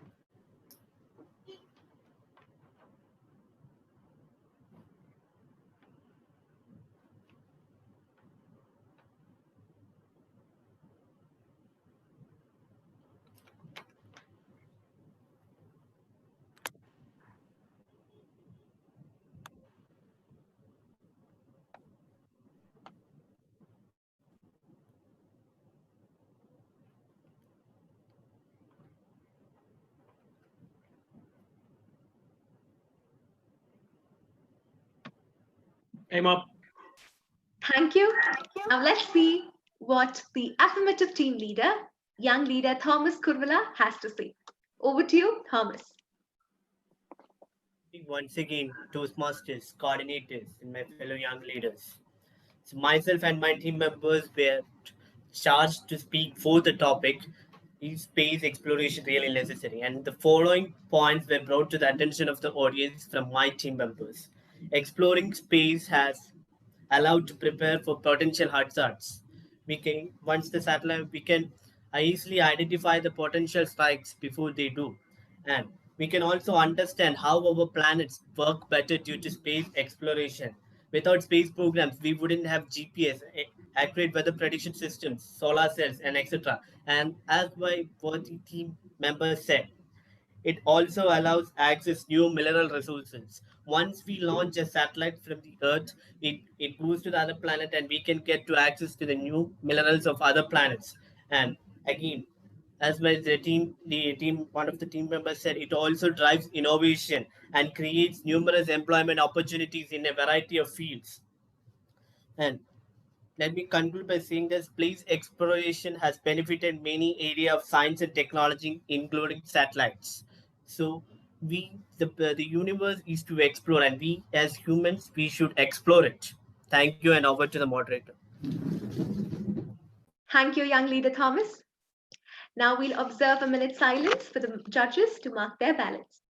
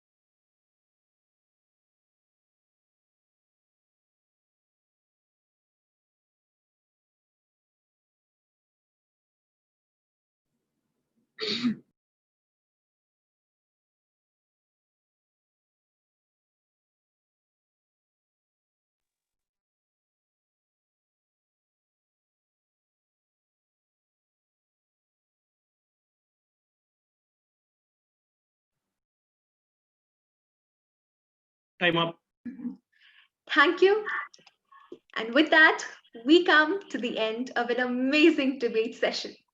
I thank all the members of the audience, and I also thank the team members for giving such an enthusiastic remark. And with this, I hand over the control to the Master of Ceremonies.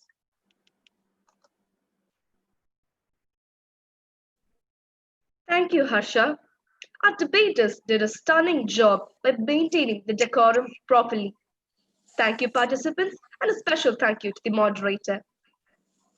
Now, I would like to invite a person.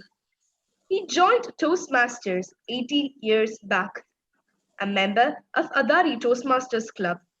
He served many leadership roles in club, area, division, and district. He has served as the district leader for the last few years as the logistics manager, CGD, PQD, and currently the District 20 director. Let us all join our hands together to welcome distinguished Toastmaster Mohammed Salim. MC Manna, DTM Salim has not yet joined. You can just call up our PQD DTM Alifia. Okay, ma'am. Now, let me take my pleasure in welcoming our next guest. She's a very familiar face in District 20. She has served many leadership roles during the last 8 years of her Toastmaster journey in club, area, and division. She had received the Best Division Director Award for the year 2017 to 18. She comes from a service background where she helps overcome their shortcomings. A psychotherapist by profession who believes in holistic rehabilitation of her patients. She is none other than our distinguished Toastmaster, Alifia Lakdawala. Ma'am, over to you. Thank you, dear Master of Ceremonies, and good evening, young leaders. Good evening to the organizers. A warm good evening to Area 33 Director, Toastmaster Farida, and all the organizers who are behind this particular event. For me, it's an honor actually to come and address you vibrant young leaders. I think the talent what you kids possess is really commendable. I wish we had this particular talent during our days. I mean, I remember I used to run away from these elocution classes and, from school during which we really had to emphasize on pronunciation and how to say each word carefully. Never thought that how much it is important, how much public speaking is important for that matter. Debates, dramatics was never my cup of field. But as we grew up, we understood that these soft skills are so important. And I am amazed looking at you young leaders. I just saw right now the debate session, the way the kids have come and the way they have delivered. The moderator, the way she conducted, always having a smile on her face, confidently speaking. Kudos, kids. Really, really hats off. I think you all deserve an applaud. Your parents deserve an applaud because they have encouraged you. They are giving that much of facility to you. You all are so much interested and developing these soft skills. These soft skills, which you all will learn now, will really take you to greater heights in real life. So I wish you all the best. Keep soaring, keep marching. And yes, y'all are the youth, y'all are our future. So do keep our name proud. Back to you, Master of Ceremonies.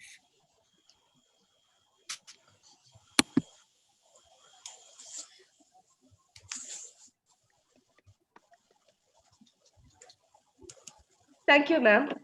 Now, I would like to invite a person.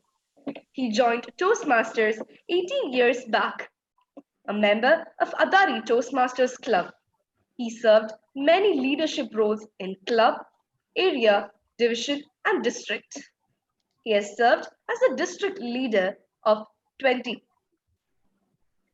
as logistics manager, CGD, PQD, and currently the District 20 director. Let us all join our hands together to welcome distinguished Toastmaster Mohammed Salim. Over to you, sir.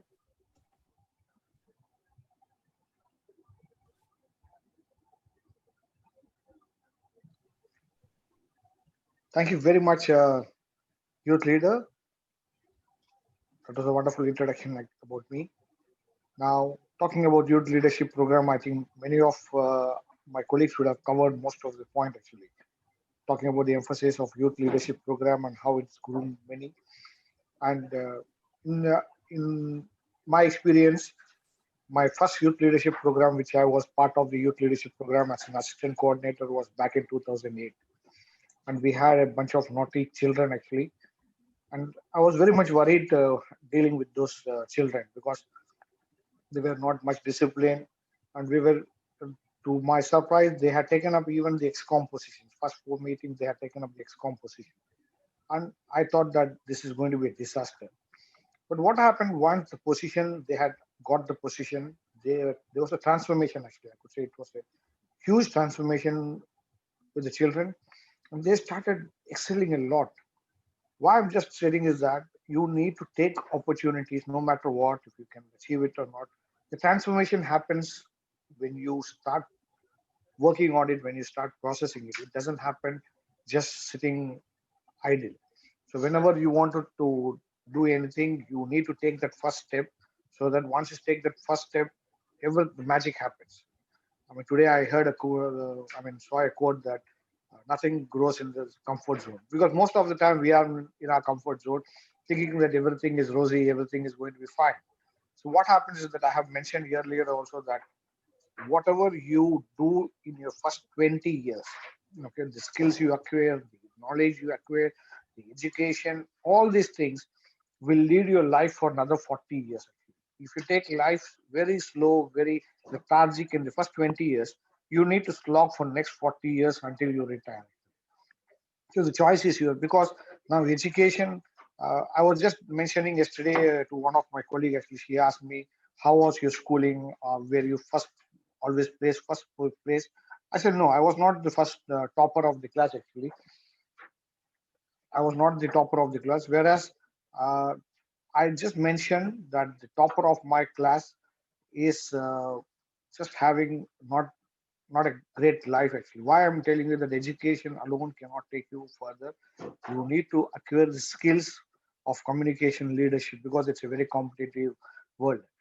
Many of you might not be aware that when people do their MBA, there is something called the Chanakya Tantra, wherein you have to learn the tricks and wickedness little bit. You need to be a little bit wicked also in terms of corporate world. It's not an easy life in the corporate world. So Toastmasters are taking up this YLP program just to groom you for that challenges lying ahead actually. Now you might be wondering, what do Toastmasters get out of it actually? To be very honest, we as Toastmasters are doing it as a service, true service back to the community. This is a community oriented service, and which we are doing it as a service back to the community. This is, we don't make any benefit out of it in terms of financially. The club doesn't make any profit out of it. The Toastmasters doesn't encourage us to make any profit out of it. These volunteers, whoever have taken this challenge, being the coordinators, the assistant coordinators, for doing for the sense of satisfaction and pay back to the community. In that case, I would like to acknowledge the presence of our distinguished Toastmaster Ahmad Rizvi, who has been associated with YLP and Gavels over the years. Actually, I could say more than 20 years he has been associated with this, and he has been done it meticulously, and he has been inspiration behind formation of two Toastmasters club from the Gavels. Children who graduated from Gavels have joined Toastmasters after their 18 years. So this is purely a voluntary service, what we are doing as an YLP.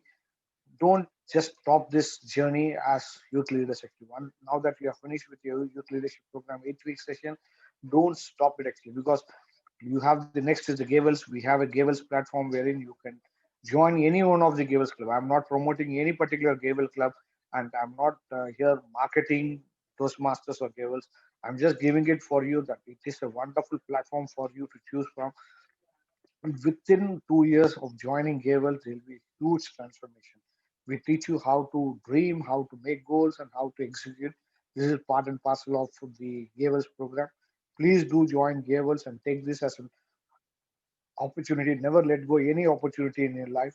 All the best for the youth leaders who have completed this 8 week program. I would like to thank once again the coordinators who have been force behind this, and I would like to really thank the church for taking up this initiative. This is the second time I have. Last year I had visited physically and have thanked the organizers behind this from the church side. I don't have their names. I apologize, but they are the people who really have been helping the kids in grooming their skills actually. So overall, I would like to thank you all for participating, giving us an opportunity to conduct in your YLP program in the church premises. It was last year. This year it is virtual. Nevertheless, we will still continue our journey, keep serving our members. Thank you very much. Thank you, sir. Speeches are the heart of the meeting. Today, we have among us talented and dedicated speakers.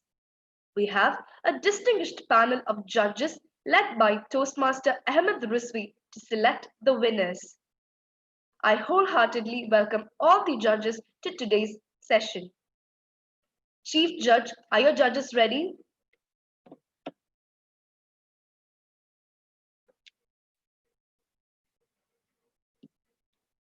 Chief Judge, are your judges ready? Our respected judges are also ready to judge our young leaders. Let us start with a round 2 of our speech contest. Judges, please note the speaking order will be as per the agenda. Speaker 1, Avina Vinod Philip. Speaker 2, Febin Sarah Abraham. Speaker 3, Jeffin Roji. Speaker 4, Mark Vergis Matthew. Speaker 5, Yana Annie George. Speaker 6, Leah K. Biju. Speakers, please make it a point to use the stage. To start with, I call upon Speaker 1, young leader Avina Vinod Philip, to deliver her speech titled My Experience in Attending YLP. My Experience in Attending YLP by young leader Avina Vinod Philip. Speaker, please note to pin the timer.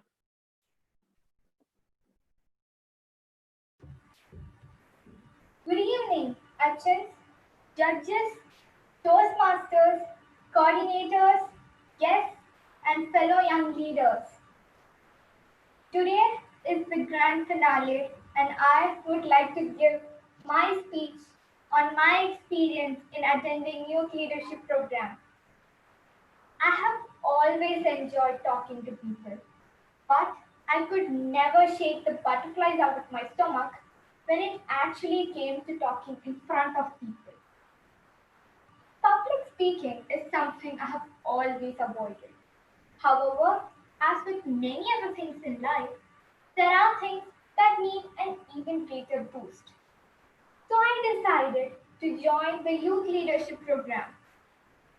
Even though I wasn't sure how people would perceive me or my talk, I decided it was the best to put myself out here. Without noticing it, just by doing, I have developed some new skills and I have enhanced some others that I hadn't practiced in a long time. However, more than that, in every meeting, there are some roles that are needed to be accomplished by members to perform them.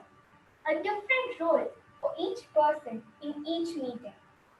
So, in the end, everybody gets to know how to do them and develop their own style.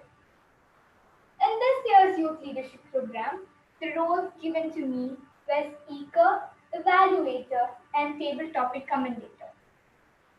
It's a safe platform where I can give speech, be aware of problems in my speech, notice my own patterns, and change my style accordingly.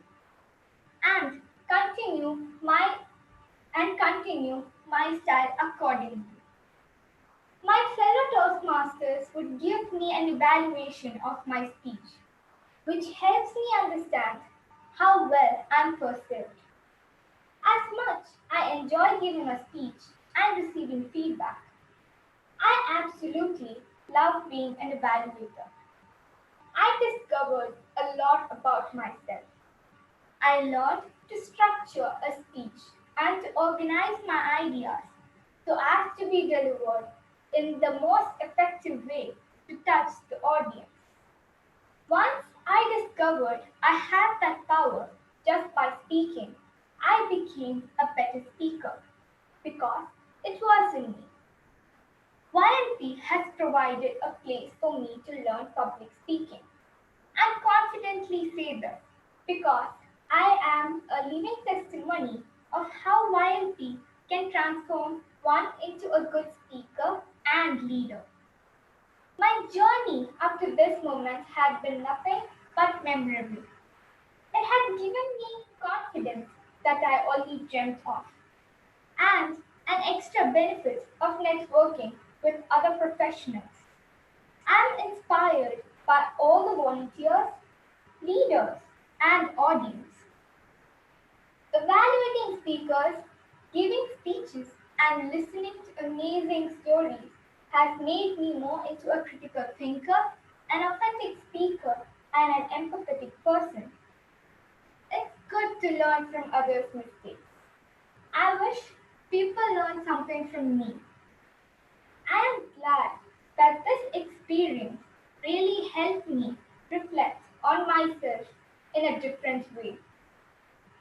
I really enjoyed giving speeches, and I also learned how to give positive feedback, which made me confident at giving speeches. I had a lovely journey till now. I got an opportunity to interact with some of the greatest minds here. Before, I was nervous when speaking in public, but now I'm confident in giving speeches in front of people. This journey reminds me of a quote. One can choose to go back towards safety or forward towards growth. Growth must be chosen again and again. Fear must be overcome again and again. You people have no idea how it feels to end another speech. Unfortunately, neither do I. I thank all the coordinators for giving me a chance to do what I can. Thank you. Thank you, Avina. Audience, please observe 1 minute of silence for the judges to mark their ballots.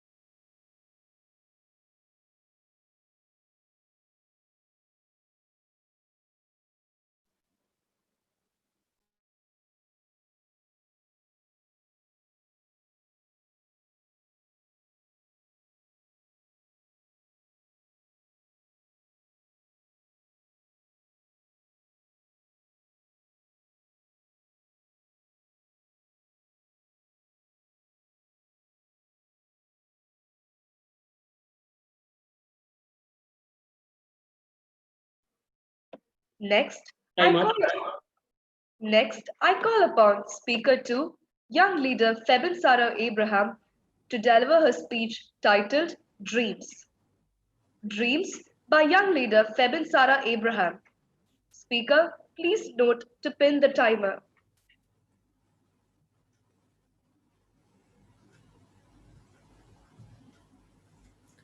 Good evening, distinguished Toastmasters and fellow young leaders. Today, I, Fibin Sarah Abraham, am going to tell a small speech on the topic dreams. Dream is not what you see when you are asleep, but it is what does not let you sleep. Troublesome, right? Can anyone tell who this quote is by? It is by a Portuguese footballer, Cristiano Ronaldo. Now, without further ado, let me get on with my speech. So, dream is what keeps you awake, and sometimes it is what is active when you are asleep, it creates interesting stories in your head. Now, why do we dream? Now, the answer for this question is not yet found by even the scientists. Now, there are several types of dreams and several reasons that cause these dreams. One of the kinds of dreams are standard dreams. Now, according to the National Sleep Foundation, all of us, we dream typically more than 4 to 6 times per night. Interesting, right? None of us knew about this, neither I. But there's a reason for that. That is because we forget more than 95% of our dreams after we are awake from our dreams. Even I want my dreams to come back like you all. Now, another thing, I'll give you an example. When we are asleep and we have a job stress, our dreams might take at our job workplace and our co-workers might involve in it. Now, our dreams, those are influenced by what we are thinking before we go to sleep, or our fears. It can even be our work, or it can be what we have been going through the whole day. Now, let's go to one of the most important part, nightmares. Nightmares haunt us. They're disturbing and they're even scary. They don't even allow us to sleep well. They haunt us. Some of the reasons that we get nightmares is medication and watching or reading anything scary before we go to sleep. It is even before having dinner, because we shouldn't have dinner right before we go to sleep, because even that causes nightmare. Now, let me give you a small conversation between a good dream and the nightmares. The nightmares will be sitting this side and the good dreams will be this side. Now, nightmares will come tiptoe to your head. That is when the good dream comes. Where are you going? You can't go into her head. Who told? I can go into her head because she hasn't taken any precautions. Who told? You can go into her head because I am in her head. She is having a good dream right now. No. Do you know that a nightmare can go in between a good dream and destroy all the good dreams she's had till now? This is when you all make the good dream feel ashamed because you haven't taken any precautions, so that the nightmare will come and interrupt your good dreams. And the question for this time is how to get rid of the nightmares we are having.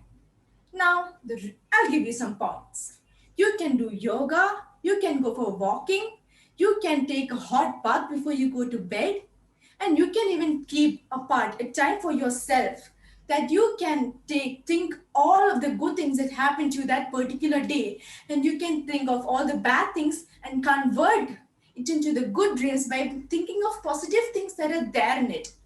Now, the the nightmares and the good dreams, the conversation changes. The nightmares, as I told earlier, will be tiptoeing into your head, while the good dream, where are you going? You can't go into her head. I can go into her head because she hasn't taken any precautions. No, I am the good dream. I have, I am in her head right now, and you can't get into her head because I am there. Well, now the nightmare says, oh no, she has taken the precautions, and the nightmare will be ashamed and he will run away because he has nothing else to do. And victory! We are free of nightmares. We don't have to be scared before we go to sleep because of this. Now, friends, let me tell you another thing. Lucid dreams. Lucid dreams are dreams that we are aware of. We are aware of these dreams while we are asleep, and we can control it. Scientists say that only 55% of this world has lucid dreams. Interesting, right? Now, let me conclude by telling some of the things that I've told today. The first thing was that we can't remember most of our dreams because 95% of our dreams are forgotten by all of us. Another thing, nightmares. What causes it? It is caused by medication side effects and watching or reading something scary before we go to sleep, or even by having dinner right before you go to bed. Another thing, how to get rid of it? We can go for yoga, walking, and other exercises, and keeping apart for a time for ourselves, and going for a hot bath. And one of the main things there is that I never forget: have a bedtime snack, friends. Now, another quote: if you dream that you want something, you have to get it. You will get it, and you should get it. Thank you, dear friends and young leaders and judges. And over to you, Master of the Ceremony. Thank you, Fevin. Audience, please observe 1 minute of silence for the judges to mark their ballots.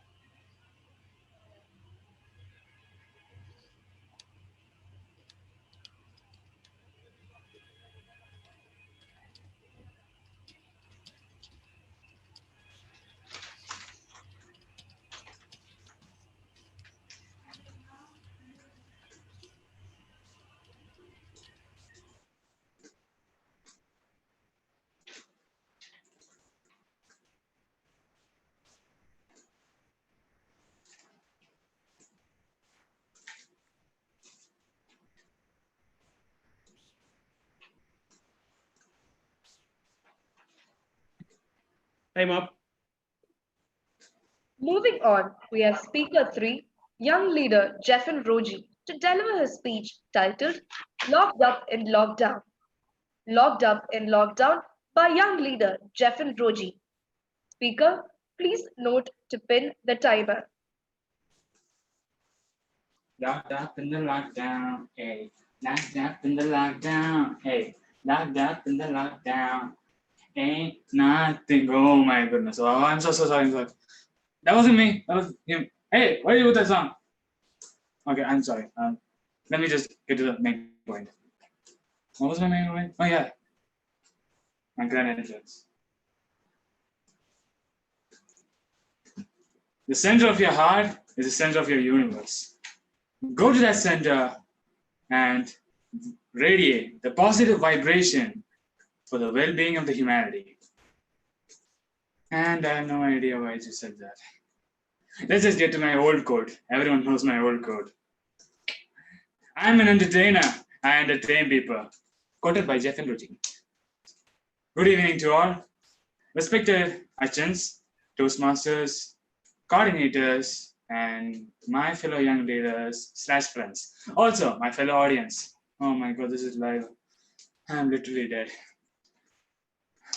My name is Jeff and Roji, and today I'm going to talk about the positive and negative effects of lockdown due to COVID-19. I know I'm supposed to be the hilarious guy. What all things you call me? The clown of YLP, the big brother. What is that other one? Yeah, the joke master. This might not be my place of entertainment, but to be honest, there are some things that we need to know about. So let's get to the speech. The coronavirus disease, that is the COVID-19, is defined as an illness. Oh my goodness. Oh, okay. It's an illness caused by novel coronavirus. Novel. Okay. Someone wrote it. It also has another name, you know. Severe acute respiratory syndrome coronavirus 2. SARS-CoV-2. What 2? What is it, like a second part of a movie or what? It was identified as what is this? Yeah, outbreak of respiratory diseases, respiratory cases in Wuhan City, China. So this novel coronavirus, I don't know who the author is, don't ask me, is a global health emergency declared by the WHO. What is it called? Yeah, World Health Organization. Let's just call it WHO. Yeah, so the WHO declared it on, on 30 January 2020. It was first reported to the WHO on 31st December 2019. Wow, great way to start a new year. Hello, there is a coronavirus outbreak. Happy New Year. So the lockdown was the first option suggested by these WHO. On March 11, 2020, the WHO declared COVID-19 as the global pandemic. Dun dun dun. Like, I know I don't have any BGM, so I'm just gonna beatbox it in between, like boonch, boonch, boonch. So the best way to prevent and slow down this transmission is to know about this coronavirus, how it spreads, and the disease it causes. So protect yourself and others from this infection by washing your hands and not touching your face. Let's get to the positive points, shall we? Number one, everyone loves it. Getting sufficient sleep. It's like a dream come true. Wow. It's actually true. You don't have to get up early to go to school on time. The others don't have to get up early to go to work. You can get extra time to sleep more. The second one is, what was it called? Yeah, eating healthy homemade food. So many people have become cautious about eating outside food because they don't want to catch COVID-19. So as a result, many of them have started eating homemade food. So Speaker Ivan, no more KFC, okay? And the third point, what was the third point? Yeah, the family time. Families have got more time to spend some fun time together, like, playing indoor games, watching TV together, cooking meals, etc. To be honest, in this Corona time, being together is a great way to improve our mental health and relieve stress. The other 2 points are like this one. What was it called? I forgot the topics now. Yeah, reduction of air pollution, and then that's because of less road traffic.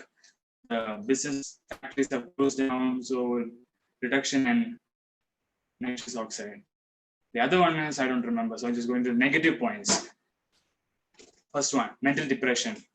This COVID-19 lockdown has affected a lot of minds of many people.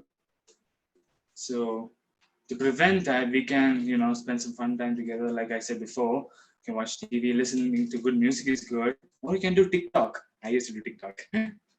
The second point is increase in poverty. The COVID-19 lockdown has been extending repeatedly.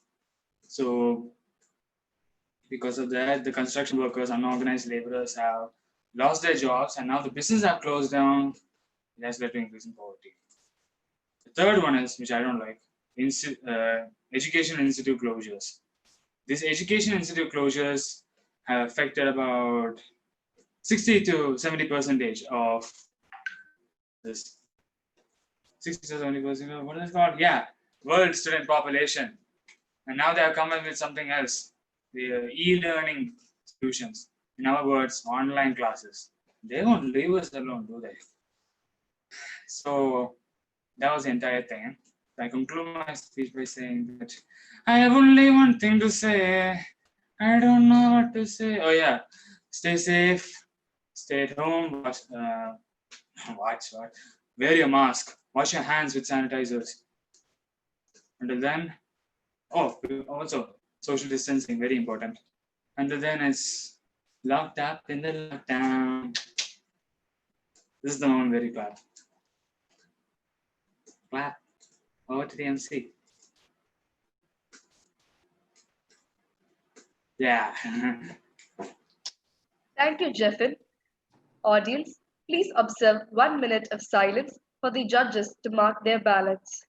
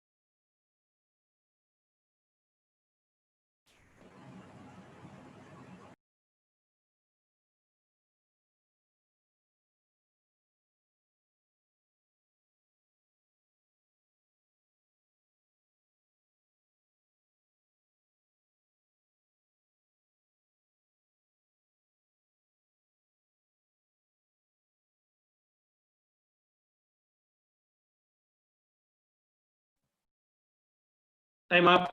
Time up. Next, we have Speaker 4, young leader Mark Vergis Matthew, to deliver his speech titled When You're 13. When You're 13 by young leader Mark Vergis Matthew. Speaker, please note to pin the timer.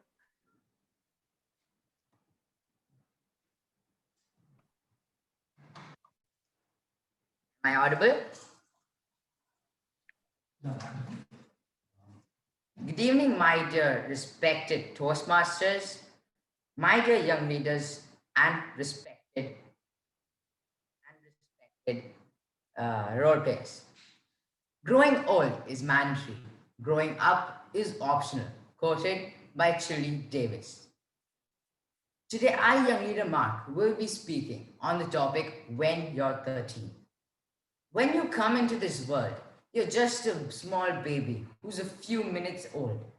Next thing you know, you're a few months old where you start to crawl. Then you're a year old when your parents hold one of the biggest get-togethers within your family, where your family members attended and your parents' friends. Then you've reached about 7 years old or around 8. And that's when you request your parents to hold one of the a pre-organized birthday party at Jasmine's or McDonald's. And for that, you need to act all sweet and cute and do your homework and just to get that, right? Then, and those were the times where you got those awesome gifts like those Nerf guns and remote control cars from your friends. And very soon before you knew it, you're 10. The first double-digit age that you have reached. Then you became 11, then 12, then 13. The stepping stone of being an official teenager. There is a reason why 13 is an unlucky number, because it brings you bad luck. Many high-rise buildings omit the 13th floor, and many hospitals omit the 13th bed or the 13th room. You don't want bad luck, do you? 13 is a challenging age when a lot of responsibilities start piling up for you. You feel like you're ready for bigger responsibilities, but you do not have the authority to execute these responsibilities. Your homework that seems not to be easy anymore starts to pile up on one side. Your studies, which you can't focus on anymore, starts to pile up on the other side. When you're 13, you're expected to be more responsible, more mature, someone who prioritizes their work, and someone who does their work without their parents telling them to do it. When you're 13, each and every perspective around you may change. You're not the small boy who used to run around anymore. You're a grown-up boy, and you seem to lose all the pampering that you have been receiving from your family. You are expected to perform well in front of everyone. Your mind tells you you're ready for anything. Bring it on. But your actions tell us all otherwise. It's an age that leaves no one but challenges even the most compassionate and kind-hearted souls. Regardless of when you grew up, 13 is an age when you feel more outside yourself, more different, or more alone. The truth is, it makes you feel bad when you do something wrong at that point. But when you look behind, it's actually one of the best times of your life. At this age, you feel that whatever you say is right. But if your adults tell you otherwise, you cannot accept it. It comes with age. When they don't accept it and they tell you otherwise, it triggers you. And that's when you start back answering or arguing with them. You feel that it is always you who is right, but your actions differ. You start asking questions like, why is everything that I do is wrong? Can't I do anything right? Why is the whole world against me at every turn? You're either too messy or too loud, or you're too late, or you're too slow. Then, when you're 13, one of the most important things that you have in life are your friends. You no longer consider your family as family. You no longer consider your parents as your universe. You start prioritizing your friends above your family. you start making your friends your new family. Knowing your place and seeing your friends in their circle is all that matters. Then comes the point where you think of yourself as too cool for school. Teachers, grades, homeworks no longer make the grade for you. School is just a place to meet your friends, and that's what you think. You're either ignoring the teacher, sleeping in class, passing most in the class, bunking class, or thinking of the girl sitting in the middle row. Yes, funnily, girls. At this point in your life, your perspective about the whole opposite gender changes. It's all going to be about crushes and blushes and telling them how you feel about them. Then comes your sleep. Your rise and shine good morning days are long gone. This is because your room becomes a prison for sweat, sheets, clothes, and books. Pimples, let's not even go there. Your taste in music, books, and movies change. Your music defines who and what you are. You change from those cartoon theme songs like Miska, Muska, Mickey Mouse to all those hip hop, K-pop, rock, and rap songs. From Geronimo Stilton books to Arthur Narayan series or Artemis Fowl, and cartoon and animation movies to teen series. Like I said, everything around you seems to change completely. When you're ahead in your life, you're going to look back and maybe cringe at all the things that you did when you were 13. So enjoy life, kick back, relax, and chill and take life as it unfolds. Well, you must be wondering why I chose this topic. And that's because I just turned 13 2 weeks back. Thank you. Over to the MC. Thank you, Mark. Audience, please observe 1 minute of silence for the judges to mark their ballots.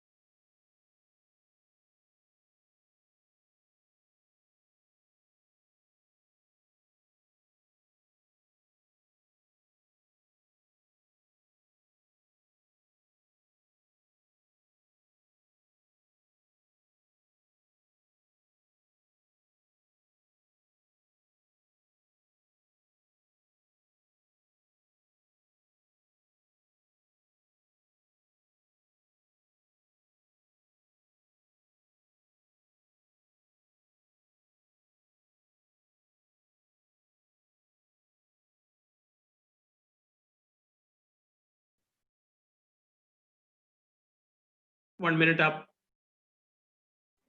Moving on, we have Speaker 5, young leader Yana Annie George, to deliver her speech titled Take That Pause. Take That Pause by young leader Yana Annie George. Speaker, please note to pin the timer. Yes.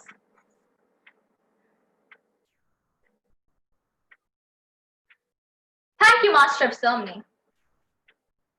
She was so furious.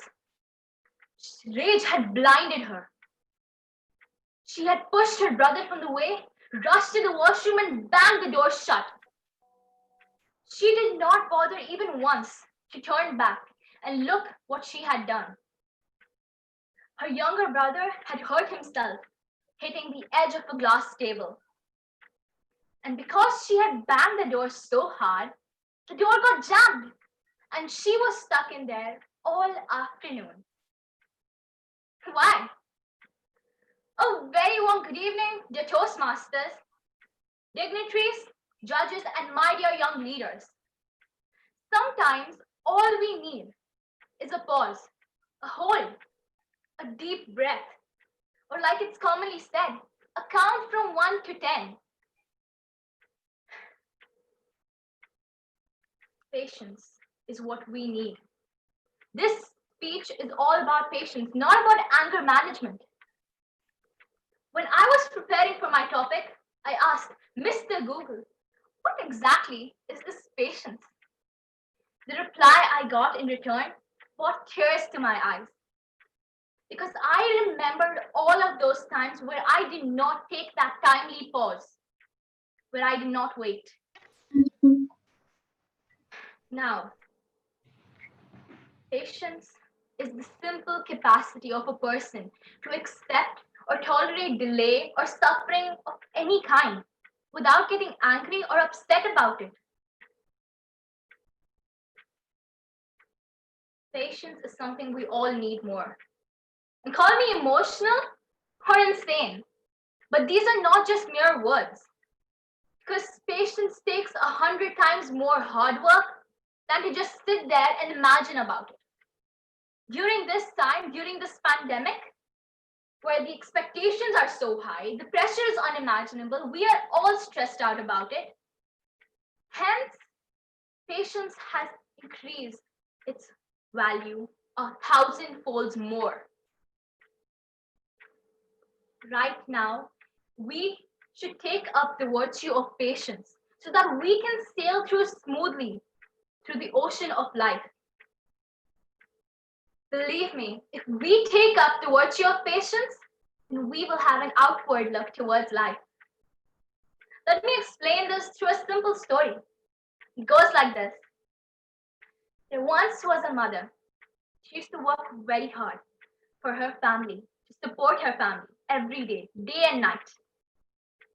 One day, as she was returning home from her office, she was loaded with the stuff that she bought on the way. Now, her elder son eagerly awaited her arrival to complain about all the small things the younger one had done. Who doesn't? But today, the younger son had written all over the expensive wallpaper the mother had bought just a few days back. Now, that got the mother furious because that wallpaper cost her almost a fortune. When she went in search of her son, the son was hiding in a closet. He was covering his face. He was covering in fear of his own mother. Now, as I said before, the mother was tired and she was exhausted. So she took a deep breath, went to her room, and closed the door. You see that there? She took that timely pause. She took that hold for the anger to calm down. Later on that day, when she went to check on the expensive wallpaper and the loss that was done to it, what she read there brought tears to her eyes.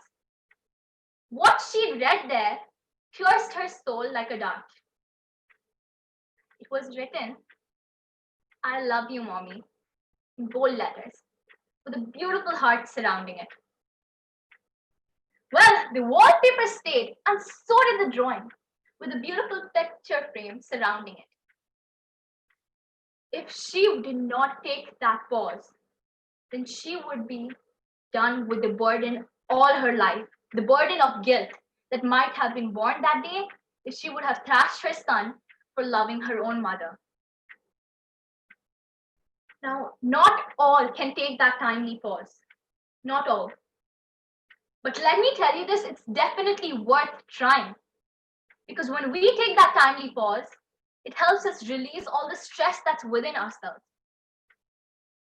Let me tell you of a story of my cousin. She used to be so fascinated with playing the piano. When she finally got the chance, she thought it would be a cup of tea for her. But no, she tried 2 months, 3 months, 4 months, but no, she did not get the hang of it. So she finally quit. You see, patience also has its benefits of success. But success does not come overnight. And we need to understand that because all good things take time. And that's where patience comes into play. And patience is needed in everyone's life. Because if you keep a long-term goal, then you must stick to it. And for that, you need to be patient throughout your life. See, patience is not only a virtue that helps us in our professional, personal, and social life, but it also helps us in not causing the distress of harming others as well as ourselves. When I told in the starting the story of the girl, she caused trouble to herself, her parents, and her younger brother. But she learned it the hard way. You don't have to. You have the time right now. You can learn it right now, right here. And the hero or heroine of my speech, patience, will always be there to help you. You just have to accept it with open arms. Before I conclude, I just want to say, I want all of you to always remember to take that pause. Thank you, and back to you, Master of Ceremony. Thank you, Yana. Audience, please observe 1 minute of silence for the judges to mark their balance.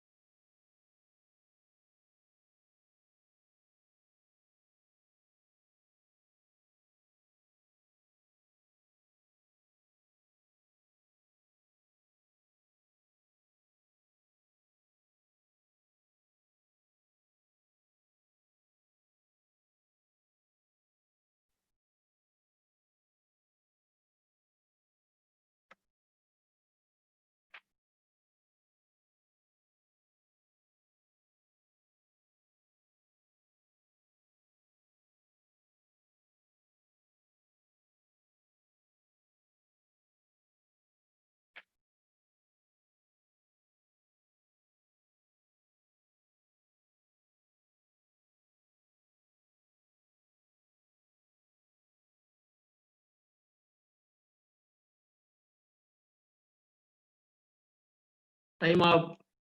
Time up.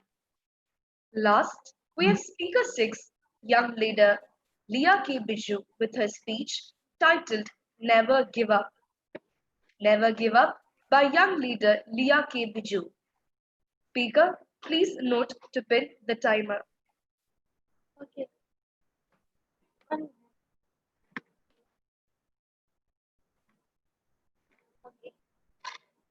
Thank you, Master of Ceremonies.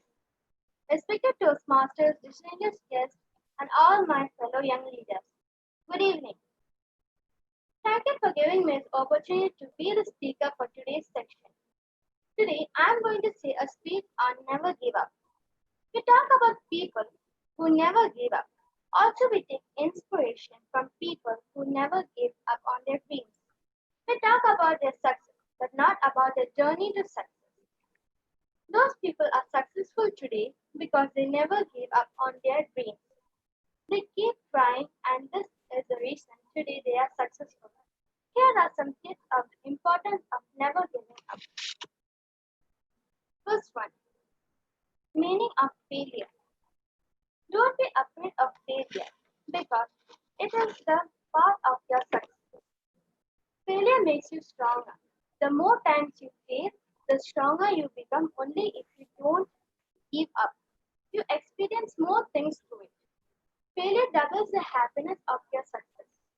When you fall down and fight for your dream again and again, the happiness of achieving your dreams also gets doubled. No matter in which situation you are, never give up on your dreams. Successful people always say, don't give up. Do you know why? Because they know that it is a part of their life. Part of your life. They experience more failure than you. If you will give your best today, you are going to definitely win the upcoming days. Because tomorrow never comes. Every day is today. Every day is a new beginning. If you lost, you should not get frustrated or depressed.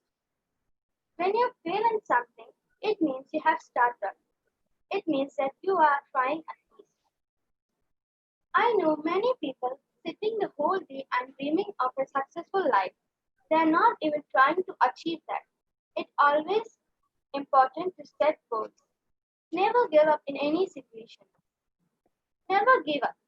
This three-word sentence means either you are in a bad or a worse situation. Never give up. This means never give up or never ever give up. For instance, when you play a football match, if you win 10 out of 10 matches, you already feel good. But if you lost some of the matches, say 2 or more times, you play hard to win. When you win, your happiness multiplies the number of times you lose the matches. When you get success, it becomes the best moment of your life. Until you fail, you can't get the real happiness of the goal of dream that you would wanted to achieve. A small baby learning to walk. He or she falls down so many times in the beginning.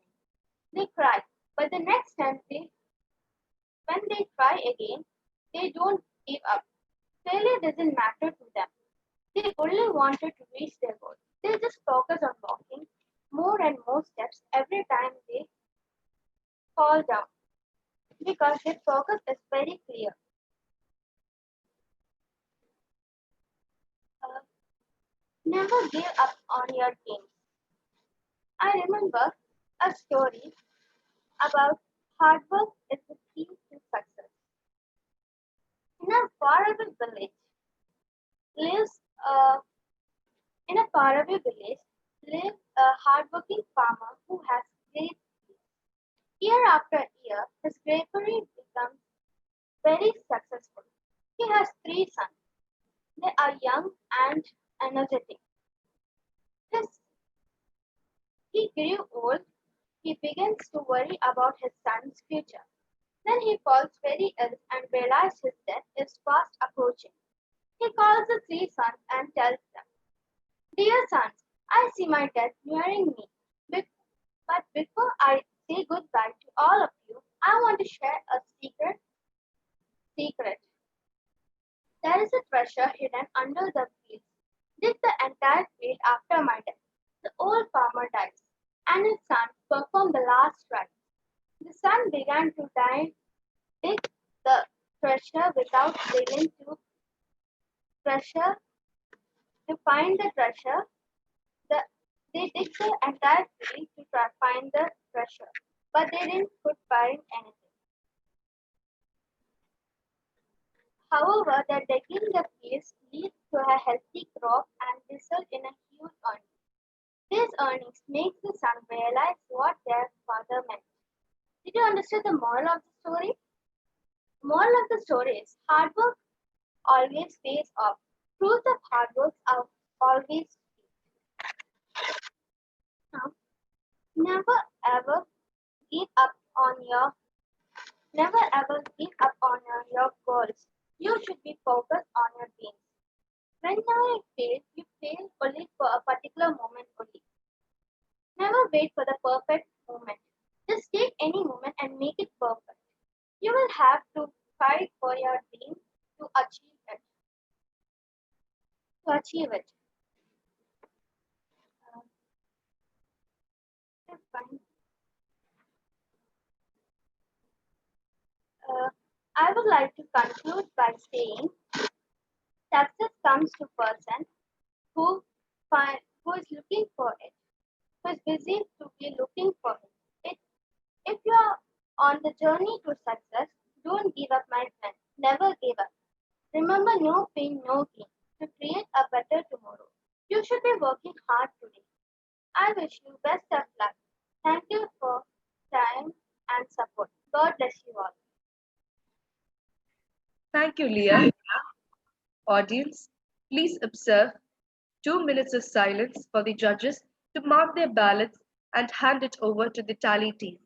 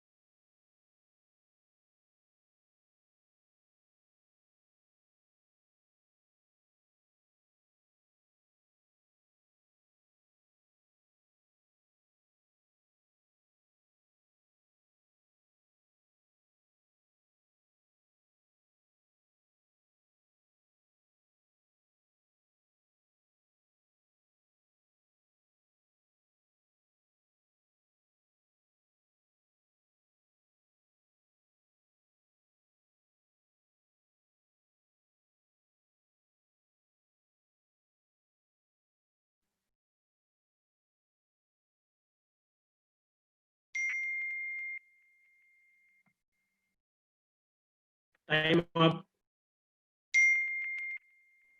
That's an end to the speech contest.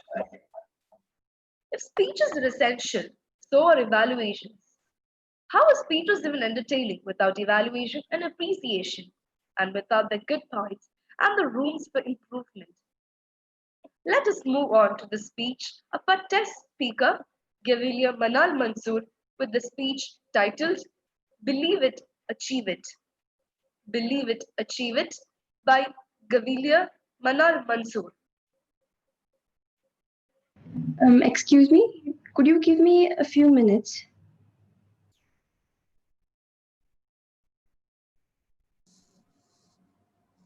Okay, Gavliya Manal. Meanwhile, MC, can you please read the speaker's name for the judges? Judges, please note that the evaluating order will be as per the agenda. Evaluator 1, Amy Elizabeth Johnson. Evaluator 2, Angela Rose Thomas. Evaluator 3, Hefsi Rachel Pradeep. Evaluator 4, Roshan Matthews Robbie. Evaluator 5, Tanya Elsa Sansi. Evaluator 6, Winnie Grace Matthew.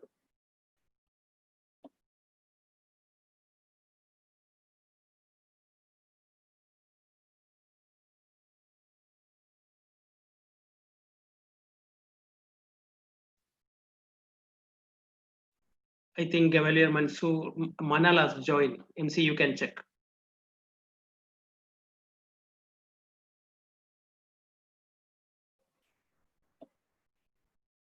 Let us move on to the speech of our test speaker, Gaviliya Manal Mansoor, with the speech titled Believe It, Achieve It.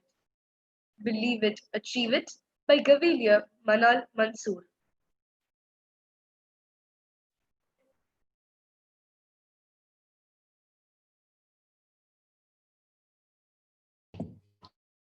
Am I audible?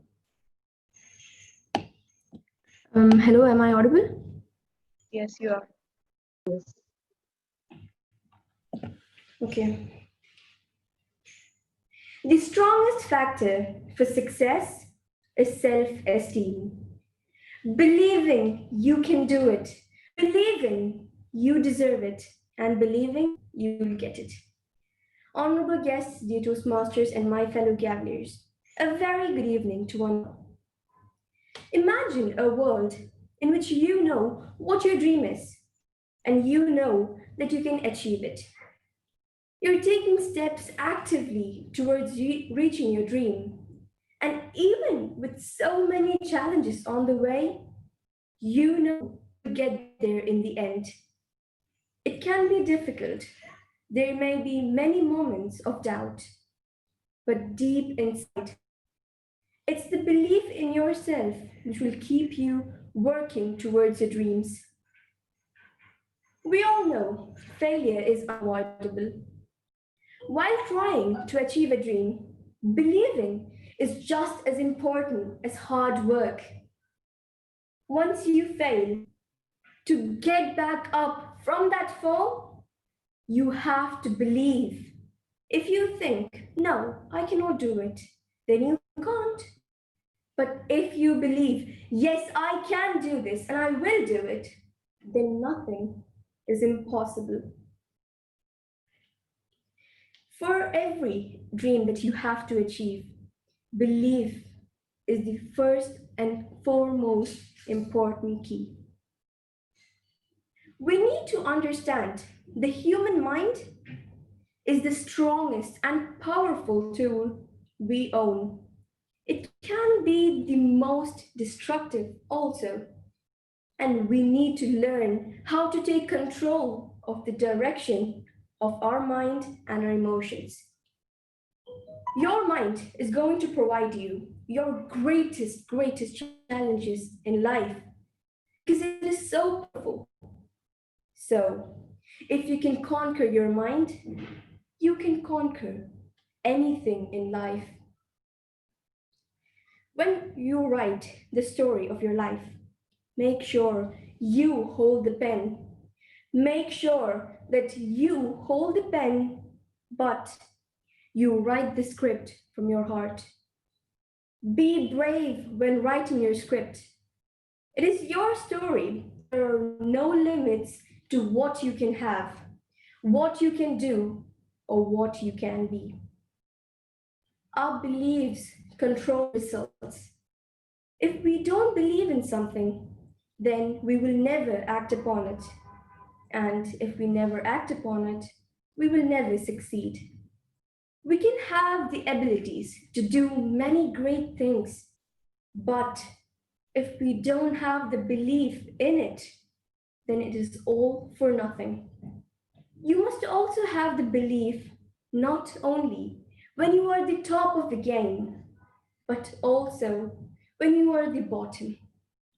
Leave no doubt in your mind that you can achieve anything by working on any weak aspects of your life and any weak aspects of yourself. Turn them into your strengths. Remove any possible thoughts or limitations and believe there is a way to achieve anything you desire. Now, I would like to say a short story about Thomas Alva Edison. One day, Thomas Alva Edison came home from school.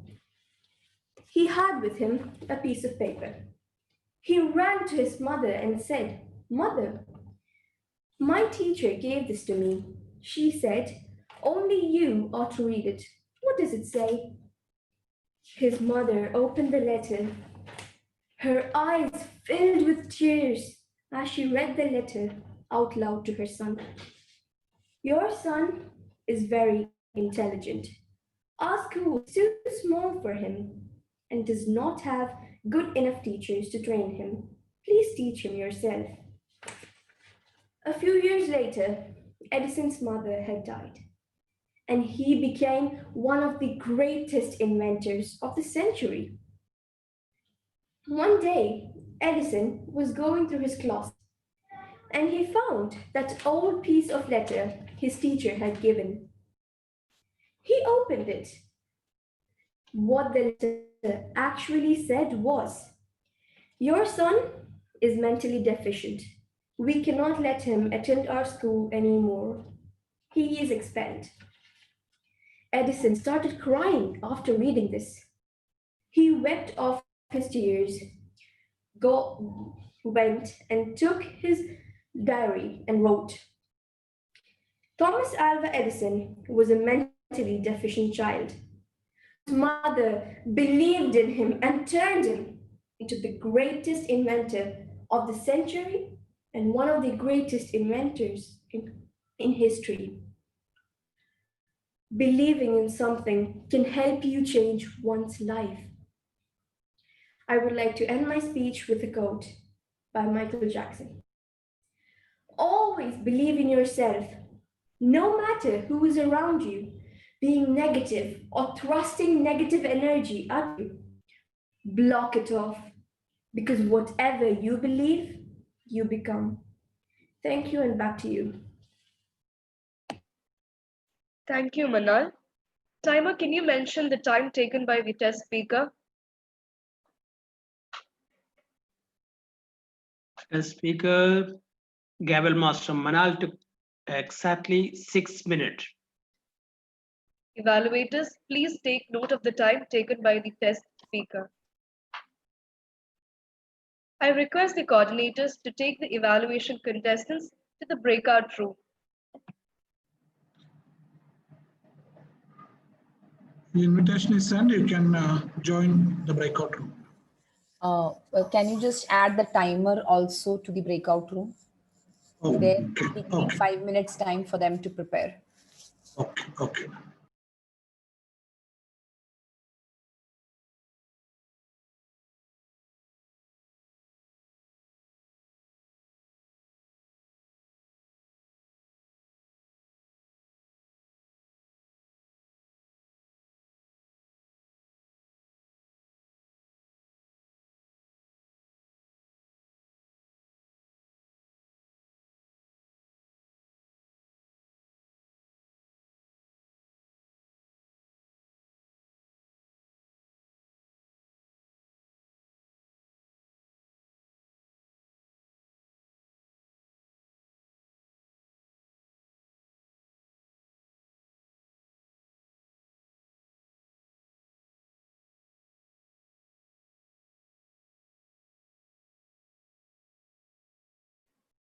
So during these 5 minutes, we'll be utilizing this time to ask some riddles to the rest of the participants here. I welcome Mahima also to join me. So asking the riddles. Hello, I'm back. Okay, so those who know the answer, please unmute and just tell the answer if you know it. Okay, so first question is, what word in the English language does the following satisfy? The first two letters signify a male. The first three letters signify a female. The first four letters signify a great man, while the entire word signifies a great woman. What is the word? If anyone knows the answer, just unmute and tell the answer. If you do not want to unmute, then you can raise your hand so we can select the person. Heroine? Yes. Please. Yes.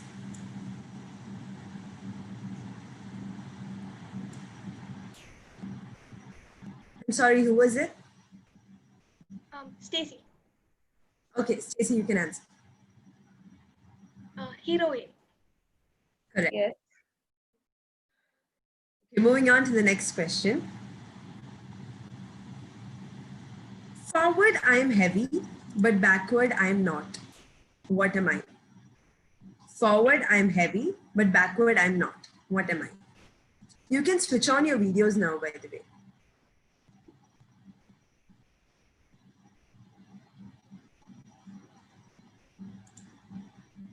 Anyone with the answer? Forward, I'm heavy, but backwards, I'm not. What am I?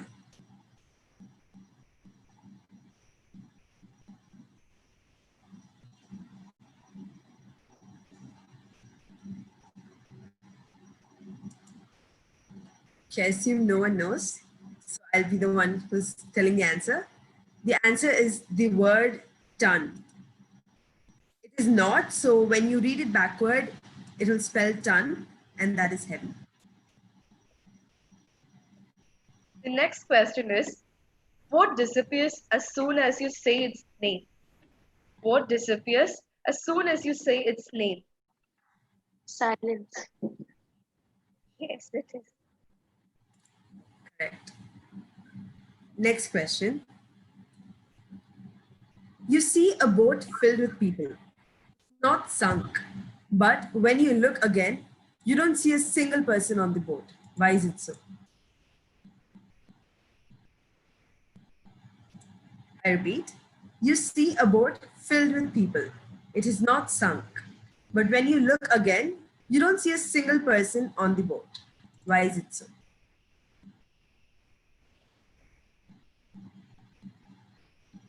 Because all the people fell onto the river. Not sunk, it isn't. No one is. Okay. Proceed with the answer, I guess. It is lame, but yeah, all the people were married and they were in single, so we couldn't see a single person on the boat. Moving on to the next question. A barrel of water weighs 60 pounds.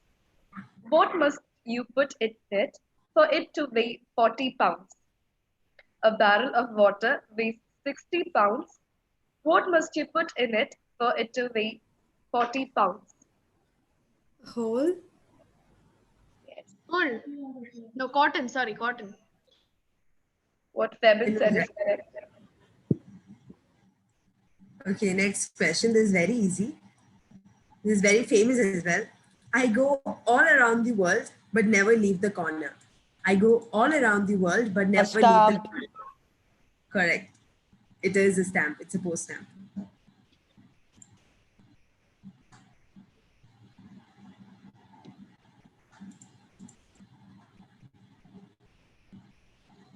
Manna, you can ask the next question. So the next question is, I have cities but no houses. I have mountains but no trees. I have water but no fish. What am I? It's a very easy question. Map. Yes. Now let's start with the riddle session. Timer. Okay, timer is in the breakout room.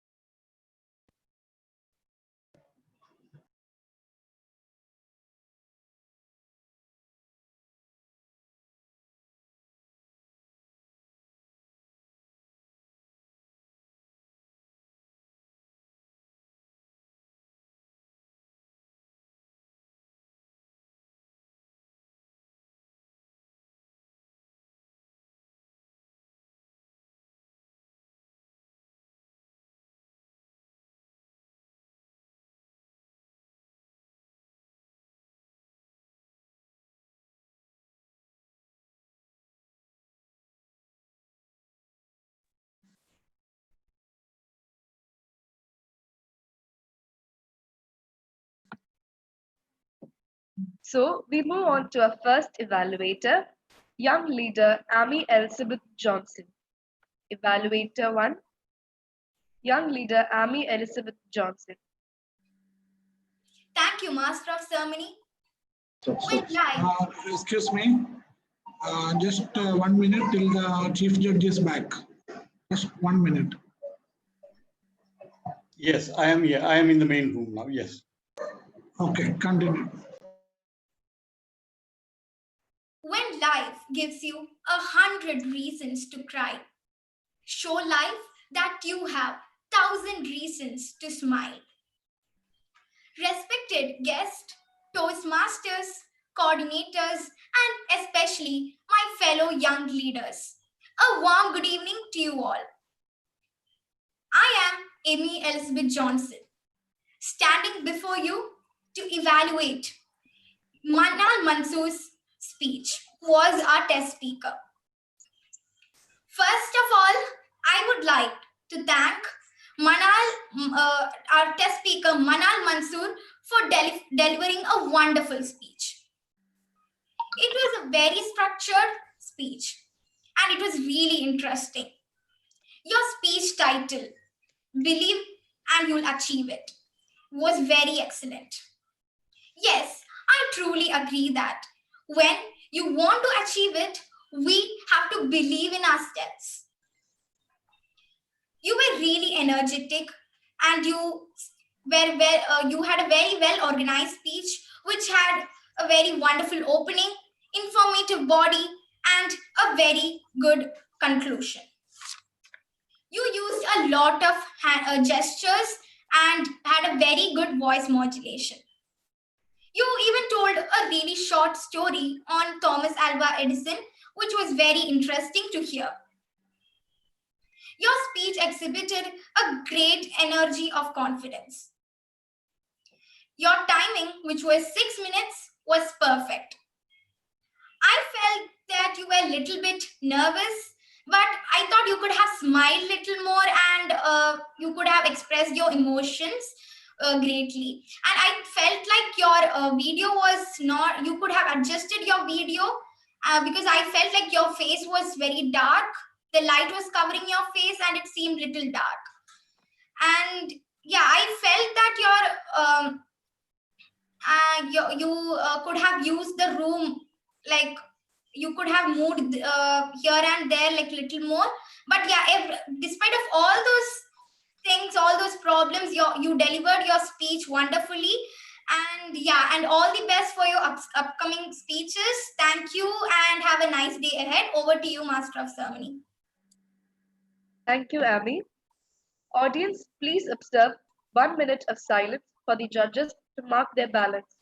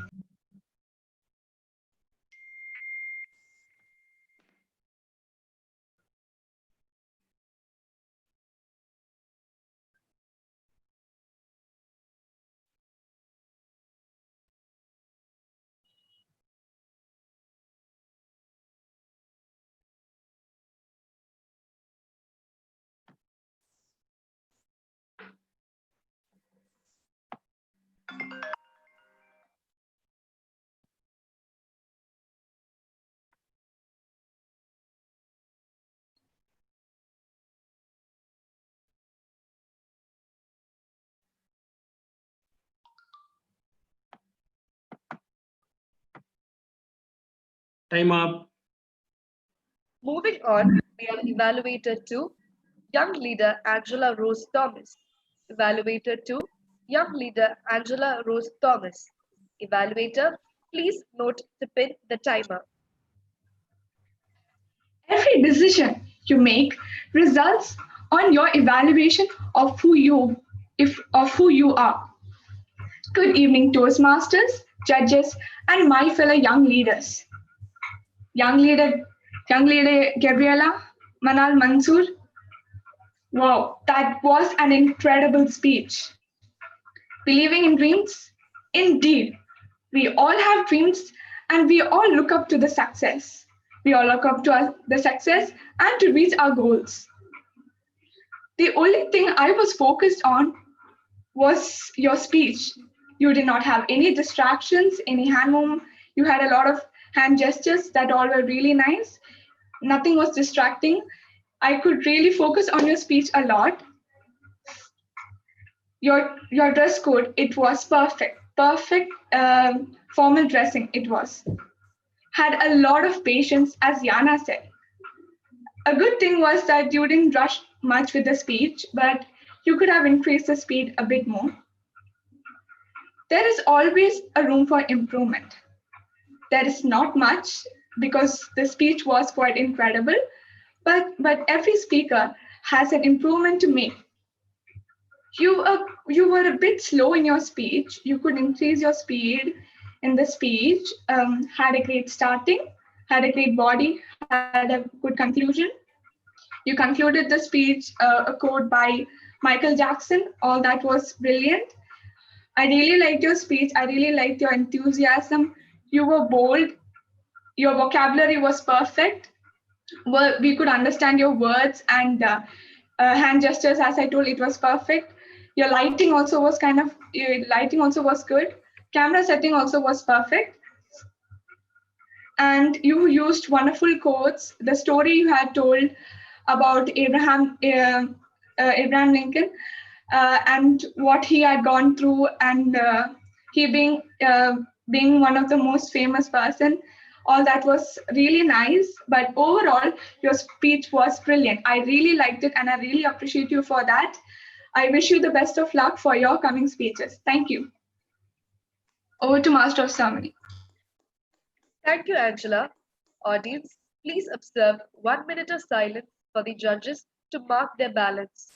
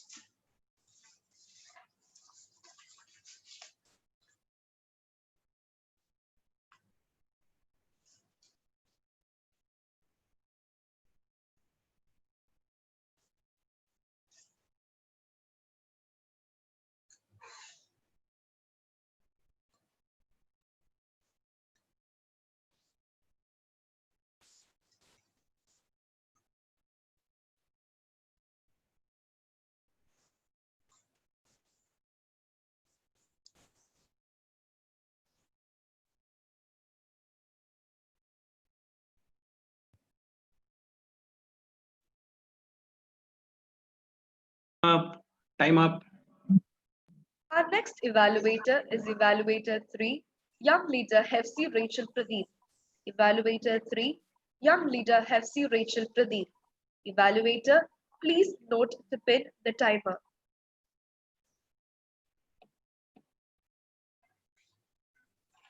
Thank you, Master of Ceremonies, distinguished Toastmasters, mentors, coordinators, parents, my dear young leaders, and especially my speaker. I feel happy to give an evaluation on the speech Believe in Yourself by Gavalier Manal Mansoor. Firstly, I would appreciate if all of you would give her a round of applause for her speech. Your speech had an amazing opening, body, and conclusion. Coming to the good elements of your speech. Your speech had the perfect title with the perfect speech. Coming to the eye contact. You had good eye contact. You were not looking at the sides. That is very good. Voice modulation. Coming to your voice modulation, which is really good, that it spoke that you are not at all nervous. Coming to the vocal variety, you had good vocal variety as well. Gestures. Your gestures were really amazing. Coming to the stage usage, you used the good amount of stage, but I thought you could have used a bit more. Coming to your body language, your body was moving, or it was moving according to your speech. That when you're telling something, you're more like that. You just moved the proper way. Next, I hope that, and coming to the recommendations, I thought that you could have used more vocal variety. Like your sound was good, but then more vocal variety.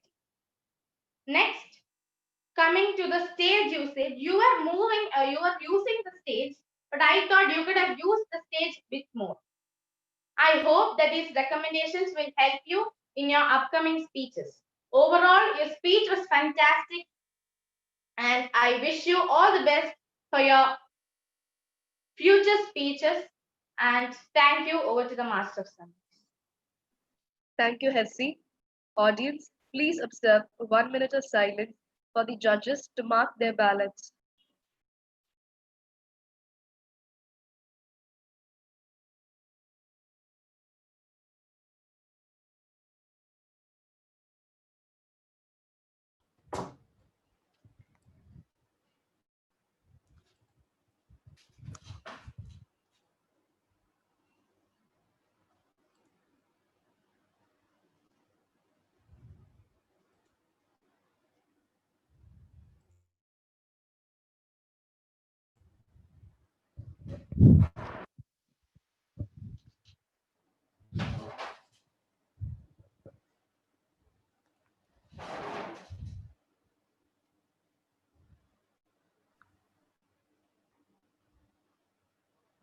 Hello.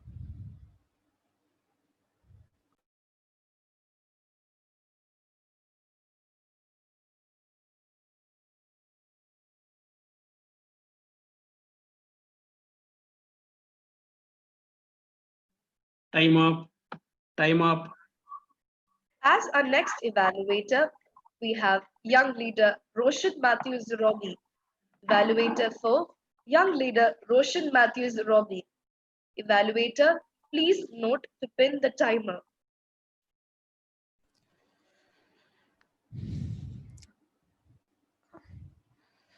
Am I audible? Hello? Yes. Yes, you are. Yes, you are.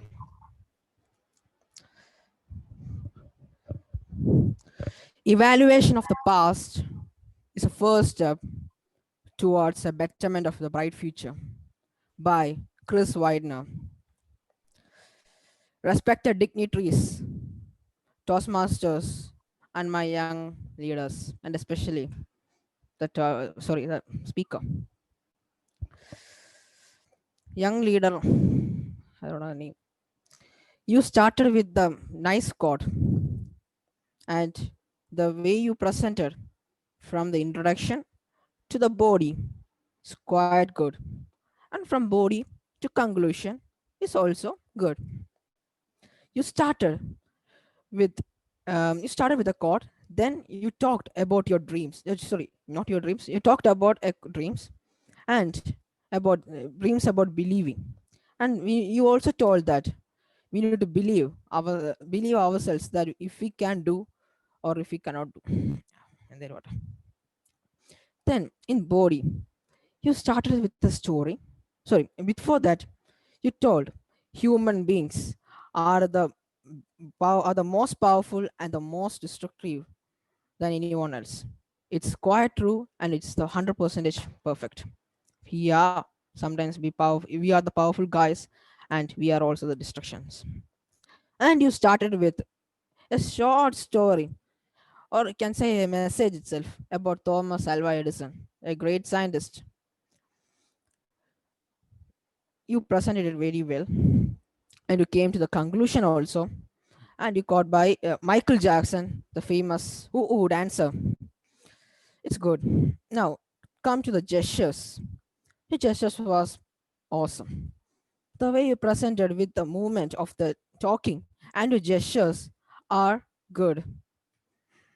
Then about there are some rooms for improvement in some areas.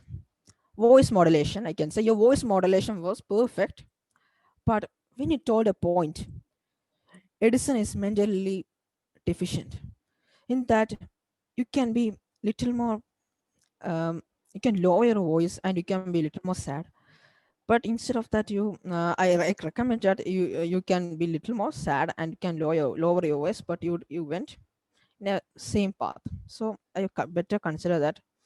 Then in gestures, or then in conclusion, you can after story you directly came to the quote. Before that you can add some, I recommend you to add one more point about that, and overall then you can go to the conclusion. Overall your speech was good, and it's very motivated also, with a moral about that we need to believe in ourselves for we need to achieve. Overall it's good, very good, perfect. Over to you, MC and MC. Over to you. Sorry. Over to you. Over Thank to you, you. Roshan. Audience, please observe 1 minute of silence for the judges to mark their ballots.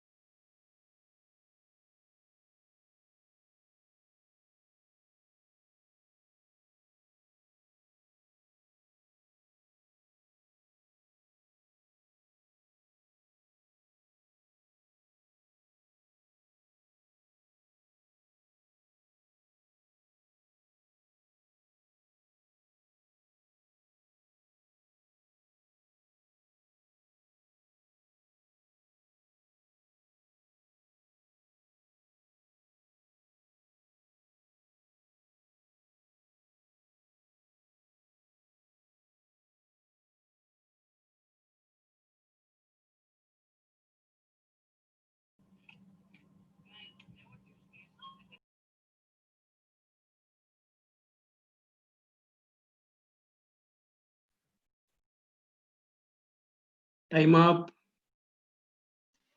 Next, we have Evaluator 5, Young Leader Tanya Elza Sansi. Evaluator 5, Young Leader Tanya Elza Sansi. Evaluator, please note to pin the timer.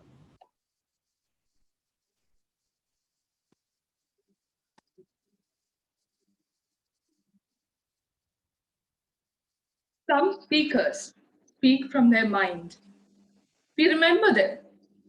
But some speakers speak from their heart and change our lives.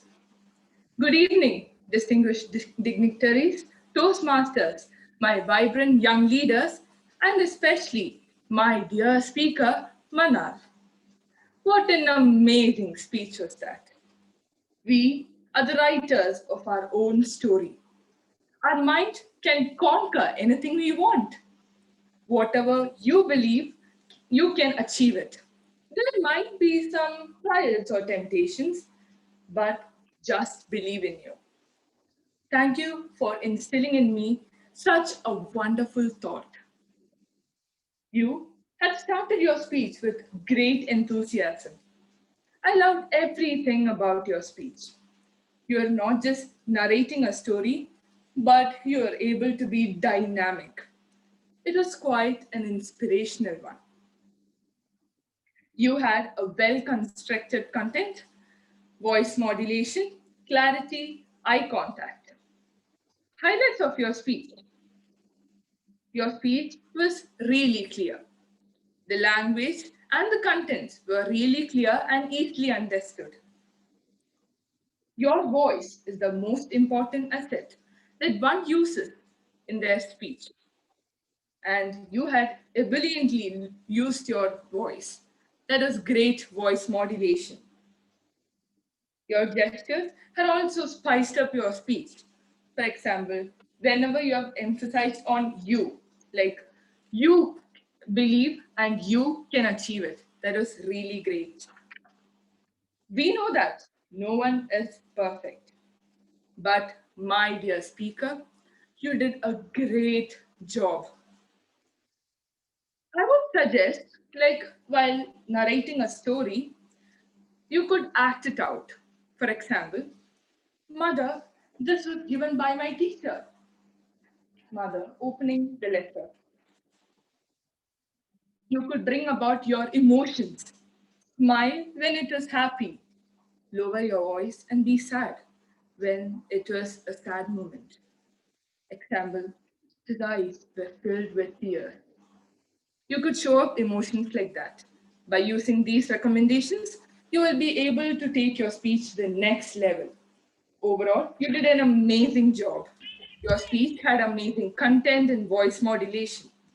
Just work on the recommendations, nurture it, seek it, and I know you will be coming out with flying colors. Over to you, Master of Ceremony. Thank you, Tanya. Audience, please observe 1 minute of silence for the judges to mark their ballots.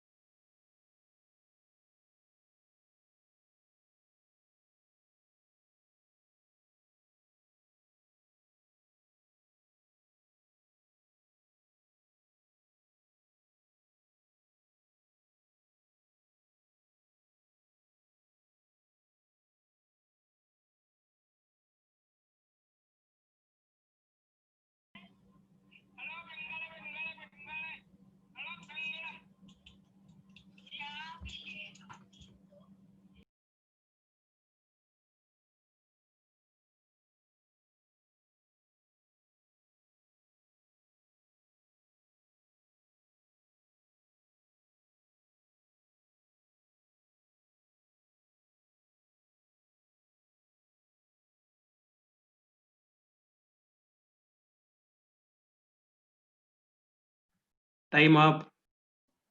Last but not the least, we have Evaluator 6, Young Leader Winnie Grace Matthew. Evaluator 6, Young Leader Winnie Grace Matthew. Evaluator, please note to pin the timer.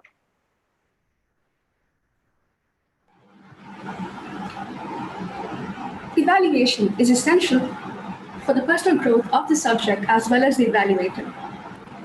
Honorable Toastmasters, judges, coordinators, young leaders, and guests. My speaker, Manal, has given an exquisite and excellent speech, and I'm honored to be the one evaluating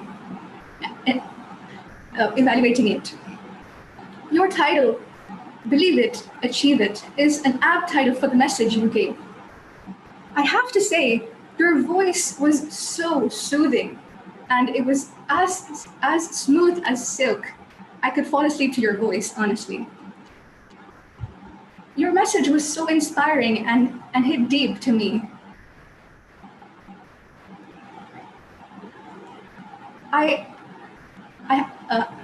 have to applaud the way you integrated a story of Thomas Alva Edison into your speech about believing in oneself.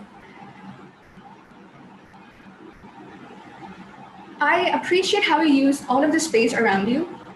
You walked around the room and you looked very confident as you did it. Your body language showed and radiated your confidence and your ability to speak well. I couldn't find many flaws in your speech, if I were to be honest, but I still have to say some. I thought your voice was slightly mellow, and I suggest you speak a bit louder next time. I also suggest you to use vocal variety, speaking louder at points you want to emphasize and to impressionate the audience.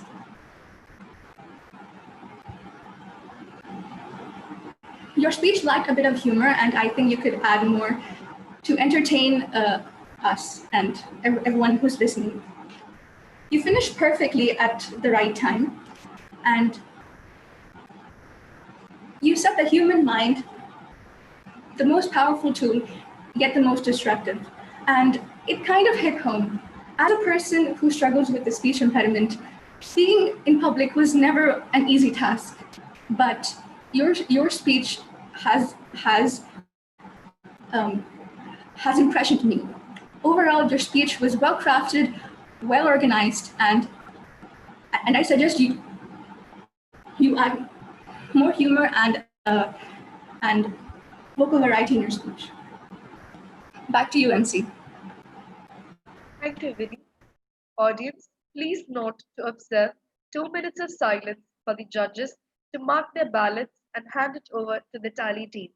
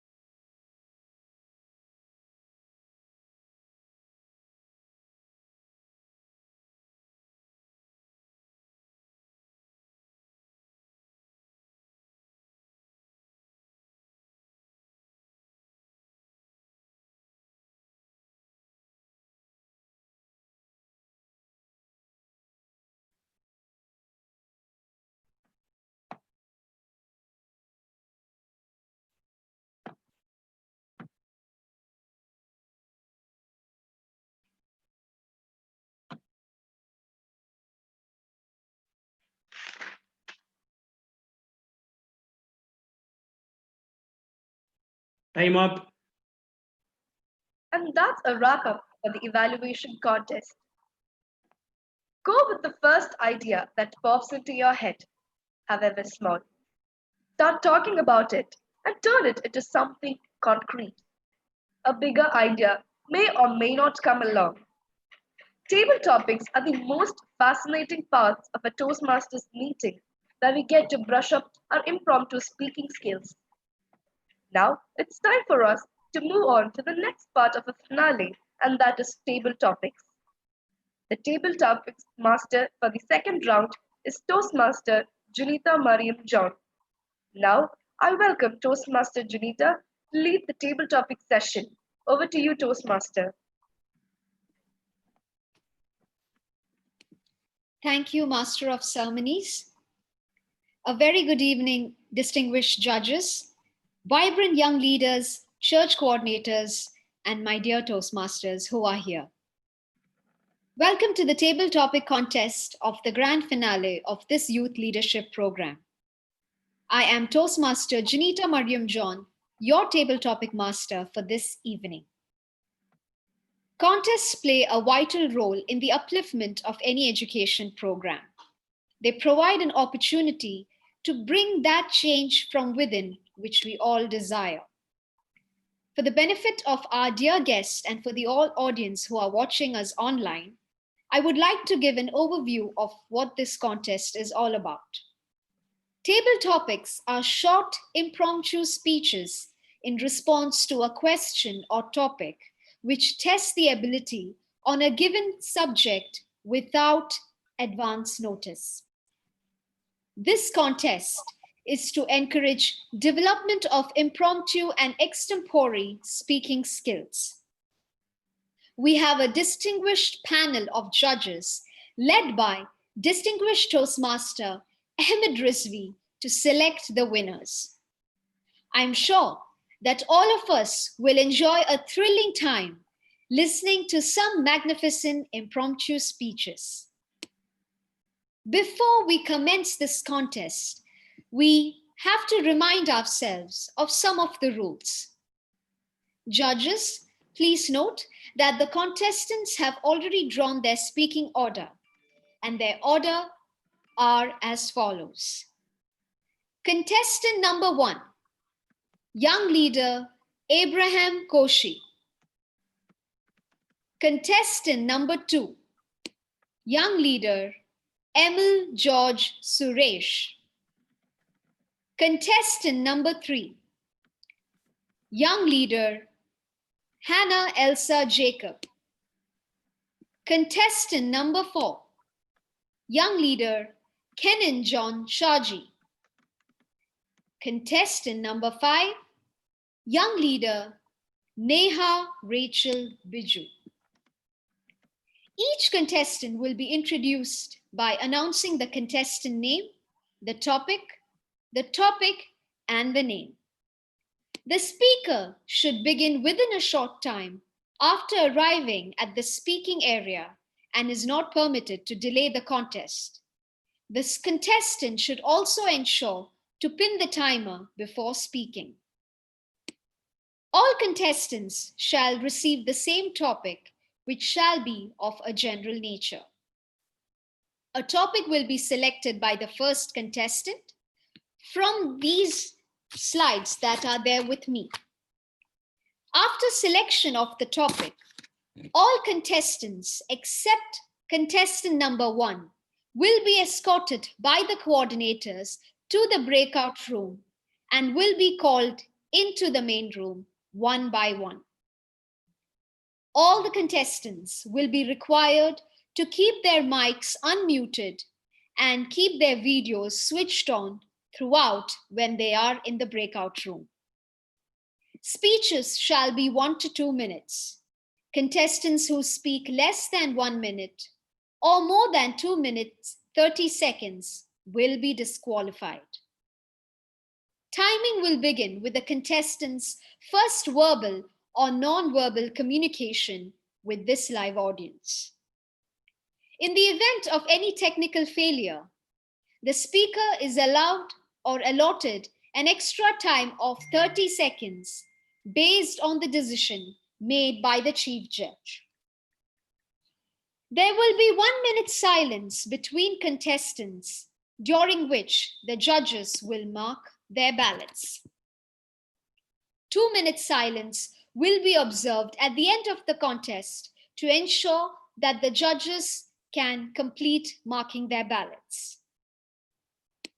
Ladies and gentlemen, let us all maintain silence while the contestant is going on and cheer for our evergreen table topic commentators who are participating today. Before proceeding further, I would like to ask, are there any questions?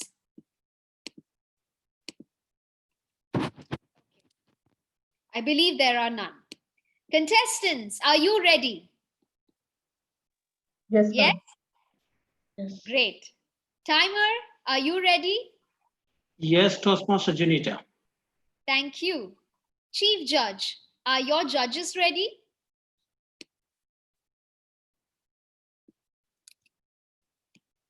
Thank you. Audience, whoever here, all of you ready? Great. Now, let me invite our contestant number 1, young leader Abraham Koshi. Dear Abraham, where are you, dear? Ma'am, over here. Okay, choose one number. 2. 2. Okay, thank you. Now I request all the coordinators to escort all the table topic commentators except table topic commentator 1 to the breakout room. Okay, breakout room is open now.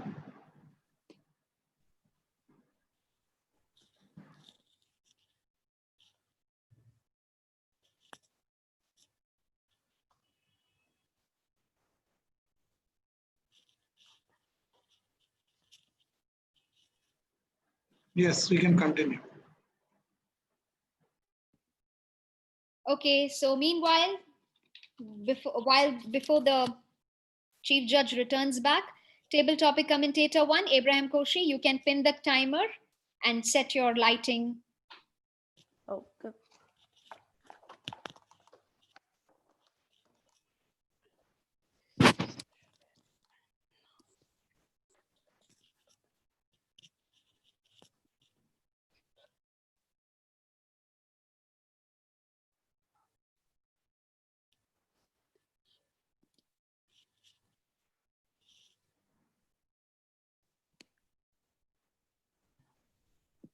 So we'll be waiting for the chief judge.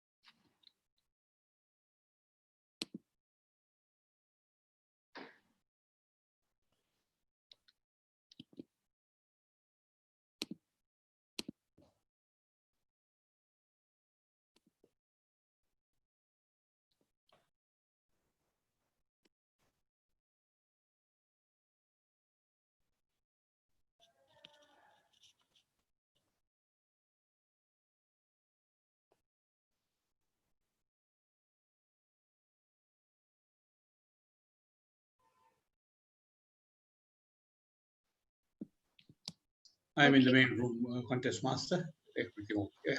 So we can start? Yes, we can start. Okay, thank you. So our first contestant, young leader Abraham Koshi. Ready? Yes, ma'am. Your topic is, if you could have a superpower, what would it be and why?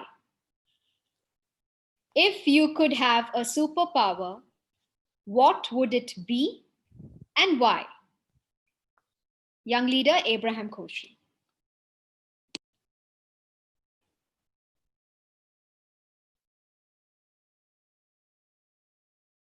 Okay.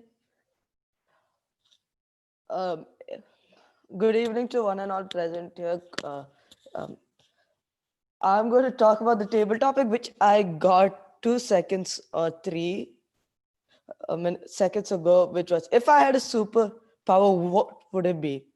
Actually, it's hard because I used to grow up like watching superheroes and wished I had so many superpowers, like Spider-Man's web shooters, Iron Man's repulsors, being like a bad dude like Wolverine, like running inside the woods. So it's actually hard. And my personal favorite would be Flash because he's so quick that he stops time. If I had that, then I would have completed my exam within 1 hour instead of 3 and not sitting in the boring classroom all day long. And portion of invisibility would be good because while my parents are sleeping, I can just turn invisible, go watch TV and wait till 5 a.m. in the morning and then go back to sleep. And then it's actually, and even though you have a lot of superheroes, comes with total responsibility. Not copyrighted from Spider-Man. Um, it's actually, I have to use them wisely. Like I can't use a portion of my invisibility power all the time. I have to use it at the particular time. which I'll only use it at night. And then my speed, that will even help me in both my exams and sports. Go go Gold for medal for Warriors all day long. Warriors is my house, sir. Don't get confused. Um, I will, and these are the two superpower which I would have. Rest all, if it was general superpowers, I'll take mechanism. I'll build a suit, fly around the world, come back whenever I want. And that super. Table And topics. before I'm going to conclude my speech right now. It's actually hard to get your superpowers. You choose wisely at a time, and I'm not going to do that because I love all superpowers. If I could, I'll do that. Thank you.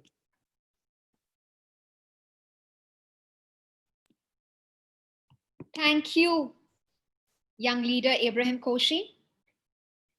Audience, please note, let's observe 1 minute silence for the judges to mark their ballots.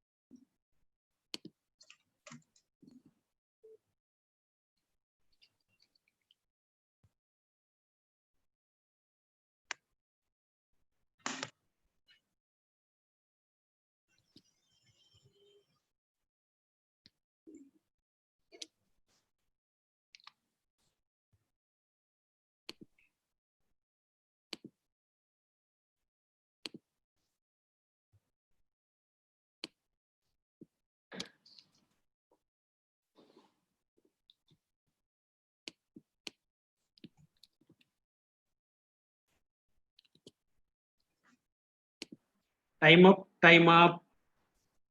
Thank you, timer. Contestant number 2. Where are you? Yes, ma'am. How are you? Fine. Great. So your topic is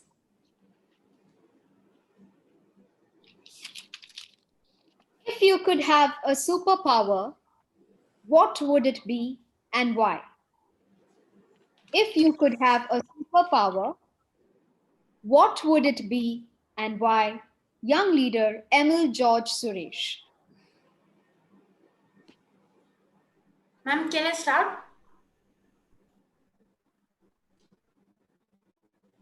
Yes. Good evening, Toastmasters, coordinators, guests, and my dear fellow young leaders. If I have a superpower, what could it be and what can I do?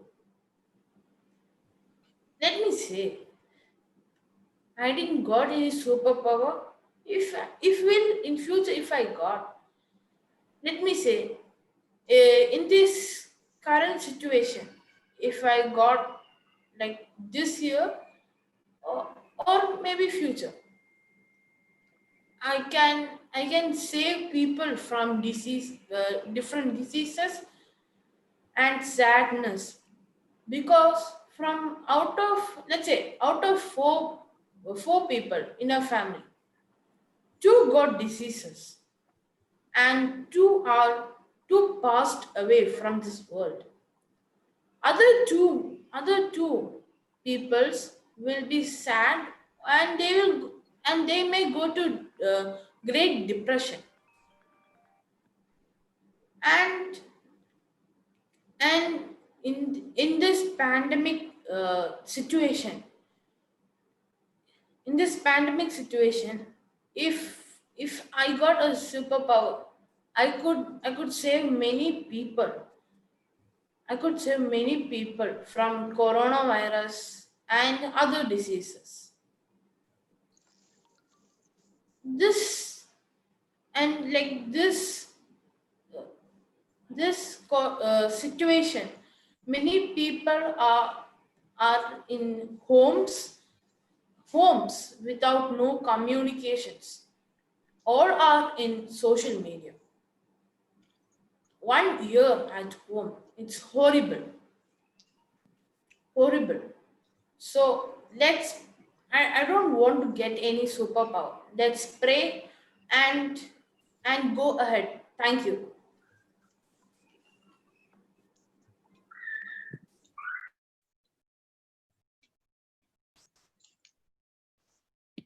Thank you, young leader Emil George Suresh. Now let us all observe a minute of silence for the judges to mark their ballots.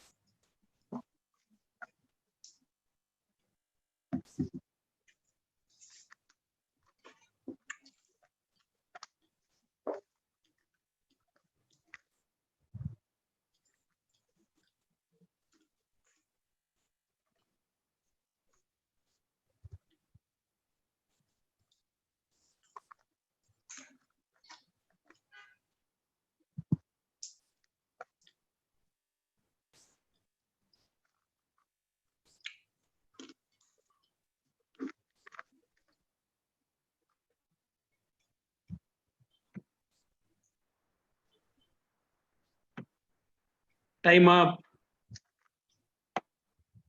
Thank you, timer. Now let us all welcome our third contestant. Contestant number 3, young leader Hannah Elsa Jacob. Your topic is, if you could have a superpower, what would it be and why? If you could have a superpower, what would it be and why? Young leader Hannah Elsa Jacob. Changes makes you a perfect by John Webb. Good evening, young leaders, Toastmasters, and honorable guests. Today, I, Hannah, standing before you all with my speech title, If I Get a Superpower, What Would It Be and Why? If I had a superpower, it would be flying in the sky because I love flying and I want to save the people those who are flying. It's also a big dream for me that because if I have a superpower, it's only going to be the flying option. I will only choose that as the aircraft and everything go from the above. I look, oh my God, how am I going to fly so high? Even the flight, even the pilots are moving so high. How can I do that? I had thought many times, but I know that if I can't do anything, it will be surely possible by me. I hope that I can go fly above higher and go.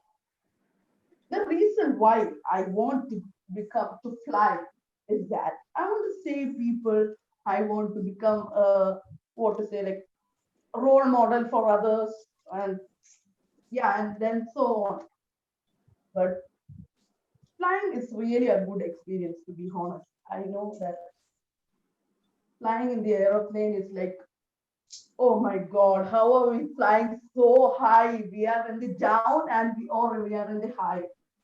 We think that by seeing, if we see the window, we might think that, are we down or are we up?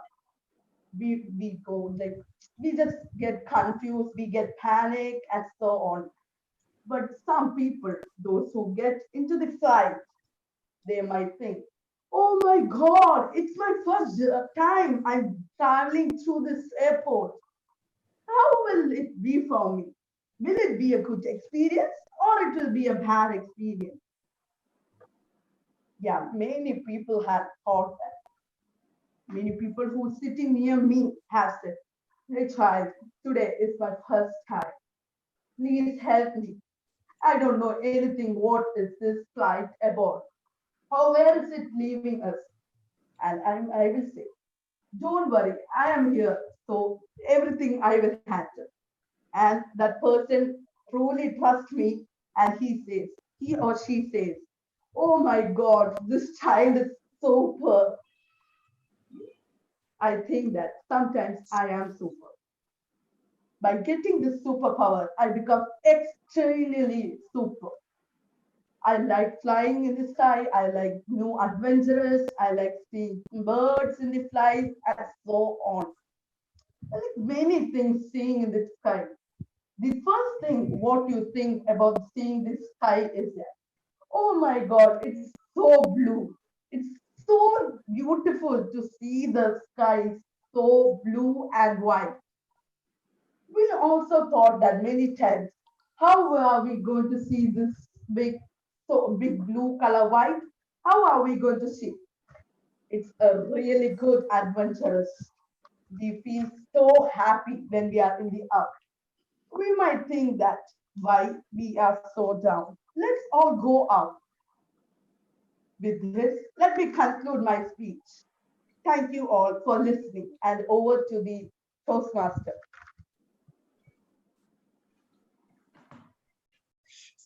Thank you, contestant number 3. Let us all observe a minute of silence for the judges to mark their ballots.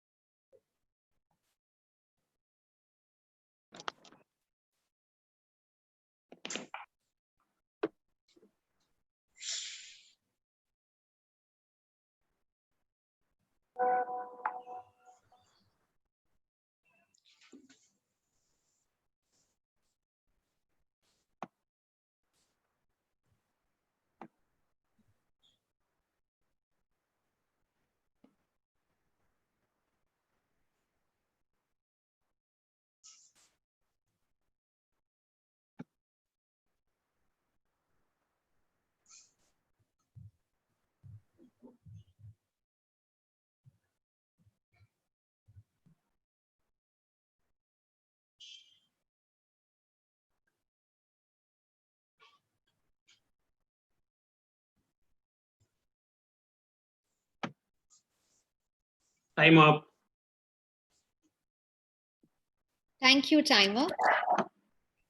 Let us now welcome our contestant number 4, young leader Kenan John Shaji.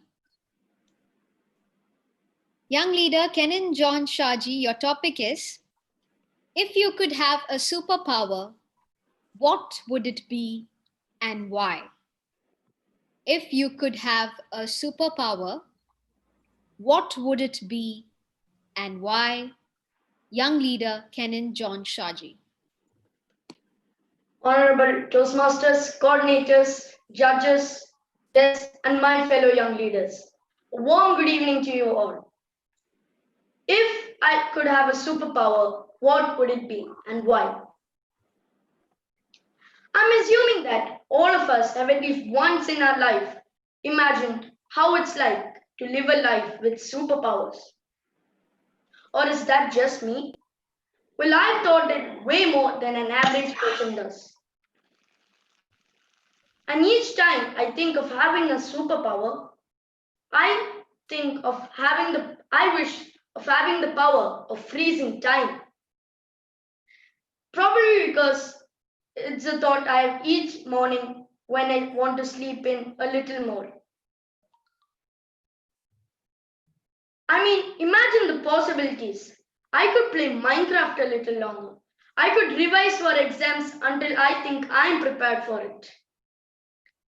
I could also smoke when I hear time and tide waits for none.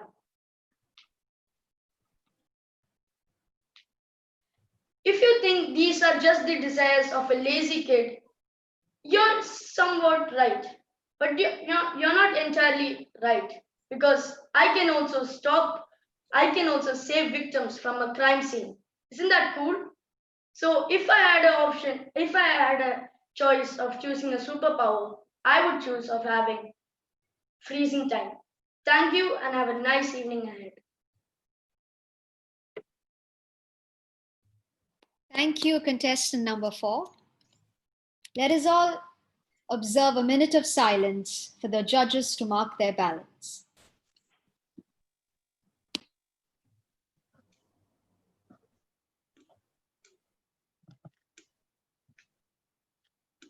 Did you grass is green, but greener when you water it. A very warm good evening, fellow Toastmasters, young leaders, judges, Who is and everybody. Young leader Neha, Yes. Neha? the topic is not given to you, dear.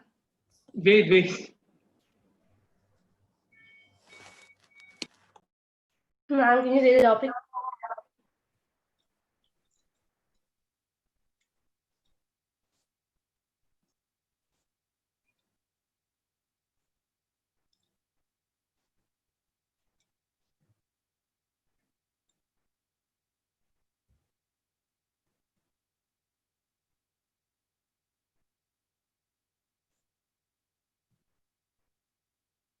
Toastmaster Junita, time up. Thank you, timer.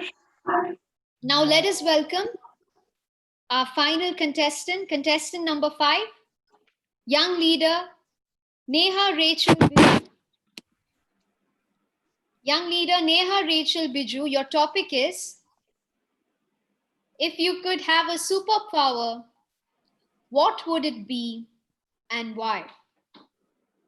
If you could have a superpower, what would it be and why? Young leader Neha Rachel Biju. Did you know the grass is green, but greener when you water it? A very warm good morning, good evening to fellow Toastmasters, young leaders, judges, and everyone attending from your homes for this YLP finale. Today Neha Rachel Biju, will be speaking on the topic, if I had a superpower, what would it be and why? When I got this question, millions of thoughts were running in my head. Don't have superpowers like Iron Man, Captain America? Cool, but not my thing. How about changing time? Going back in time, rubbing off the embarrassment I just did now? Sure, but then, no. How about reading minds?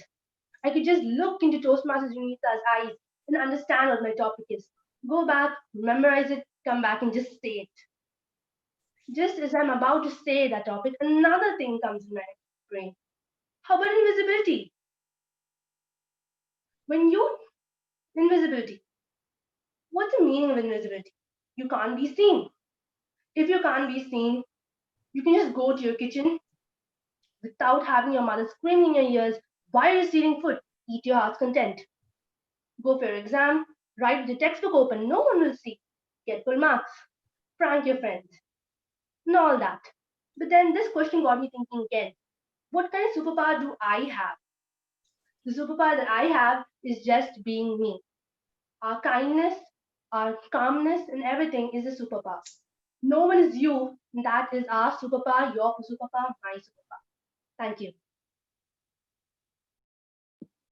Thank you, contestant number 5, Neha Rachel Biju. Now, let us all observe 2 minutes of silence for the judges to mark their ballots.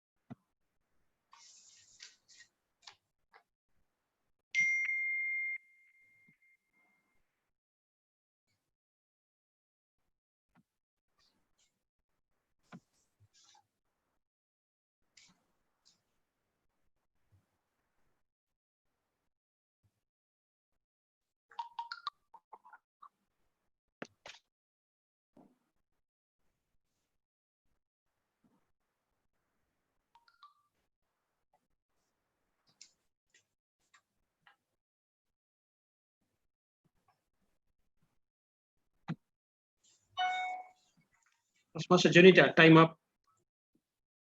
Okay. So that brings us to the end of this wonderful impromptu session. Heartfelt gratitude to all the contestants, coordinators, chief judge, and the timer. On that note, this is me, the table topic master, signing off, and I give the control back to the master of ceremonies. Thank you, ma'am, for leading us with the session. That marks the end of all our content. It is my pleasure to welcome. Wait. What happened? And by the way, why are you here? Isn't it my session? No, it is our session. No, it is mine. God. Okay, fine. We'll come to a conclusion. We'll do this together, okay? Okay, fine. So I guess you can start. Thank you.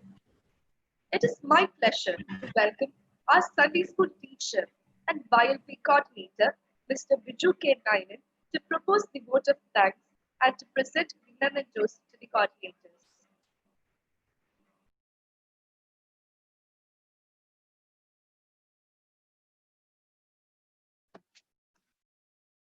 Thank you, Master of Ceremonies. We all are smart, but there is always a room for improvement. Good evening, Toastmasters, distinguished guests, parents, and young leaders. A very good evening to you all. We, the Bahrain Mahatma Sunday School, conducts the YLP for the last 23 consecutive years. Thank God for all the manifold blessings that He has showered upon us in the past. Now the world is going through new normal, and we are getting used to it.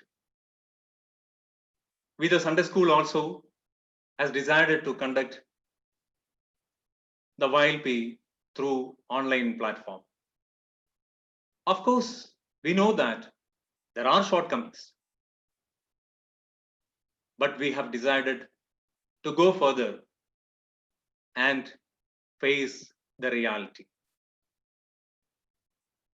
Yes, now we, the coordinators, would like to say that the decision we have taken to conduct the YLP through online platform was the right one we have taken. Yes, I really mean it.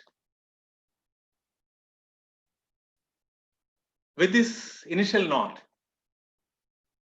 I would like to enter my responsibility that entrusted upon me, that is proposing vote of thanks to one and all. First, let me thank God Almighty for the blessings that He has showered upon us. Let me thank our Vicar, Reverend Matthew K. Mudalali, and Assistant Vicar, Reverend VP John, our Sunday School President and Vice President respectively, for their valuable presence, guidance, and support, and of course, the encouraging words that they have delivered today in the YLP finale.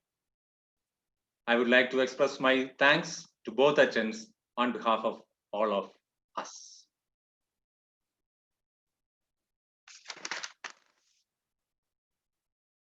Many distinguished Toastmasters address the gathering today, from DTM Khalid Ismail, DTM Khalid, to and so on. So I would like to thank all the Toastmasters and distinguished Toastmasters for their valuable words, encouraging words to enlighten our children and the YLP finale. We are conducting this YLP, this year's YLP, under the banner of Bahrain Odiya Samaj Toastmasters Club. On behalf of the Bahrain Mahatma Sunday School, I would like to thank the Bahrain Odiya Samaj Toastmasters Club President and the Executive Committee for allowing us to conduct the YLP this year. Thank you all the executive committee members of ODS Samaj. I'm very happy to say that, same like in the past years, this year also, we got excellent team of coordinators. Mr. Pidambaran Nair and Ms. Junita Mariam John. I know the efforts you have taken to lead our children in the YLP. I've seen the messages you are sending even at night. The sessions, the separate sessions you are conducting for our children, for separate evaluators, speakers, and many other groups. So I know the efforts you have taken. On behalf of the Bahrain Thoma Sunday School and all the YLP participants, I would like to thank Madam Junita Mariam John and Mr. Pidambaran Nair for your valuable efforts. The Chief Coordinator, you are awesome. Like our President, Reverend Matthew K. Mulali said, in our Sunday school, among the Sunday school children, now there are many fans. So children are saying your name with very, very wholeheartedly they are saying. When I approached her for conducting for checking the possibility of conducting the YLP this year, she has accepted the invitation wholeheartedly. And she served as the chief coordinator. On behalf of the Bahrain Thoma Sunday School teachers, all the students, especially the YLP participants and their parents, and of course, on behalf of our Rachans, Reverend Matthew K. Mulali and Reverend VP John, I would like to express my sincere and hearty thanks. Thanks to Madam Farida Bai Tansir for your excellent efforts, excellent leadership. And also, I would like to thank Mr. Pidambaran Nair and Madam Junita Mariam John for your efforts. And I pray God Almighty to bless you all abundantly for your valuable efforts and reward you abundantly. The distinguished judges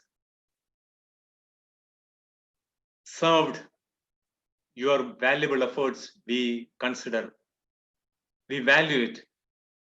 I know it's not easy to judge a speech or an evaluation speech, especially through online platform.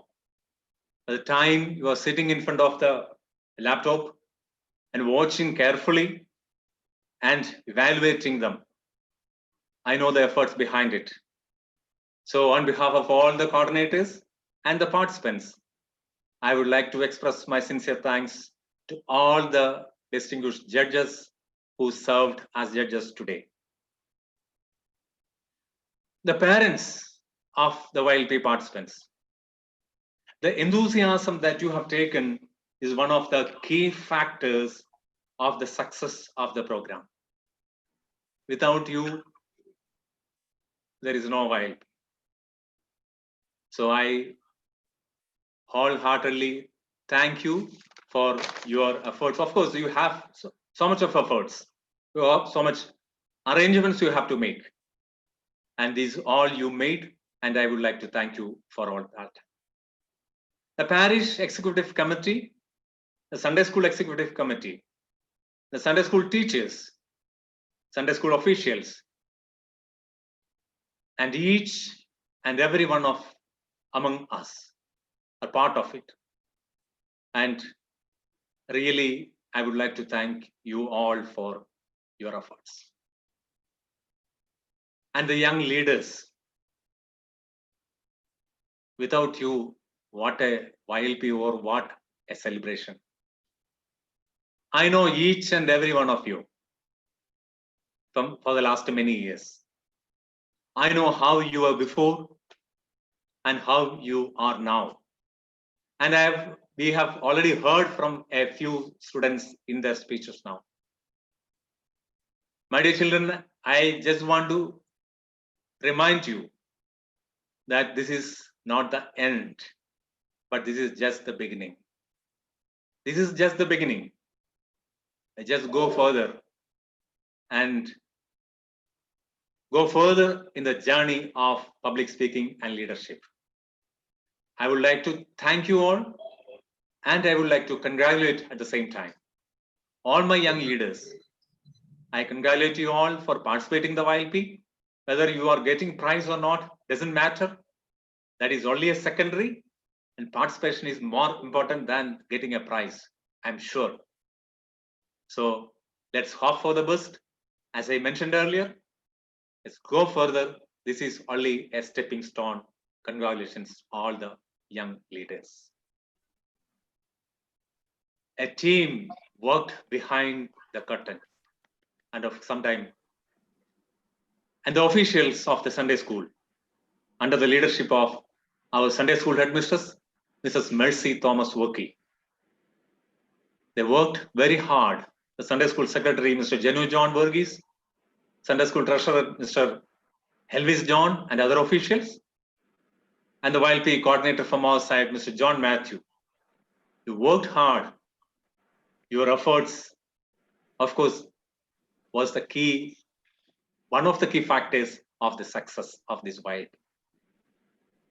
Every YLP session you were available, and these 3 hours were sitting behind the curtain or Zoom platform.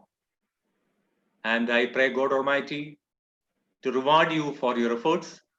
And on behalf of all the children, all the YLP participants, and the coordinators and their parents, I would like to thank Mrs. Mercy Thomas Workey, Mr. Jenu John Burgess, Mr. Elvis John, and Mr. John Matthew for your very valuable and hard work. And many of our former teachers are watching this event even from Kerala, even from outside of Bahrain. So I would like to thank Bekuchan and many other teachers and many parents and many relatives from many places. They are watching the program live. So I would like to thank all of you. And once again, I would like to thank you all before concluding. I would like to thank 2 young girls for their beautiful voice and timely efforts. That is Mahima Susan Thomas and Manna Grace John. How beautifully they have conducted. They have managed the program. They are only a 10th grade students, but they have managed the program very wisely and beautifully. I would like to thank Manna Grace John and Mahima Susan Thomas for their efforts.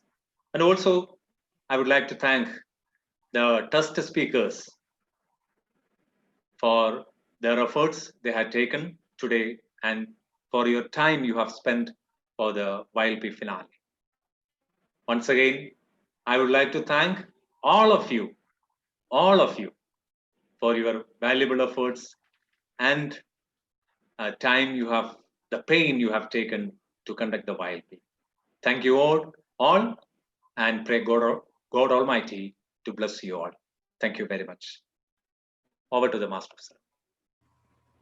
Can I interrupt?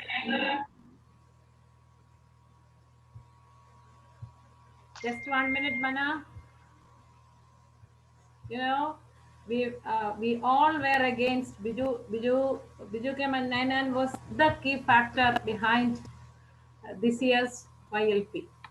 Sure. So I would like to thank him from the bottom of my heart on behalf of all the coordinators. I thank Biju from the bottom of the heart on behalf of the Sunday school and the teachers and the church. I like to thank you, Biju. God bless you abundantly. Thank you, Manna. Over to Manna. Thank you, Vijay sir and Mercy teacher. The best part of competing is that through it, we discover what we are capable of. and how much more we can actually do more than we ever believed we could. Competing is not only about winning, it is about your preparation, dedication, practice, and participation. Every single young leader has given their maximum best to present an amazing performance. Now, it is time to present the participation certificate for all the young leaders. Starting with Group 1, we have Alan Sunil John.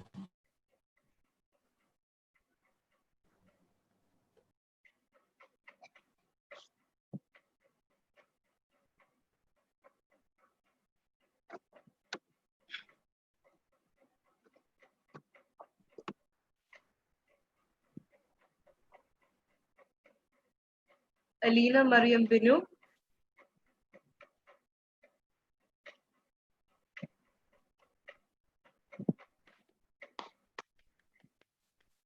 Alan Thomas Linson,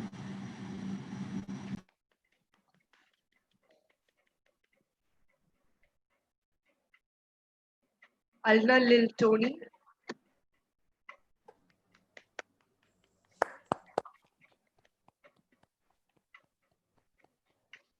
Angela Anna Anu,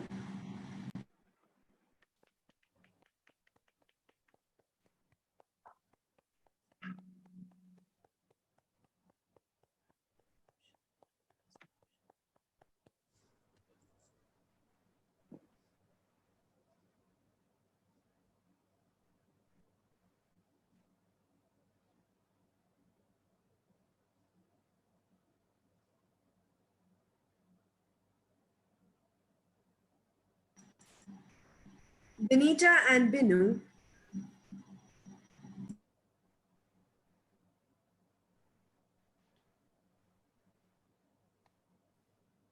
Brian Biju Matthew,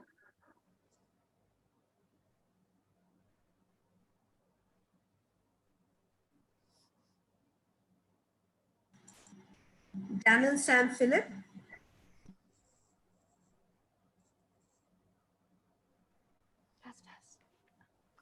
Eva Susan Aju,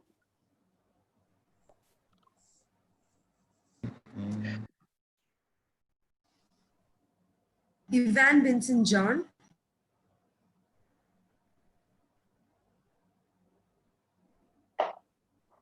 Hansel Biju Kurivula,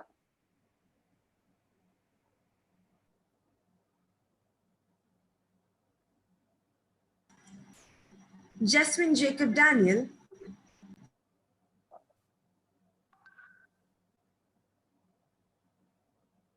Joel Biju Matthew,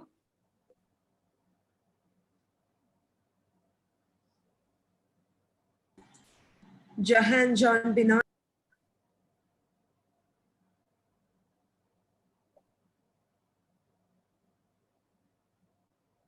Joshua Stanley,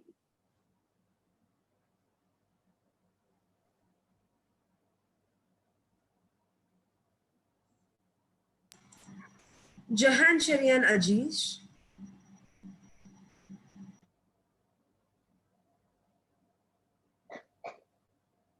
Joshua V. Biju,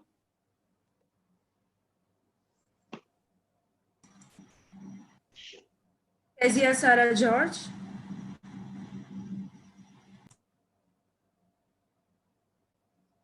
Noel George,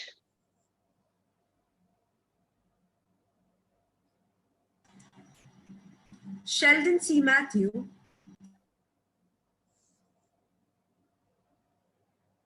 Stacey Ann Sargent, and Thomas Kurivilla. Next, the Group 2, we have Abraham Koshi,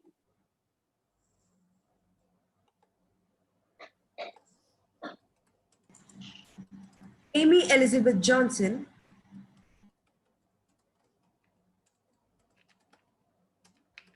Angela Rose Thomas,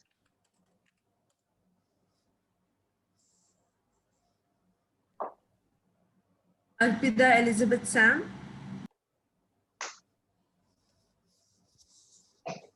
Avina Vinod Philip,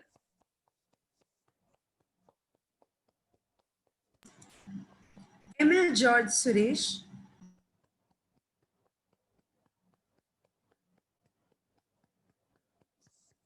Febin Sarah Abraham,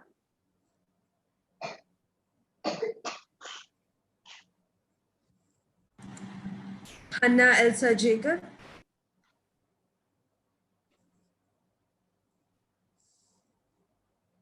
Hefsi Rachel Pradeep,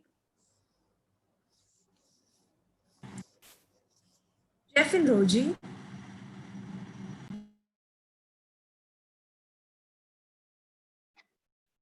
Kenan John Shaji,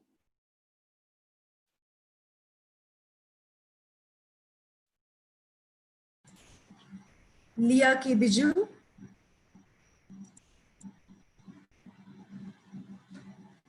Mark Vergis Matthew, Neha Rachel Biju,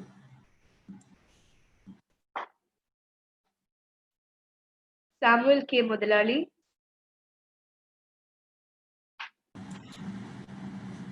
Roshan Matthews Robbie,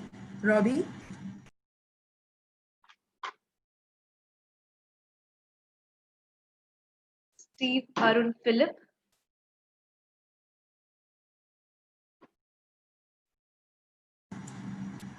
Tanya Elza Sansi,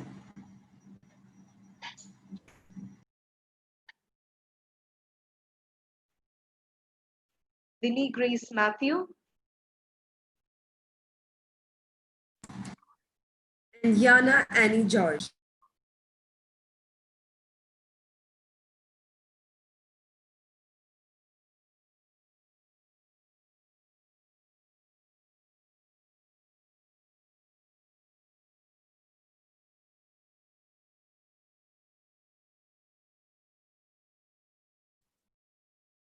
Now, I'm extremely delighted to welcome our YLP coordinator, Toastmaster Pidambran Nair, to propose the word of thanks.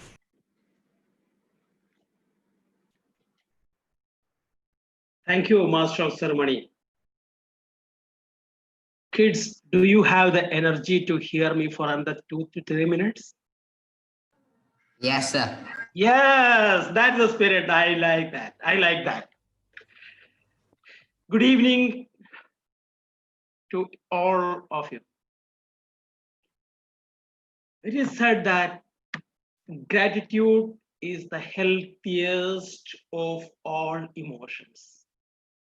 And at this moment, I personally filled with the emotion of joy, the emotion of happiness, and emotion of a bit sadness as well.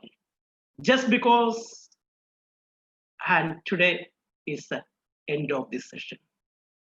It's not a time to express my emotion, rather to thank each and every one. So let me start with Reverend Father Matthew K. Mudalali, the head priest of Bahrain Thoma Church, Parish Church, Reverend Father VP John, Mr. Biju K. Nainan, the coordinator, Mercy Ma'am, the headmistress of Sunday School, Jenu, pardon me? The technical support I got from Jenu, Mr. Elvis, Mr. John Matthews, sir. These are the visible faces, what we could see. We know that there are many behind the screen even. Moving to the Toastmasters side, Bahrain Odia Samaj Club took the responsibility to host, to conduct this YLP. It was well coordinated by Area 33 Director, Toastmaster Farida Bai Tansir, our own beloved sister. Supported with an array of Toastmasters in the form of mentors, trainers, as well your own like little aunts, uncles like me and Toastmaster Janita. It is a precious moment for every one of us. And I would like to start thanking from the church side, each and everyone who coordinated along with us and standing shoulder to shoulder to support each other to take this event to the best of its appearance and ability. Bahrain Odia Samaj, another club involved much deeply is Indian Academy Toastmasters Club. Toastmaster Rajamanikam and Toastmaster Kavita was there with us for giving all the technical support till a little while ago. Then district leaders and division directors, district leaders starting from our district director, DTM Salim, program quality director, Toastmaster Alif, DTM Alifia Lakrawala, club growth director, DTM Khalid Abdullah. The list is long. And there are many faces which are not visibly seen in this from the Toastmaster side, like mentors, trainers. I just would like to remind some of them that Toastmaster Roshan, Toastmaster Vivek, Toastmaster Amanda, Toastmaster Aisha, Toastmaster Lulwa, Toastmaster Hemlata, Toastmaster Roshni. The list is endless. Toastmaster Roshan Lewis, the list is endless. And I also like to thank one of the name left by the other Thanksgiving person is the smiling face of today's entire event, that was Harsha and Biju while conducting the moderator role for the debate. On behalf of the Toastmaster fraternity of Bahrain, this is the badge of my Toastmaster. So keeping on this badge, I sincerely thank each and every one of you who contributed immensely to make this event a grand success. The next lot of thanks go to the parents who, as Alna was saying in her speech, pushed into the fray of YLP, these young leaders. And another speaker said, from the carbon, you turn to become diamonds. And that 8-week of process of making you polished to the diamond, and you are the gem of this evening. Whatever you did, we know that to the best of your ability, you exhibited the entire thing. We are very sure that this moment will cherish your memory throughout your life. So I was the person proposed the theme, the change starts within. So I wish and I believe that this YLP 8 weeks of time change within you, and a new youth leader will be coming out of you all.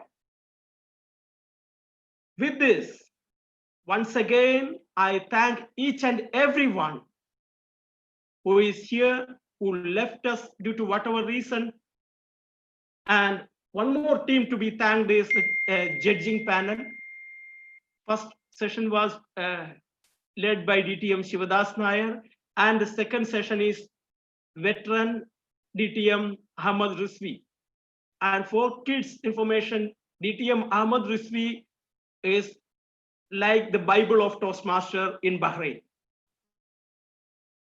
When there is a doubt, go back to rule number 1. That is what rule number 1 is: boss is always right. And for us on Toastmasters here, the rule book is DTM Ahmad Rizvi. So we are proud to have DTM Ahmad Rizvi as a judge over here. And we are thankful to the entire judging panel of both the time. And Please, my sincere apologies in case if I left anyone to call by their name. But from once again, from the Toastmaster fraternity, I thank each and every one of you, from the church, from the coordinators of the church, to the parents, and to my beloved young lads. Thank you once again for making this evening a wonderful one. Thanks, and back to you, Master of Ceremony. Thank you, sir, for your wonderful words. Next, I invite Mr. Biju K. Nainan to present the mementos to the coordinators. Thank you, Master of Ceremony. So we would like to appreciate and thank the efforts our beloved coordinators has taken. We would like to acknowledge the services they have rendered to our Sunday school children. So I would like to present this memento. We would like to present the memento to Toastmaster Pidambran Nair. So I request Jenu and Elvis to present the memento.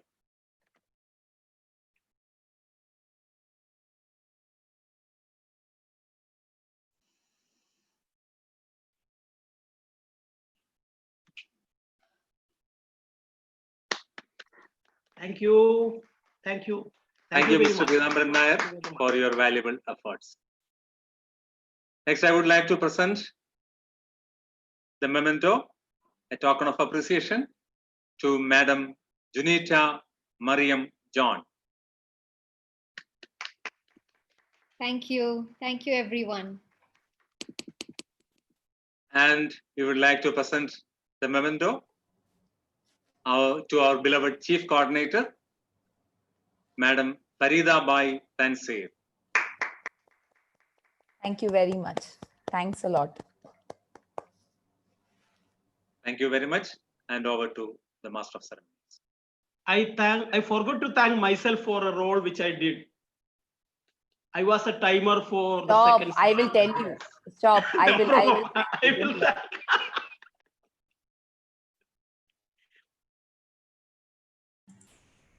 Thank you, sir. Now, I would like to invite Toastmaster Farida Bai Tazmi for certificate distribution and for the most awaited moments, the results. Ma'am, over to you. Thank you very much, Master of Ceremonies. Once again, a warm good evening. We are running late, so I'll be moving a bit quick.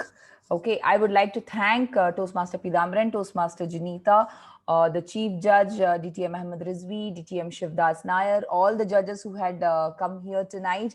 Also the mentors of you all, Toastmaster Roshan, DTM Lulwa, Toastmaster Aisha, Toastmaster Roshni.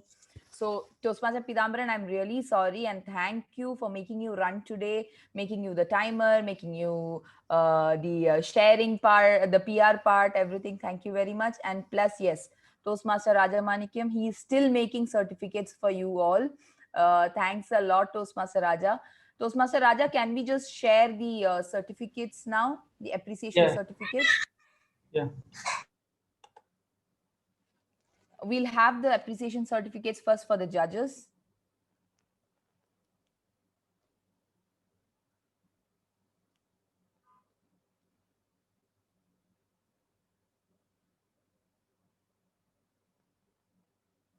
So this is the certificate of participation and appreciation for the Chief Judge, DTM Shivdas Nair. Next, we can just go through it. The Judge, Toastmaster Alvin Sevi, Toastmaster Jaya Jaggi, Toastmaster Gina John, Toastmaster Sandruptapadi Padi. Thank you. Okay, Toastmaster Urusa Kanwal as well. They were our judges today for the first session. Thank you very much, DTM Shivdas and his team. Now for DTM Ahmed Rizvi's team, yes. Now for the judges of the second session, Chief Judge DTM Ahmed Rizvi, thank you very much. Judge DTM Anil Pachlangia, DTM. No, this is Toastmaster Asharani. Toastmaster Amanda Rabot. Toastmaster DTM Dushan Kanchana. And Toastmaster Jiju Varghese. But Jiju Varghese was not there today. We'll change that. Okay. Now I have a few certificate of appreciation for some people who are very important.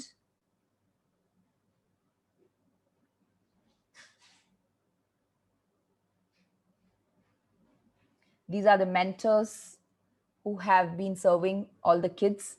Thank you, Toastmaster Hemlata Prakash. Thank you, Toastmaster Junita Mariam John. Thank you, Toastmaster Pidambaran Nair. Thank you, Toastmaster Roshan Lewis. Thank you, Toastmaster Roshni Murli. And we also have DTM Lulva who have helped us as the mentor. Now we have some special people.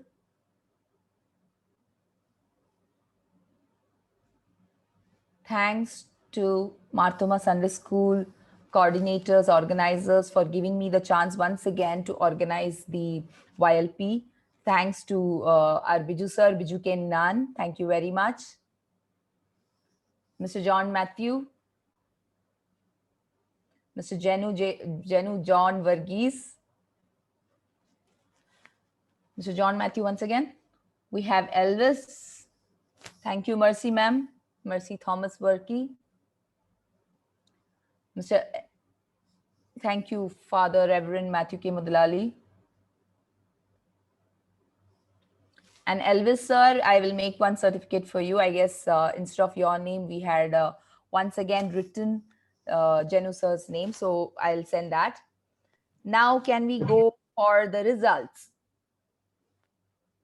Are you all ready? Now unmute yourself. Everybody unmute yourself. I need big support for that. Are you ready? Yes. Yes. Okay. So I'll start with the table topics contest for the first batch, okay? For the Friday batch, there are no time disqualifications. So I am very happy that you all were on time. Now, the third place winner for the table topics is young leader Joshua Stanley. Yay!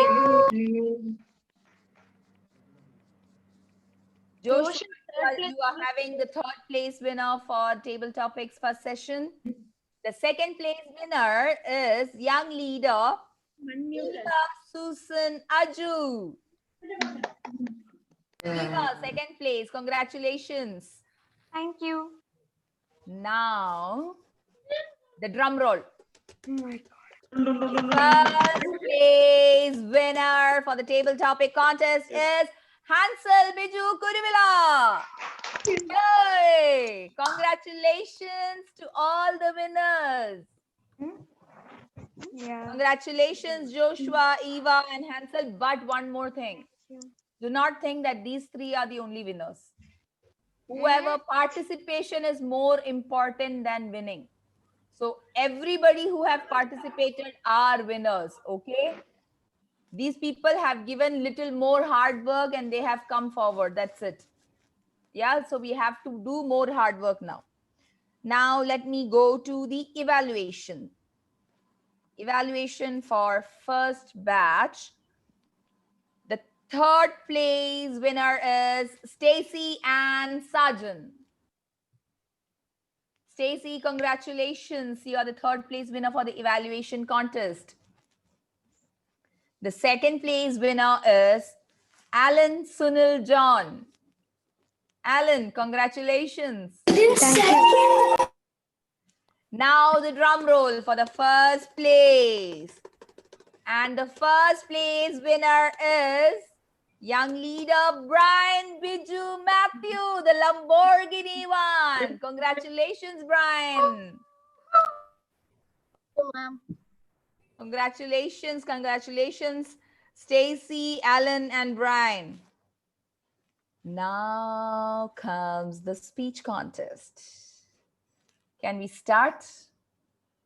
Yes. Are you all ready for the first batch speech contest results? Yes. Okay. So, the third place winner is young leader Ivan Benson John. Yay! Yay! Congratulations, Ivan.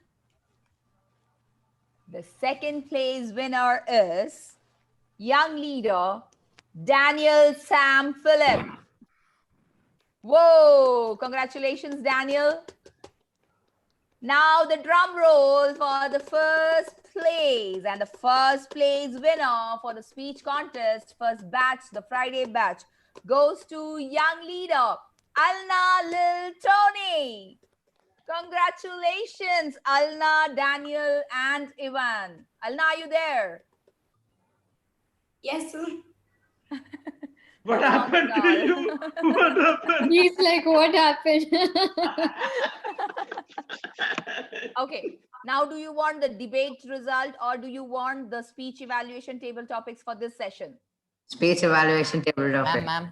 Okay, come Debate. on. Now, let's go for the... Ma'am. Huh? Ma'am, Yes, Daniel. my name is spelled Daniel. Yeah, we know that. We know that Daniel. It is written Daniel. We will correct it. Correct it, Daniel. We'll correct it, Daniel. Now the table topic result for the second batch. The table topic result for the second batch. The third place winner is young leader Neha Rachel Biju. Best of luck. Congratulations, Neha. Thank you. The second place winner is young leader Abraham Koshi. Oh, wow. Congratulations, Abraham. Now the drum roll again for the first place winner for the table topics batch 2, which is the Saturday batch, goes to young leader Kenan John Shaji. Yay! Congratulations, Kenan, Abraham, and Neha. Congratulations. You did it. Now the evaluation for the second batch, which is the Saturday batch. Let's start. The third place winner for the evaluation goes to young leader Roshan Robbie. Young leader Roshan Robbie, congratulations. Thank you, ma'am. Second place winner for the evaluation contest goes to young leader Hefzi Rachel Pradeep. Congratulations, Hefzi. Thank you, ma'am. Then again, it goes the drum roll. The first place winner for the evaluation contest is young leader Tanya Elza Sonzi. Tanya, congratulations. Thank you, Toastmaster. Congratulations, Roshan, Hefzi, and Tanya. Now the Thank you. speech contest. Speech contest results for the second batch. Third place winner goes to young leader Jeffin Roji. Congratulations, Jeffin, for getting the third place for the speech contest. Thank you. The second place winner goes to young leader Febin Sarah Abraham. Febin, congratulations. Thank you, ma'am. Now again, the drum roll. Any guesses for the first place winner? Yana. The first place winner for the speech contest of Saturday batch, the batch 2, goes to young leader Yana Annie George. Congratulations, Yana. Thank you so much, ma'am. Congratulations, Yana, Jeffin, and Febin. Now comes the result for the debate. Who do you think was the best debate speaker? Aprita? The best debate speaker goes to Samuel K. Mudalali. Young leader Samuel K. Mudalali. Congratulations, Samuel, for being best debate speaker. And the best debate team goes to Arpita, Steve, and Samuel. Congratulations, negative team, for winning the best debate team. So here we are. Yay! Saturday win! Saturday team win! EJ! Don't worry, Friday was not that bad. Is better. Okay. Yeah, it is just that the topic was such, so they won. But yeah, everybody, each and everyone, I was so surprised to see something new here. I couldn't believe that these were all you. Even somebody messaged me asking, are you really sure that these are their first speeches? Clearly to say, I am amazed. Really, I don't have words to say how good you were. I'm so very happy. I'm actually sitting in front of this from morning 7:30. I said, me, Pidambar and Junita, we all are sitting in front of this from morning 7:30. We haven't. I had my tea, I had my lunch, I had my water, everything here, sitting here in front of this. But I'm happy that I could see the result. I'm really very happy, and I'm sad that we are over. But it's okay. We'll come in touch with each one of us somewhere or the other. Yeah, so be in touch. Congratulations to all winners. Don't worry, whoever have not got the prize, it is not about winning, it is about participation. Do not stop your journey here. Move ahead. Do continue the journey. Okay, thank you very much, and over to you, Master of Ceremonies. Thank you, ma'am. Congratulations to all the participants and special congrats to the winners. Now it's time for us for the closing prayer. I request our YLP coordinator, Mr. John Matthew, to lead us with the closing prayer.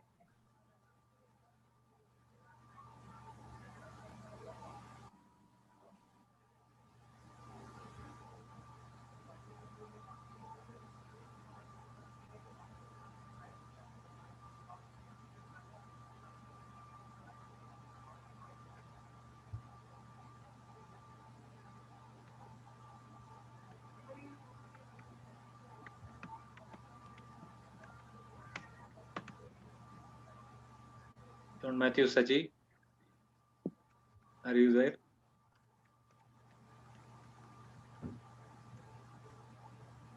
Like to call Mrs. Mercy Thomas Workey if Mr. John Matthew is not there for the closing prayer.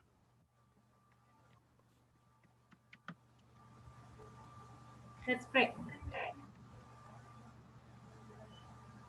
Lord, our heavenly gracious Father, thank you for this beautiful time you have given us to gather in thy name, Lord. Lord, thank you for the manifold blessings you have showered upon these little ones all these days, Lord. They have gathered together. You have blessed us with a lot of blessings and talents, Lord. Help each and every one of them to use it for you, Lord. Lord, we especially thank for the coordinators, those who have helped us. Bless them abundantly, Lord.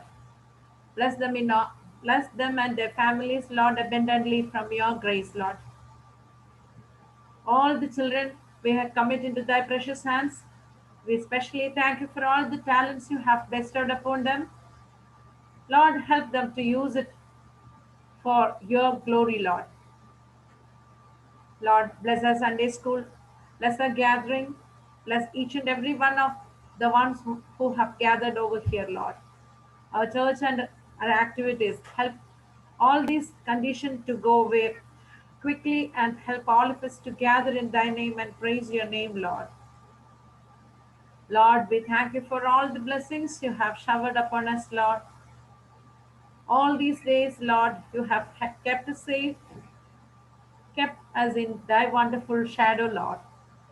We thank you and praise you. Help us to, now when we are taking part, help us to be in thy wings. Help us to be in thy shelter wherever we are, Lord. Once again, we praise you for all you children who have helped us with the YLP. We especially thank Especially pray for Odessa Match Toastmasters for helping us, Lord. And all the judges and all the dignitaries, all those who have helped us today, bless them abundantly from your grace, Lord. We ask you all this in the mighty and matchless name of our Lord and Savior Jesus Christ. Amen.